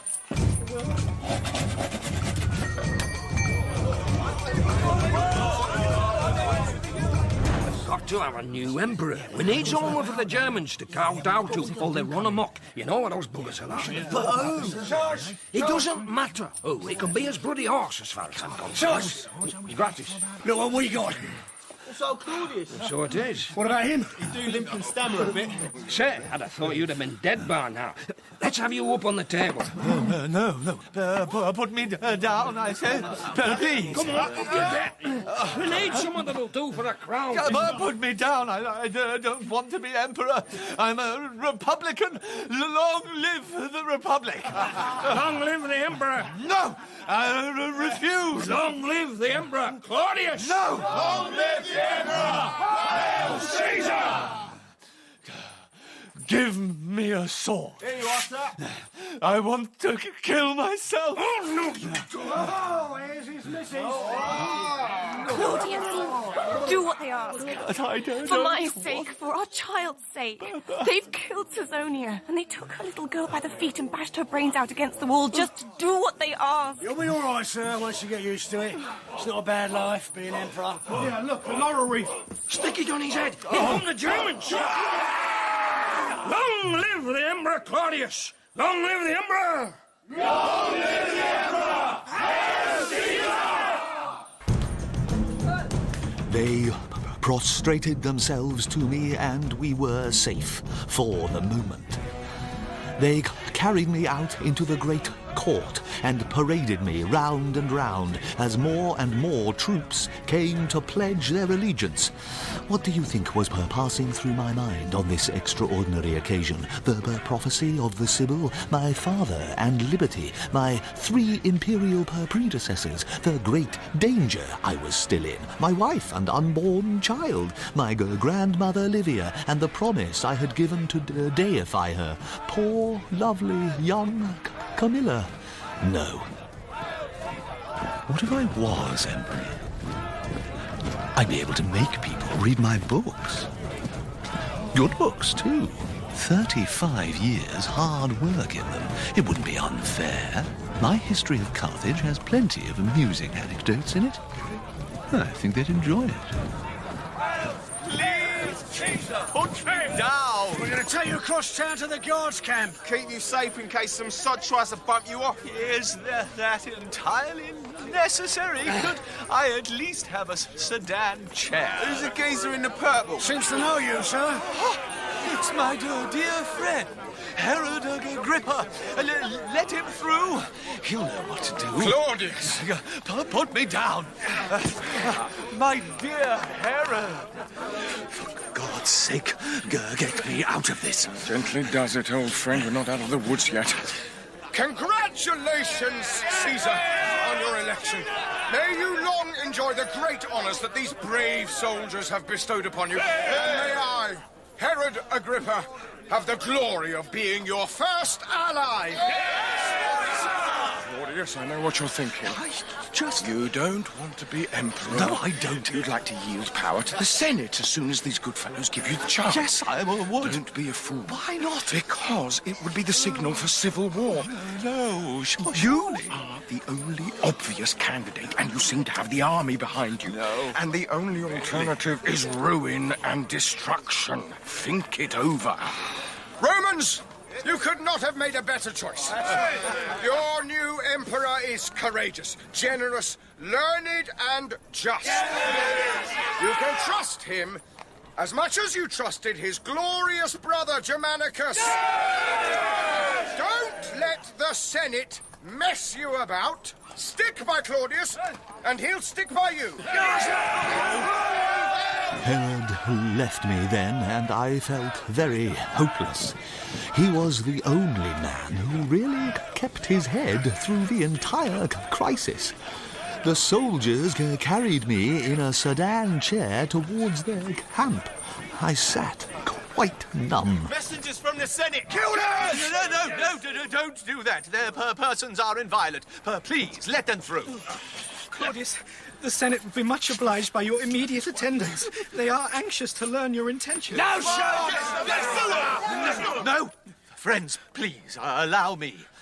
Pray, give my respectful compliments to the Senate and inform them that for the present I am unable to comply with their gracious invitation. I have a prior one. The private soldiers of the palace guard have asked me to enjoy the hospitality of their camp, and it is as much as my life is worth to insult this devoted soldier.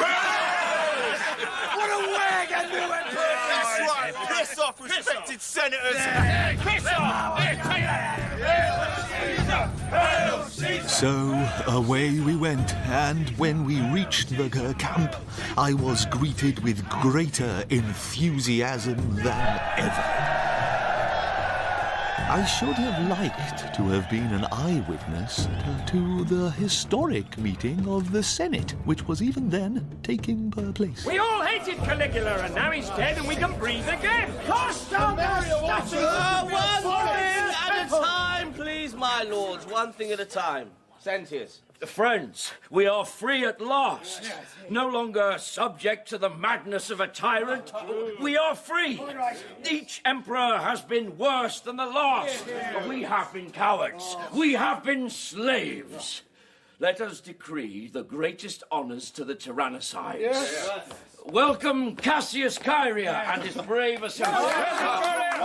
What is the watchword today? The watchword, brave Cassius, is liberty!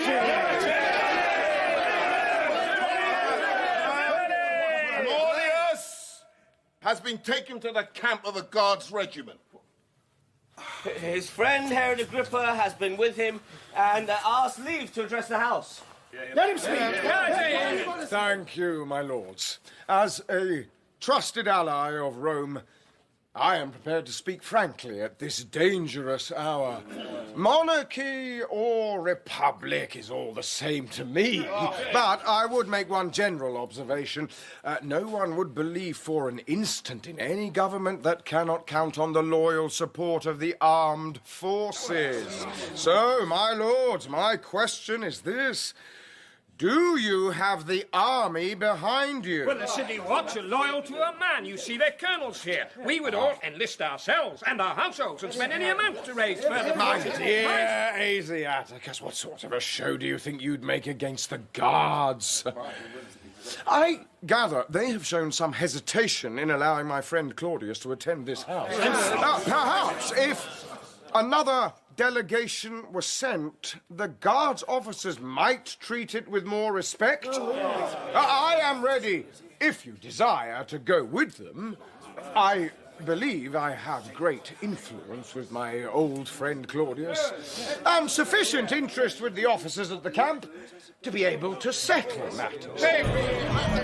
At about 4 o'clock that afternoon, news came to the colonel's mess, where I was eating a very delayed lunch, that a delegation had arrived from the Senate. We've got a foreign dignitary with them, Colonel. Herod Agrippa. Bring him in. He's a friend. Yes, sir. We'll let the senators wait, I think. Greetings, noble captains. May I speak with Caesar? Can't you just call me Claudius? Well, if you're not Caesar, I don't know who is. My gallant friends, I wish you had all been at the Senate this afternoon. You really would have heard something worth laughing at. They've sent a delegation to ask our Caesar to submit himself to their authority. What do you think of that? Caesar, my advice is stamp on these senatorial worms and watch them wriggle. Yes, indeed. Herod, even the powers of an emperor depend constitutionally on the will of the Senate. Constitutionally? Have it your own way. I bow to your superior authority as an antiquarian. Shall we have them in, Colonel? Yes, let's. Claudius. My lords. Claudius, on behalf of the Senate, we ask you to do nothing by violence, but to yield to us without further hesitation. We ask you to remember the dangers we all escaped under the late Emperor, and... I've heard enough. Let's teach them a lesson. Don't hurt me! If you would be so kind, the consuls privately gave us another message, in case our first one didn't please you. Oh, yes. Well, what is that? Caesar, we were ordered to tell you that if you do want the monarchy, you must accept it as the Senate's gift, and not as the gift of the guards. Is that it? Is there a third message if I don't like that one? No, Caesar. Well, tell the Senate that I don't much blame them for not wanting another emperor, but on the other hand, the imperial guards seem to insist. Yes, I think we do. So, where does that leave me? You may carry the Senate my respectful compliments and tell them that I shall do nothing unconstitutional. Is there no use pulling faces, Herod? And that they can trust me not to deceive them. But I must remind them that I am in no position to oppose the wishes of my military advisors. Thank you, Caesar. Thank you. You should have stamped on them. Like I said, you're only delaying things. Now, bounty. Yes. What do you say to 150 for every guardsman and 500 for the captain? Yes, good. Please yourselves, it's only money. Would 2,000 for the senior officers be sufficient? Quite sufficient, thank you, Your Majesty. Make it 10, why don't you? Caesar is pleased to be humorous. We'll need to appoint a new commander of the guard. The previous incumbent was involved in the conspiracy. Oh, quite right. Caesar? Choose whomever you like. Thank you, Caesar. When the Senate received my message, they adjourned until midnight.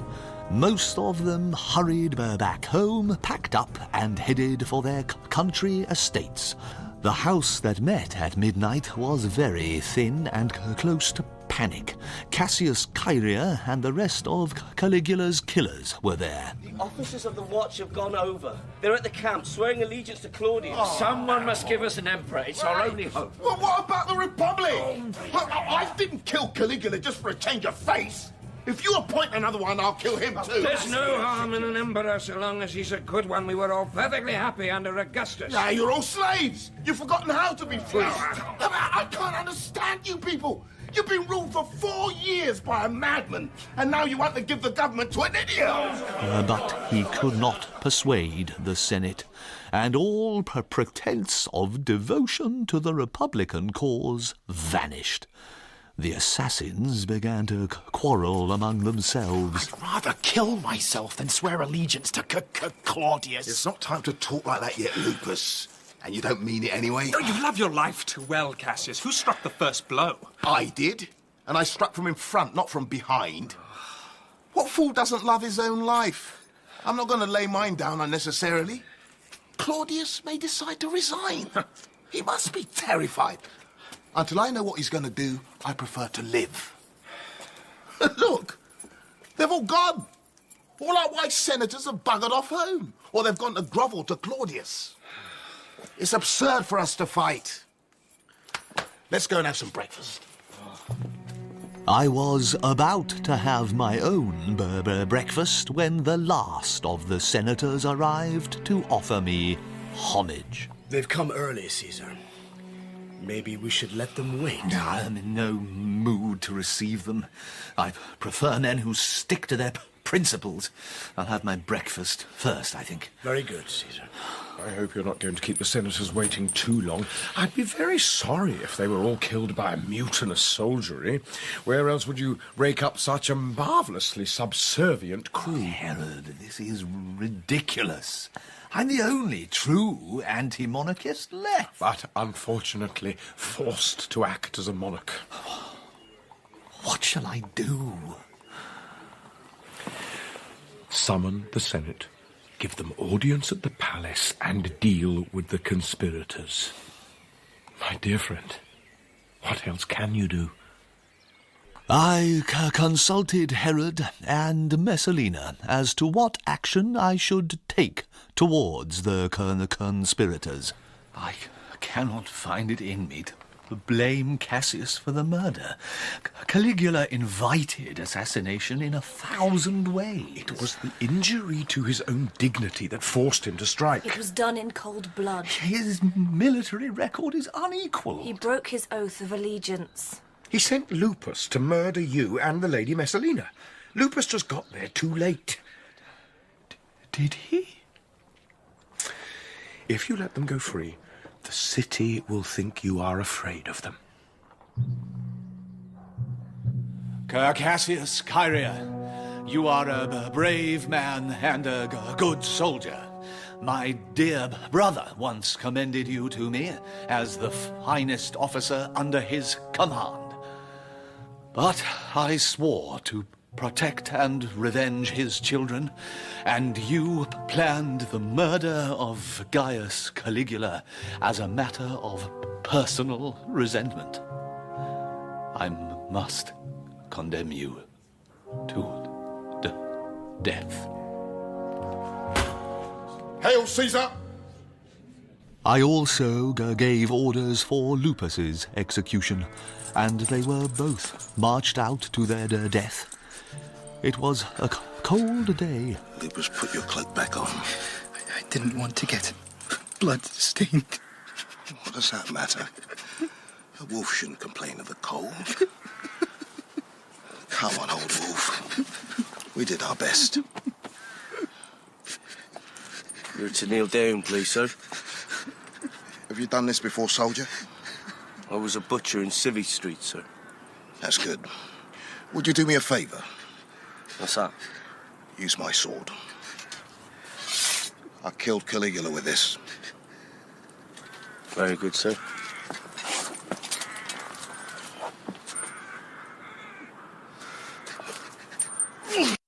I took no vengeance on the rest of the conspirators, but Cornelius had sworn that he would rather die than salute me as emperor. He killed himself before Cassius and Lupus's funeral pyre was lighted, and his body was burned with theirs. And so I, Claudius, began my reign. Caligula had such a beautifully clean start, well-filled treasury, capable advisors, the goodwill of the entire nation. What have I got? Massive debts and an administration in chaos. You've got me. I'll help you. Oh, dear Messalina. Sort it all out. You've got to. I suppose I must try, but then I'll show them who's got the real Republican principles and not just talk of freedom and democracy. And meanwhile, I'll remain as un-emperor-like as possible. That shouldn't be too hard. The Senate tried to load me with honours, which I refused, and they also did everything they could to dishonour Caligula. His statues were removed and melted down, and that produced nearly 1 million gold pieces for my new coinage. Is this some kind of joke? Claudius. Well, it's a caricature, surely. No, dearest. You mean I look like that? No one is familiar with their own profile, are they? A little worried face perched on that long great neck. Is my Adam's apple that enormous? Looks like I've got two chins. It's quite flattering, actually. Oh, gods. Can you really love a man who looks like that? There is no face so dear to me in all the world. Thank heavens I've got you. I can't do all this on my own. I need ministers. Livia trained up her own freedmen. I need men like that, men like Narcissus. Now, I'm going to use Polybius and Callan and Pallas, Felix. Do you think they could do it? Yes, of course, they are all very able. I'm going to make Narcissus, my stand-in, if I may, and Yes, so on. good. The more I look at this, the more sympathy I feel for Augustus. If I can only get the administration going even half as well as it worked under him, I shall be well satisfied. I am even beginning to feel a sneaking respect for my grandmother, Livia. She must have had a wonderful mind. I'll be your Livia. God forbid. No, but seriously, I can help you with your appointments. I have a good memory for names. I'll be your director of public morals. That's no joke, dearest. That's real responsibility. Go through the roll of the senatorial order with me, and I will tell you who's fit to stay on it and who's not. So we went through it together, and I was astonished at her detailed knowledge of the capacities and characters of the senators. Whenever I checked her facts, I found they were accurate, and we removed about 2/3 of the names on the roll. I kept the promise I had made to my grandmother. I was bound by my word. My lords, it is not for me to decide whether my grandmother Livia is worthy of national deification. I can only repeat that I swore to her that if ever I became emperor, an event which I admit seemed improbable and absurd, I would do my best to persuade you to raise her to heaven. I would not go so far as to say that my grandmother was without her faults. She was entirely heartless. But how hard she worked. And I really think, my lords, that you should consider the feelings of the divine Augustus. He lacks his consort. I think he should have one, as quick as boiled asparagus. That was one of Augustus's favourite sayings. So we'd deified Livia, and I hope her spirit was happy, wherever it was. All was fairly quiet in Rome. Money was coming in. Messalina was busy reviewing the roll of Roman citizens. I trusted her so completely I allowed her to use a duplicate seal. Whenever I went out, I was greeted enthusiastically by the mass of people. 3 cheers for the old gits! Hail Fatty! What a fat bastard for us! Oh, my son! God bless our noble nitwits! I've always wanted to be of some use, to have my talents properly employed. You've waited long enough. Herod, I swear that before I lay down the crown, I will do the best I can to set this city to rights. Oh, why not? Make the most of it. The 2 most important things are... pardon. The 2 most important are... Some more wine and some more of those delicious sweetmeats. The reorganization of state finances and the abolition of Caligula's maddest decrees. We won't be able to do anything without money. Oh, we haven't got any money. Borrow some from the gods. What on earth do you mean? All your Roman temples are full of votive offerings, dedicated by men who simply wished to call attention to themselves. Mm. Apollo doesn't need 200 gold and silver tripods. Oh, I see. I suppose. And you have got to restore public confidence. That'll get money back in circulation.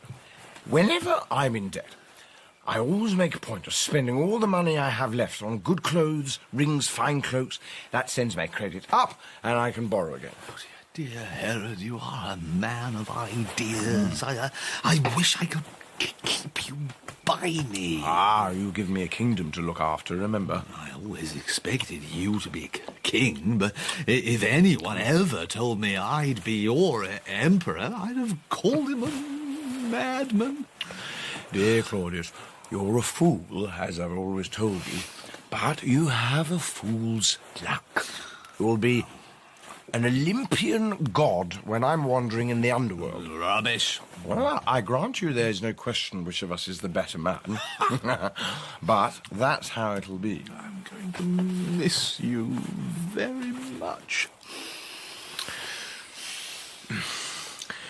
Would you like one last little piece of advice? Absolutely free. Please, let me have it. My advice to you, old friend, is never trust anyone. What?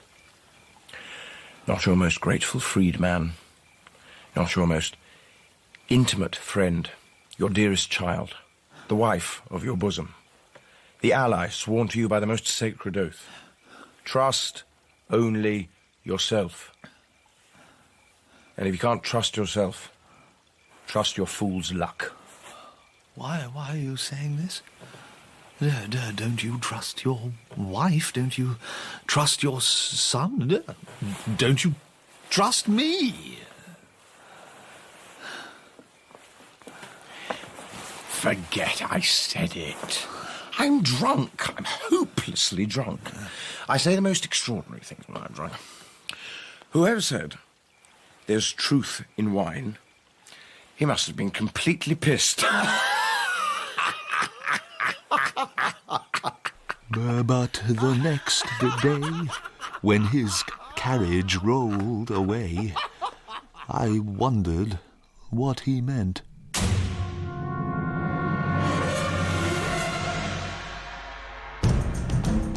In episode 5 of I, Claudius by Robert Graves, dramatised by Robin Brooks, Claudius was played by Tom Goodman-Hill, Caligula by Samuel Barnett, Herod by Zubin Vala, and Messalina by Jessica Rain. Calpurnia was Sally Orrock, Cassius Kyria, Jude Aquidike, Gratus, Sam Dale, Cornelius, Ian Batchelor, Bassus, Lloyd Thomas, Asiaticus, Sean Baker, and Lupus, Henry DeVass. Other parts were played by Adil Akhtar and Tony Bell.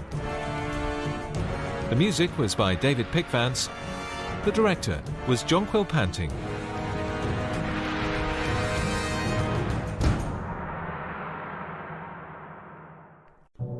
I, Claudius, once Claudius the idiot, Claudius the stammerer, was now the Emperor Claudius. And I had decided to make the best of it. My course was assured. I had my plans, I had my wife and my faithful freedmen. I was the ruler of the known world, for just as long as I wanted to be.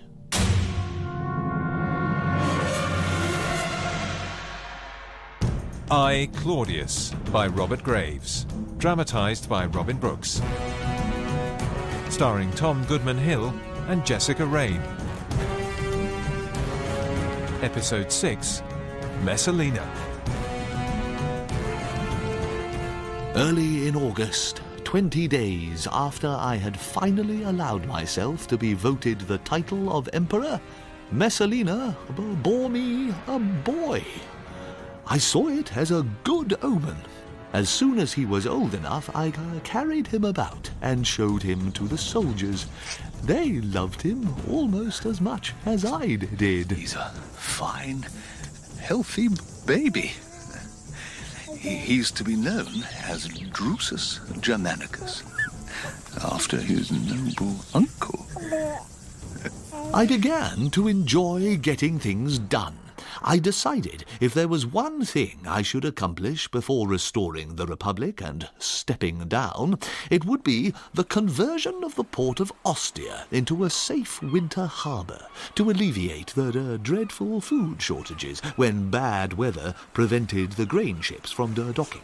Drawn up the plans as you asked, Caesar, but of course the cost would be prohibitive. 10 million gold. I asked for a plan and an estimate, but I do not employ you as my financial advisor. But, Majesty, your own treasurer said yes, it would be... Of course, Callistus is very careful with public money, but this is a matter of the utmost importance.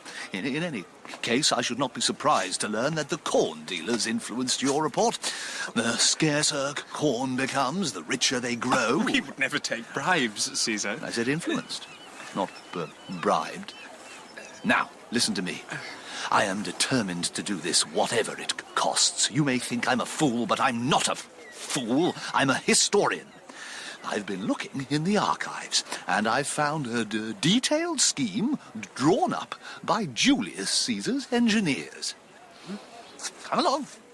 I took it to Callistus, 90 years old, but perfectly sound, and they estimated only 4 million gold pieces. Even so, Caesar, where's the money to come from? From the corn dealers, of course. Give me the names of the most prominent, and I'll get the money. My engineers report that you have been bribing them to send in an unfavourable report on the austere scheme. I should have you all thrown to the wild beasts.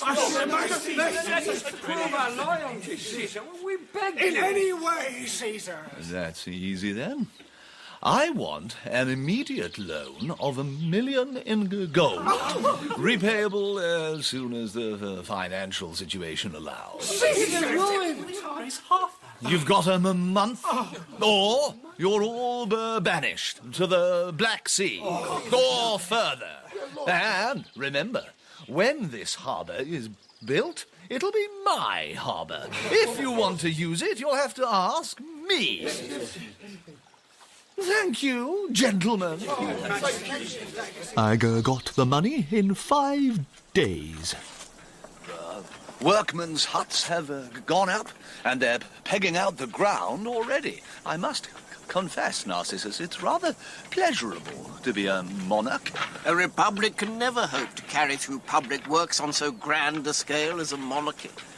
All the grandest constructions are the works of kings and queens, the mausoleum at Halicarnassus, the pyramids. Such a monument to human aspiration. And stupidity and tyranny and cruelty.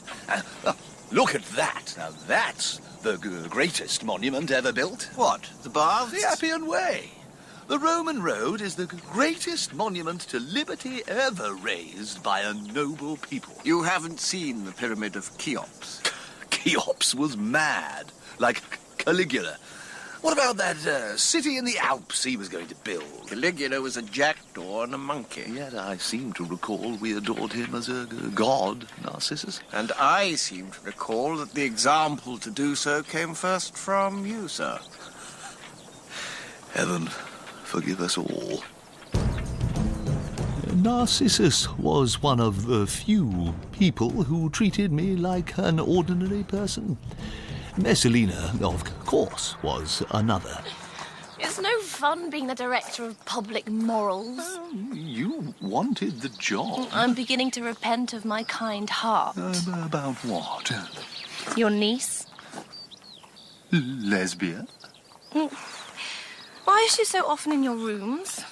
You never tell me when she comes. There's nothing's secret about it. I told her that when she came back from exile, I wouldn't give her back her estates until I'd seen how she and her husband behaved. She swore she was going to change. She wept. Very touching. I told her to go to you and tell you that I had forgiven her. She never did. Are you sure about this? You know what your memory's like?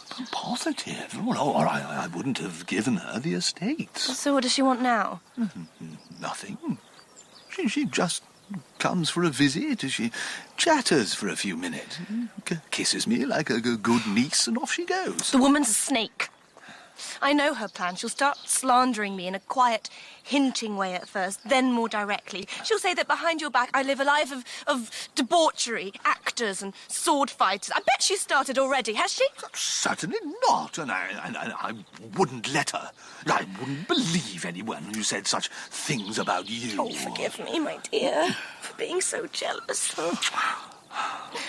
I don't trust any woman alone with you. Don't say anything about it to Lesbia. But promise. Promise. Some time later, Messalina came to me with proof that Lesbia had been committing adultery with a senator named Seneca. I let Messalina interview her. I felt she had more cause for resentment in the matter. She spoke very insolently. She said her body was her own, to do as she liked with. No, she's my niece. She has to set standards. But when I told her she was banished, she flew into a passion. She said, how do you think my husband and his family will take this insult? One morning the palace servants will enter the imperial bedroom and find you both lying with your throats cut. Only words, my dear. But perhaps we should keep an eye on her husband and her lover. Or lovers. Soon after, we were woken in the middle of the night. Get behind me. I'll protect you. What's going on? Just one man, Majesty. We've disarmed him. Quite safe, Majesties. It's only a little fellow. This is Lesbia's doing. Shall we have a look at him? Yes. Bring him in, then. What's your name? Who are you? Boris, a freedman. Why were you trying to kill us? I wasn't. What? I got it wrong. I said the wrong words at the end of the mystery. What do you mean? What mystery? I'm forbidden to tell. It is the most sacred of all mysteries. I've been initiated. When? Last night. Where? On the ground. A bird was sacrificed. I drank its blood. And then? Two spirits appeared. They gave me a dagger. They blindfolded me and told me we had to go to hell. They led me a long way, up and down steps, through streets, over the river of death. A long way. Then they took off my blindfold and told me we were in the halls of the god of death. They told me to follow the passage, give the watchword to the sentry. They knew the watchword? Fate. They told me to open the door at the end of the corridor, and I will find the god and goddess of death asleep. I was to boldly slay them and live forever in the realms of perpetual bliss. I was to say a charm over and over as I went. But I must have got it wrong, because I found myself here in Rome, struggling with your gods. Death still reigns. Very clever. Who initiated you? I cannot tell you. He refused to talk, even under torture. But we discovered he was a freedman in Lesbia's service. I had to have him executed, and he went to his grave believing he had failed to kill the King of Death. I agreed with Messalina that Lesbia had to be executed too. It was all very painful. Not long after this, Messalina bore me a daughter, Octavia. Messalina was delighted. She came to me shyly one evening, peeping up into my face over my paperwork. Yes? Lovely. What is it? Do you love me? Beyond everything. I didn't do anything for you. Would you? Anything. Then, if it's not too hard for you, would you? Could you possibly, What? Could you allow me to sleep in my own bedroom for a little while? It isn't that I don't love you every bit as much as ever, but oughtn't we to wait a bit before we have another child? Oh. Pregnancy is rather disagreeable. And when I'm having children, I don't feel so passionate. I love you as much as ever, but having children uses up all my emotions. I'm being honest. I know. I believe you. I am your wife to help you with your work. I'm not just going to have children until I wear out, am I? Couldn't we sleep together just for company? Oh, Claudius, don't make it difficult. It's so hard to hurt you. What if we were lying together and you were overcome by passion? I wouldn't want to resist, and you would feel so remorseful. Suppose I just move my suite across to the new palace for a little while. I can get to work much more quickly. How long for? Don't be impatient. I'm still your Messalina. Well, sex doesn't mean much to me. I think women get bored with it. But we still want to be loved. If you were to have affairs, I would go mad with jealousy. This was how Messalina played, very cleverly and very cruelly, on my blind love for her. I was still emperor, and could see no hope yet of a safe and speedy return to private life. The Senate fawned and cringed. I was afraid that if I stepped down, someone much worse would take my place. I turned my attention to the city's grocery supply. I want an abundant supply raised, brought in every day before dawn and sold at the lowest prices. I propose to offer special privileges to the butchers and wine sellers. Cold water and cabbage is good enough for the working man. Why pamper them with wine and butcher's cuts? Well, would you like to drink only water, Asiaticus? I'd be a hardier man if I did, Caesar. I don't believe it's right to encourage the poor to a diet above their station. I appeal to you, my lords. The wine sellers need help. There has been a falling off in the number of wine shops over the last 5 years. I mean honest, jug and bottle places, not those dirty, knocking shops. 5 years ago, on the Palatine, there were 15? No. 20 or more jug and bottle houses. There was the Flask and the Veteran and the two brothers, the Swans. Still in business? You may laugh, my lords. You keep your own cellars, doubtless, and you've probably never had to buy a drink in your life. You may recall that owing to the caprices of my nephew, a few years ago, I was forced to live on the charity of my friends. Not a man of you among them, by the way. So, I know what I'm talking about. I hope if any of you fall victim to the caprices of an emperor and find yourself in poverty, you'll remember this debate and regret you didn't vote for the Swan or a bit of meat for the poor man. I saw the fear of death come stealing over them. My motion was passed unanimously. It pleased me for a moment, but then I felt ashamed. I had not meant to bully them. I distracted myself with foreign affairs. My generals were pressing for the conquest of Britain. It is a small island, very much on the fringes of things, and I shan't bother to describe the various setbacks and final battle. But it was all a great success, and when we returned to Rome, we celebrated a triumph, and I named my young son Britannicus in honour of the victory. Afterwards, we had 3 days of games, and on the last day, Mnester performed his Orestes and Pylades. Bravo! Bravo!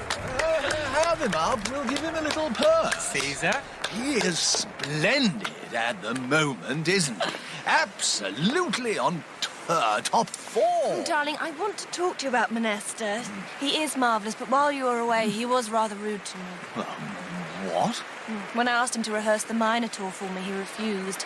And then I asked for Ulysses, and he wouldn't do that either. He said he couldn't find a good Circe. You're kidding. Caesar! Come closer. Caesar? Listen, little Greek, this is my wife, the Lady Valeria Messalina. She complains that you have been uncooperative and insolent. Understand something. If the Lady Messalina tells you to do something, you do it. Anything, little Greek, and no arguments. Understood? Anything, Caesar? Anything. I obey, Caesar, and beg forgiveness for my stupidity. Good. Now, get lost. It now happened that sometimes Monesta would fail to put in an appearance. It used to cause an uproar in the theatre. Friends, please! His absence almost always seemed to coincide with one of Messalina's sick headaches. My friends, I'll make sure he appears when he's billed in future, I promise you. At least you can't accuse me of hiding him away at the palace. They like my little jokes today.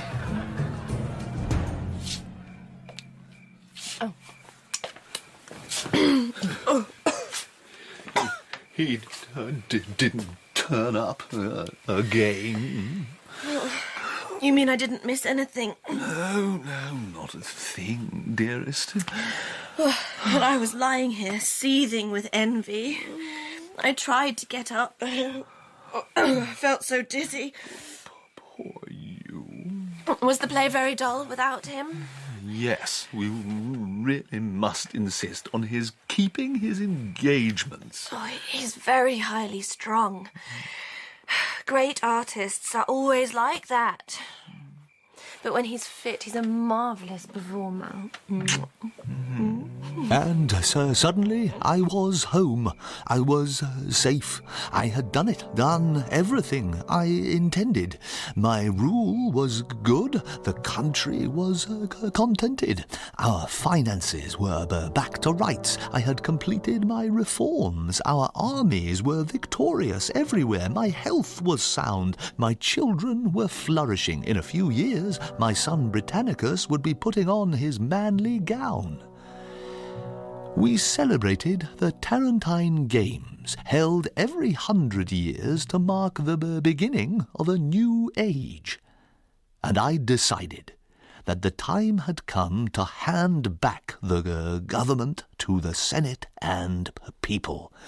I thought the whole thing out in detail, to resign the privy purse, restore the republic, and introduce a law providing for a change of government every 5 years. I told no one of my plans, but went about my work with a light heart. Then, one morning, early, Messalina came to my bedroom. Darling? I've got something dreadful to tell you. What? What is it? Barbilus has read my stars. He said there was something bad, and he wouldn't tell me at first. I had to threaten him with a whipping. What? He says, in the next 30 days, my husband will die a violent death. Perhaps he's got it wrong. He never has before. He's usually right. He's always right. What are we going to do? I don't know. I'll divorce you and marry someone else. For 30 days, then we can get married again. Who? It doesn't matter. But if they die... I know. Silius. I don't like him. He is one of the opposition leaders in the Senate. He's always very rude to me. That's the beauty of it. If he does die, it won't be the end of the world, will it? You really think we should do it? Just for a month. If I come to the palace one night and commit adultery with you, will you banish me? Yes, and I'll banish myself too. Where would you like to go? Sir Silius was supposed to be the best-looking nobleman in Rome. The joke was wearing rather thin for me, and I was thinking of calling the whole thing off, but Barbilus stood by his prophecy. On the morning before their marriage, I went down to Ostia to inspect the docks. Caesar? What is it? Someone's just handed me a note, sir. A petition, I think. File it with the others, then. I can't, sir. Why not? I can't read it. What do you mean? It's in a language I don't know. I don't even recognize it, sir. It's in Etruscan, that's why. Very few people can read Etruscan, you know. It says, great danger. Come to my house at once. Who gave you this? A woman, sir. What did she look like? She looked like a wealthy prostitute, sir. I know who it is. What does she mean? Calpurnia! What is it? What's the matter? No one else dares tell you. You won't believe me. You'll have me flogged, but no one else dares tell you, so I must. I promised Narcissus I would. He said you wouldn't believe him or anyone, but I said you'd believe me because we were friends, and when you were in trouble, I helped you. We were always friends, weren't we? I was never greedy or jealous or dishonest. My dear Calpurnia, I've known very few good women, apart from you and... Would you say Messalina? Of course, but apart from... Because if you say her, then you can't say me. What? If I was another sort of prostitute, if I was vain and lustful and promiscuous and avaricious and used my beauty to dominate and destroy men... What are you getting at? Then I'd be the sort to compare with Messalina. Are you mad? No. Then what's my poor Messalina done to be attacked in this extraordinary way? I was shopping in town this morning. I looked in on the wedding. Everyone was having a marvellous time. Everyone was drunk. The whole house was decorated with vine leaves and bunches of grapes and wine vats and done up to represent the harvest. What wedding? Talk sense. Messalina and Silius. That's tomorrow. I'm officiating. They seem to be managing without you. Messalina was dressed as a bacchante and just a leopard skin and her breasts out. She was dancing in the biggest wine vat. Silius was Bacchus. He was even drunker than her. He kept tossing his head about to the music and grinning. That's not a real wedding. Silius pulled at her costume and she screamed and laughed and he carried her off to the bridal chamber. They didn't come out. I don't believe it. Don't have me flogged! Narcissus! Narcissus? I couldn't tell you when it started, then I thought you must know about it. No, about what? Her debaucheries. For years. And then it was... Years? Oh, my dear. I don't believe you. I must go.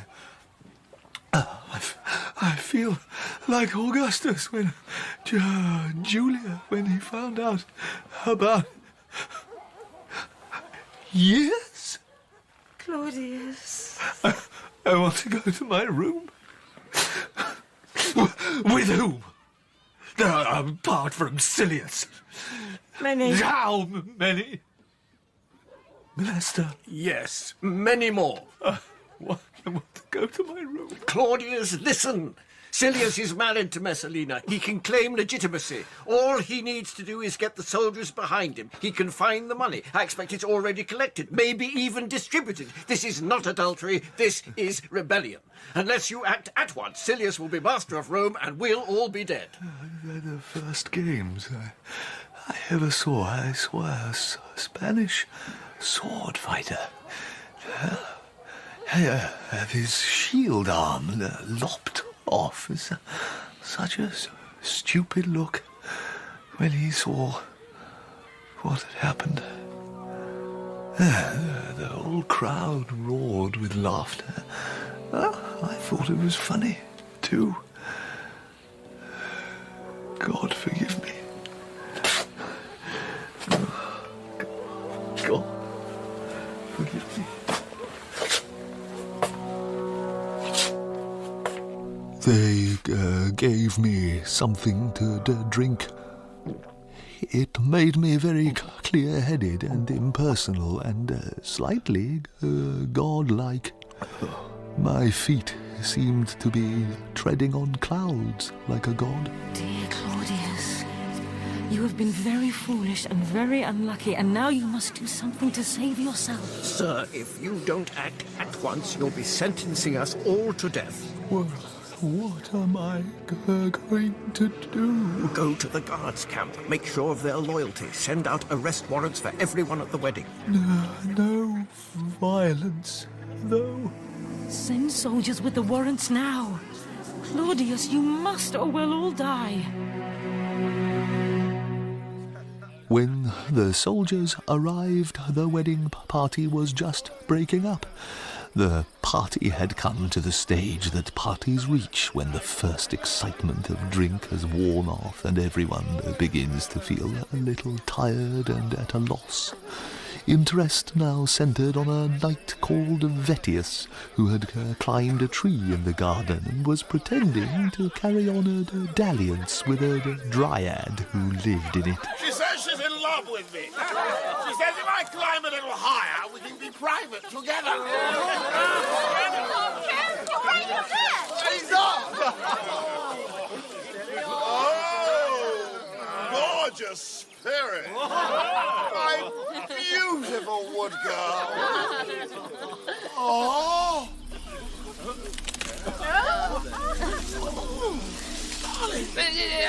Yes? What are you doing? A great view from up here. Oh, she's sitting on my lap and pointing out places of interest. Oh, yes. Yes, I know that's the Senate House. Colchester? We can't see as far as Colchester. Oh, no. So we can. What are they doing? Walking round, painted blue, and worshipping old Claudius. Oh, my God. Dear God. Oh, my God. What's happening? Dear God. That's it. Let me go. No, darling, let me go. I've got to get down. Run for your lives. It's a fearful sight. A dreadful storm coming up from Austria. Run! So the crowd actually did scatter just a few moments before the soldiers arrived. Messalina got safely away, and so did Silius. Silius went back to court and tried to pretend that nothing had happened. Silius Fabius. What do you want? I'm busy. Come with us, please, sir. Messalina went home to fetch our children as reinforcements and enlist some help. As I was travelling back to the city, we were met by a carriage coming towards us. Here's someone come to meet us, Caesar. What? Who is it? It's the Vestal Virgin, Vibidia. She's an old friend. Sir, stop! Stop! I must speak with her. No doubt she'll ask you to forgive Messalina. She's a dear old soul, but don't make her any promises. Who's that with her? I'll get out and see. Hello, Claudius. I've been such a silly girl, you'd never believe it of me. No further, please, lady. Let me pass, you nasty little creep. No, you don't. Shit! You creep, I'll have you killed! Sergeant! Ow! You escort the Lady Messalina back to her carriage. No!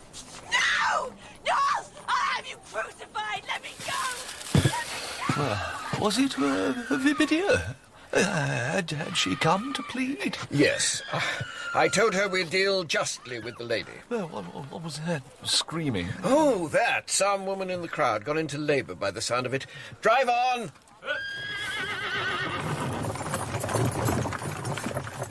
They took me back to the guards' camp and showed me a list of her lovers. Provisional and incomplete account of Valeria Messalina's notorious adulteries. How many names? 84 so far, Caesar. There may be more. The men are ready, Caesar.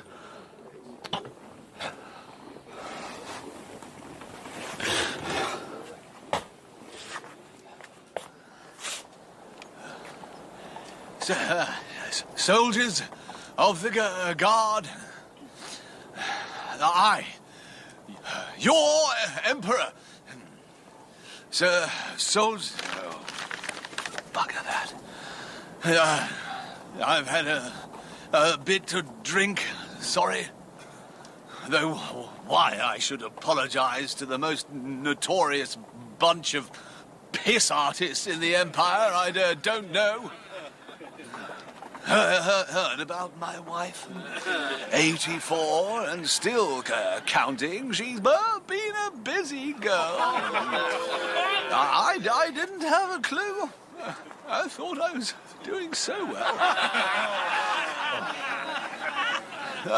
My friend, Herod Agrippa, told me never to trust anyone. I didn't listen to him. I'd trusted my wife. But it turns out she's a whore and a traitor. Should I trust you? Yes, Caesar. Yes. Maybe. I trust your swords. It's on your swords now. Stick with me and crush this plot against me. And if ever I marry again, I give you leave to draw your swords, chop me into little bits, and use my head for a football. What do you say? Kill!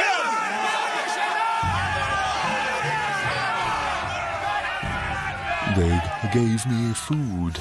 They gave me my favorite roast goose and oyster sauce and lots of wine with it. Narcissus, I'm dreadfully sleepy. My mind won't work anymore. It must be that drink you gave me. I'm putting you in charge for an hour or two.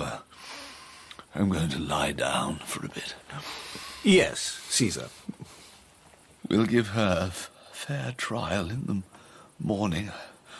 I feel a bit... Yes, Caesar.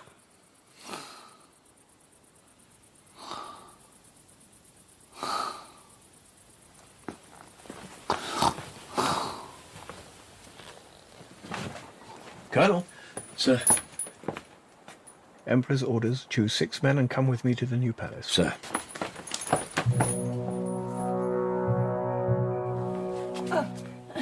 Claudius.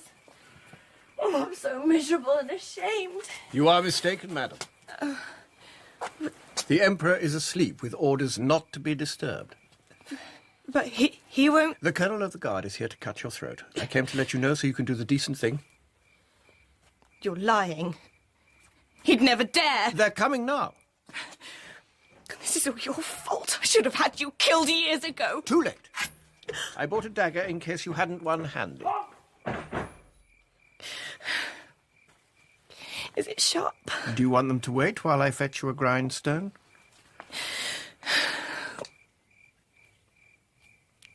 I can't do it. It won't hurt if you do it quick.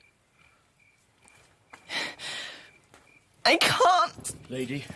I can't do it! Oh.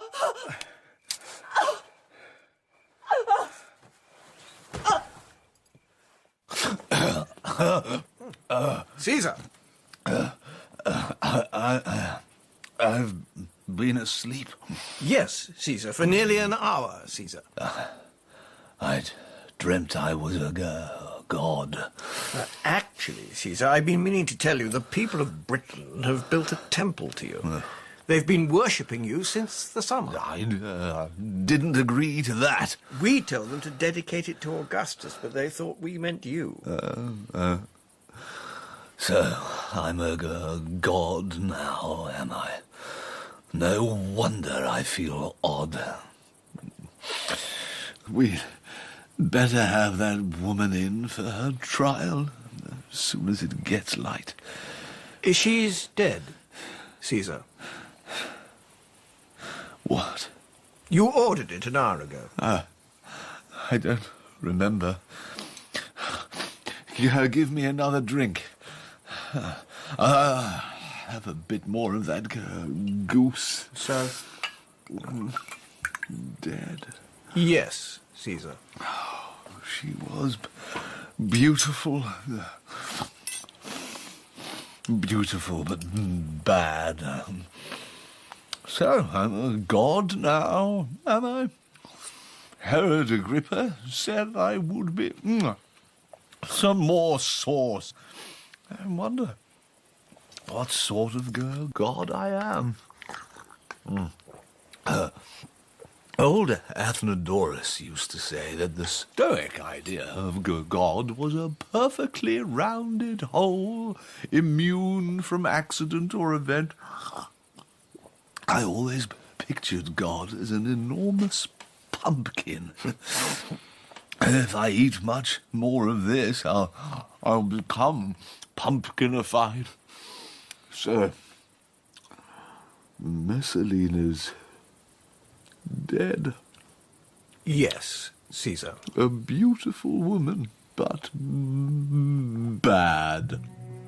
Yes, Caesar. Someone carry me up to bed. I will sleep the blessed sleep of the gods. They gave me no more of their potion, but put me in my own bed, and after a while I slept again. I slept for a very long time. Where's my wife?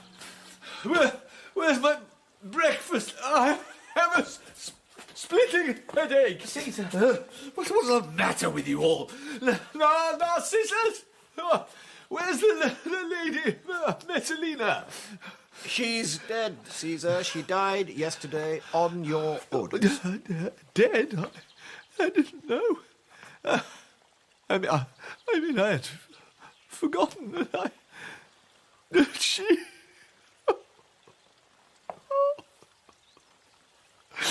I murdered her. Poor Messalina.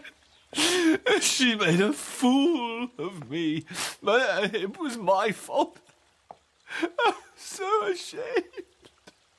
I'm so ashamed.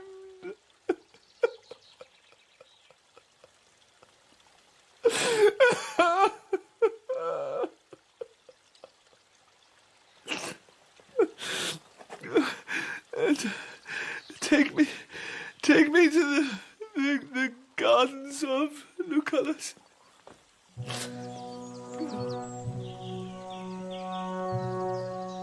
In the gardens of Lucullus I sat under a cedar, looked out across the grassy slopes, and thought.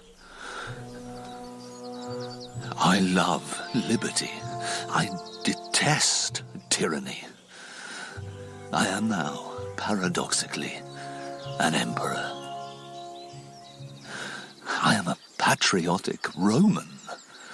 I should have attempted to kill Caligula. Instead, I saved my skin by playing the imbecile. Instead, I saved my skin by taking his place. If I had refused, I should have been killed. If I had refused, there would have been civil war. I worked hard and long, like Augustus. I was an absolute monarch, like Augustus. I was blind to Messalina's follies and villainies. In my name, she shed the blood of innocent men and women. With the best intentions, I have become a tyrant. I should have killed myself rather than rule. I have been too benevolent. I repaired the ruin my predecessors spread. I reconciled Rome and the world to monarchy again. Let Rome have another Caesar. Let him be mad, bloody, capricious, wasteful, lustful. Let him prove the nature of kings.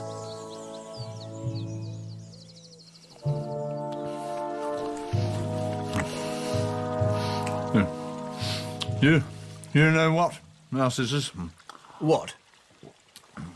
I've been wondering whether Octavia and Britannicus are really my children.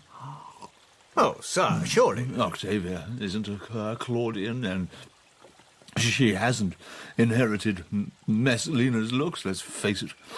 You know who she reminds me of? The commander of the German guards under Caligula. You remember? He ended up in the arena, and Messalina pleaded for his life. It is fruitless to think in this way. Britannicus? Britannicus is the image of his glorious uncle Germanicus. Yes, isn't he? I was wondering if Caligula might be his father. Oh, that's a horrible thought. He has nothing of Caligula's nature. Nevertheless, I think I shall keep him out of sight for a while. After all, I've just had his mother killed. Anyway, it's time I was thinking of marrying again. But you swore you'd never marry again. I've changed my mind. I've made a new resolution. I suppose we could review suitable candidates. I've already made up my mind. I will marry Agrippinilla. Agrippinilla? Yes. But she's your niece? Yeah. It's incest. I'm sure the Senate will allow me a dispensation. And she's... she... I've always disliked her, yes. But she is no more vicious than Messalina, and almost as pretty. What about her son? I believe Lucius Domitius shows a great deal of promise. Oh, yes, Caesar. I'm sure Agrippinilla will be honoured. I'm sure.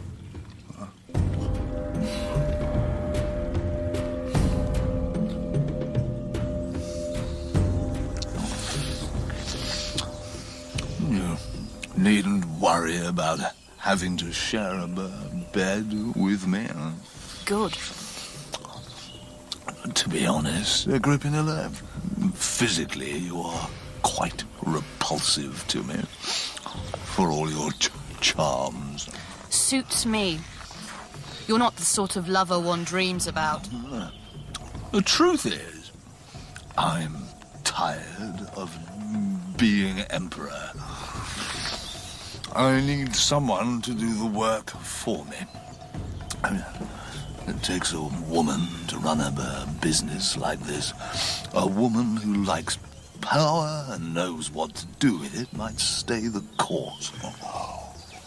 You might last a bit longer too, if you don't exasperate the people you depend on. We've outlived all the rest of our family. I don't know how we've done it. We shouldn't quarrel. Agrippinilla has begun to remove her rivals. She has appointed a new commander of the guards, and he is her man, body and soul. Only one act of hers have I found hard to take philosophically.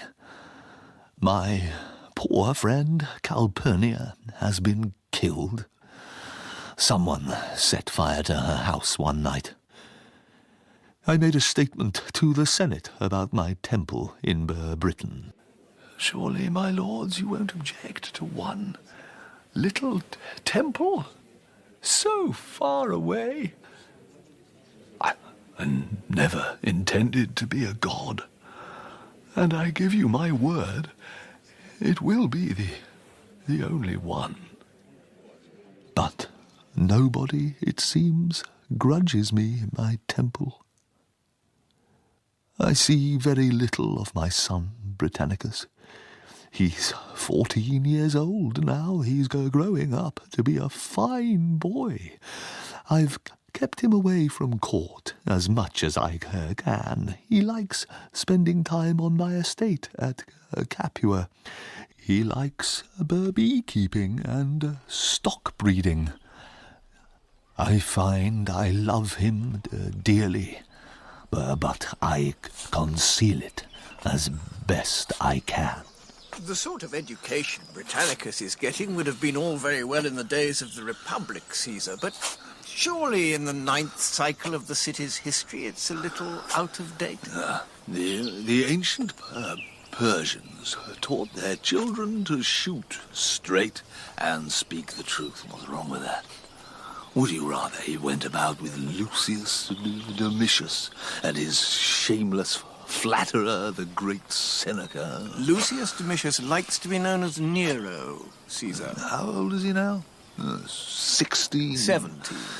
He goes about with the affected modesty of a high-class harlot. Have you seen him shaking the hair out of his eyes and pausing to ponder privately like a young philosopher, right foot out, head sunk on his breast, fingertips of right hand pressing lightly on the forehead, and then out he comes with some brilliant epigram as devised by Seneca, which Rome joy of him. The Lady Agrippina. Oh, I shan't repeat these remarks to her. You needn't worry, Narcissus. Shan't say anything. It is now the 14th year of my reign. I have let Agrippinilla and my freedmen rule me. I have opened and shut my mouth and gestured with my arms like a little marionette, but the voice has not been mine, nor the gestures. Only one device remains to me, one last roll of the pumpkin. It concerns my son. Dear Britannicus, Father. Barbarellus has read my horoscope recently. He says I will die about the middle of next month. No. No, possibly. You have many years more life left in you, Father. I can't save myself, but I have decided to save you. Save me from what? Have you enjoyed your summer? Yes, Father. Did you like the Brigantian boy? Not at first, but then it was all right. We've sworn blood brotherhood. There's a friend for you, then, in Britain. Yes. And they are going home quite soon. Next week. I want you to go with them. Really? Nero is fated to rule here, but after Nero's death, the Republic will be restored, and you can help restore it. Only old-fashioned people like you talk about the Republic. Rome's an empire. The choice now is between good emperors and bad ones. And which do you think Nero will be? Nero? Give me just a few more years, and I'll be more than a match for Nero. The guards love me already. Keep alive for just a few more years and I'll step into your shoes. One day, when Nero is dead, you may reveal yourself as the savior of our country. But for now, you must get away. I will announce your death here in Rome. You'll be safe among the Brigantians. You will have your face and body stained blue.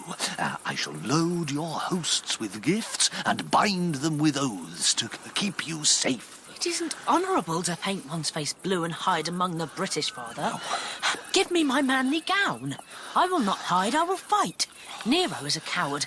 Why did you have to marry his mother? She is quite deadly, isn't she? She is a remarkably able tyrant. Have you noticed? Her son is even worse. He will plague Rome and be the last of the mad Caesars. We are all mad, you know. Even those that begin sane, like Augustus and Tiberius. Monarchy turns our wits, but Nero will be the last, you see? He will be a monster, even worse than Caligula, and he will earn Rome's everlasting hatred.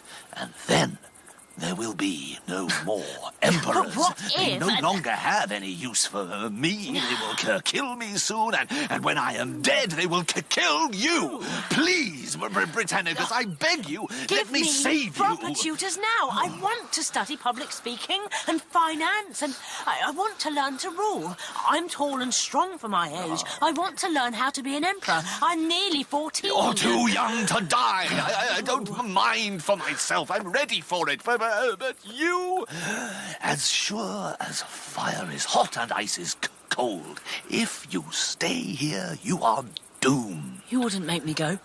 You wouldn't kidnap me. No. Then do as I ask. He thinks he can get the better of Nero, and I cannot dissuade him. He has made me promise to let him come of age this year. I know that I am giving him over to death, but I cannot prevent it. Imbecilic I, and I have no more spirit for this task. My eyes are weary, my hand shakes so much that I can hardly form the letters. Strange portents have been seen of late. A comet, my father's monument struck by lightning. From Egypt, a phoenix has been reported. Prodigies enough, I think, to foretell the death of an emperor. Write no more. Tiberius, Claudius, Drusus, Nero, Germanicus, the god of the Britons.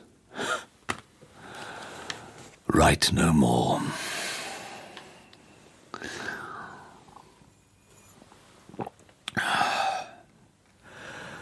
I've had enough of writing history, mine or anyone's, and I think this work is finished. What shall I do with it? I could seal it up in a lead casket and bury it. Perhaps I shall merely leave it lying about. More documents survive by chance than by intention. Anyway, as sure as eggs is eggs, some other wretched historian will be along to give us their version. Then Agrippinilla, long since bent upon the impious deed, deliberated upon the nature of the poison she would use. Historians.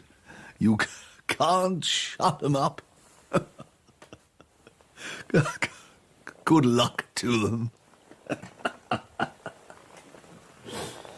I shall have some supper. The poison was poured into a dish of mushrooms, of which he was particularly fond. I want some mushrooms. His body was covered with clothes and kept warm, until matters were arranged for securing the empire to Nero.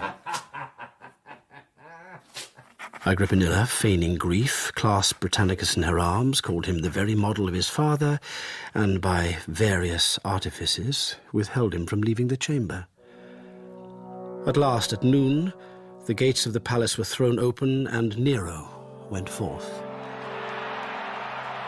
It is said that there were some who hesitated, looking back anxiously and frequently asking, where was Britannicus? But as no one came forward to oppose it, they embraced the choice which was offered to them.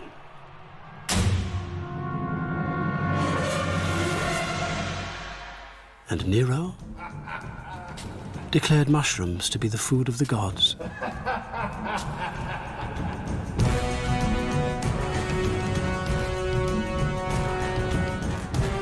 In Episode 6 of I, Claudius by Robert Graves, dramatised by Robin Brooks, Claudius was played by Tom Goodman-Hill, Messalina by Jessica Raine, and Narcissus by Robin Soanes.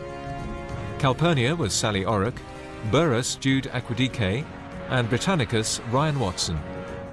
Other parts were played by Adil Akhtar, Sean Baker, Ian Batchelor, Tony Bell, Henry DeVass and Claire Harry. The music was by David Pickvance. The director was Jonquil Panting.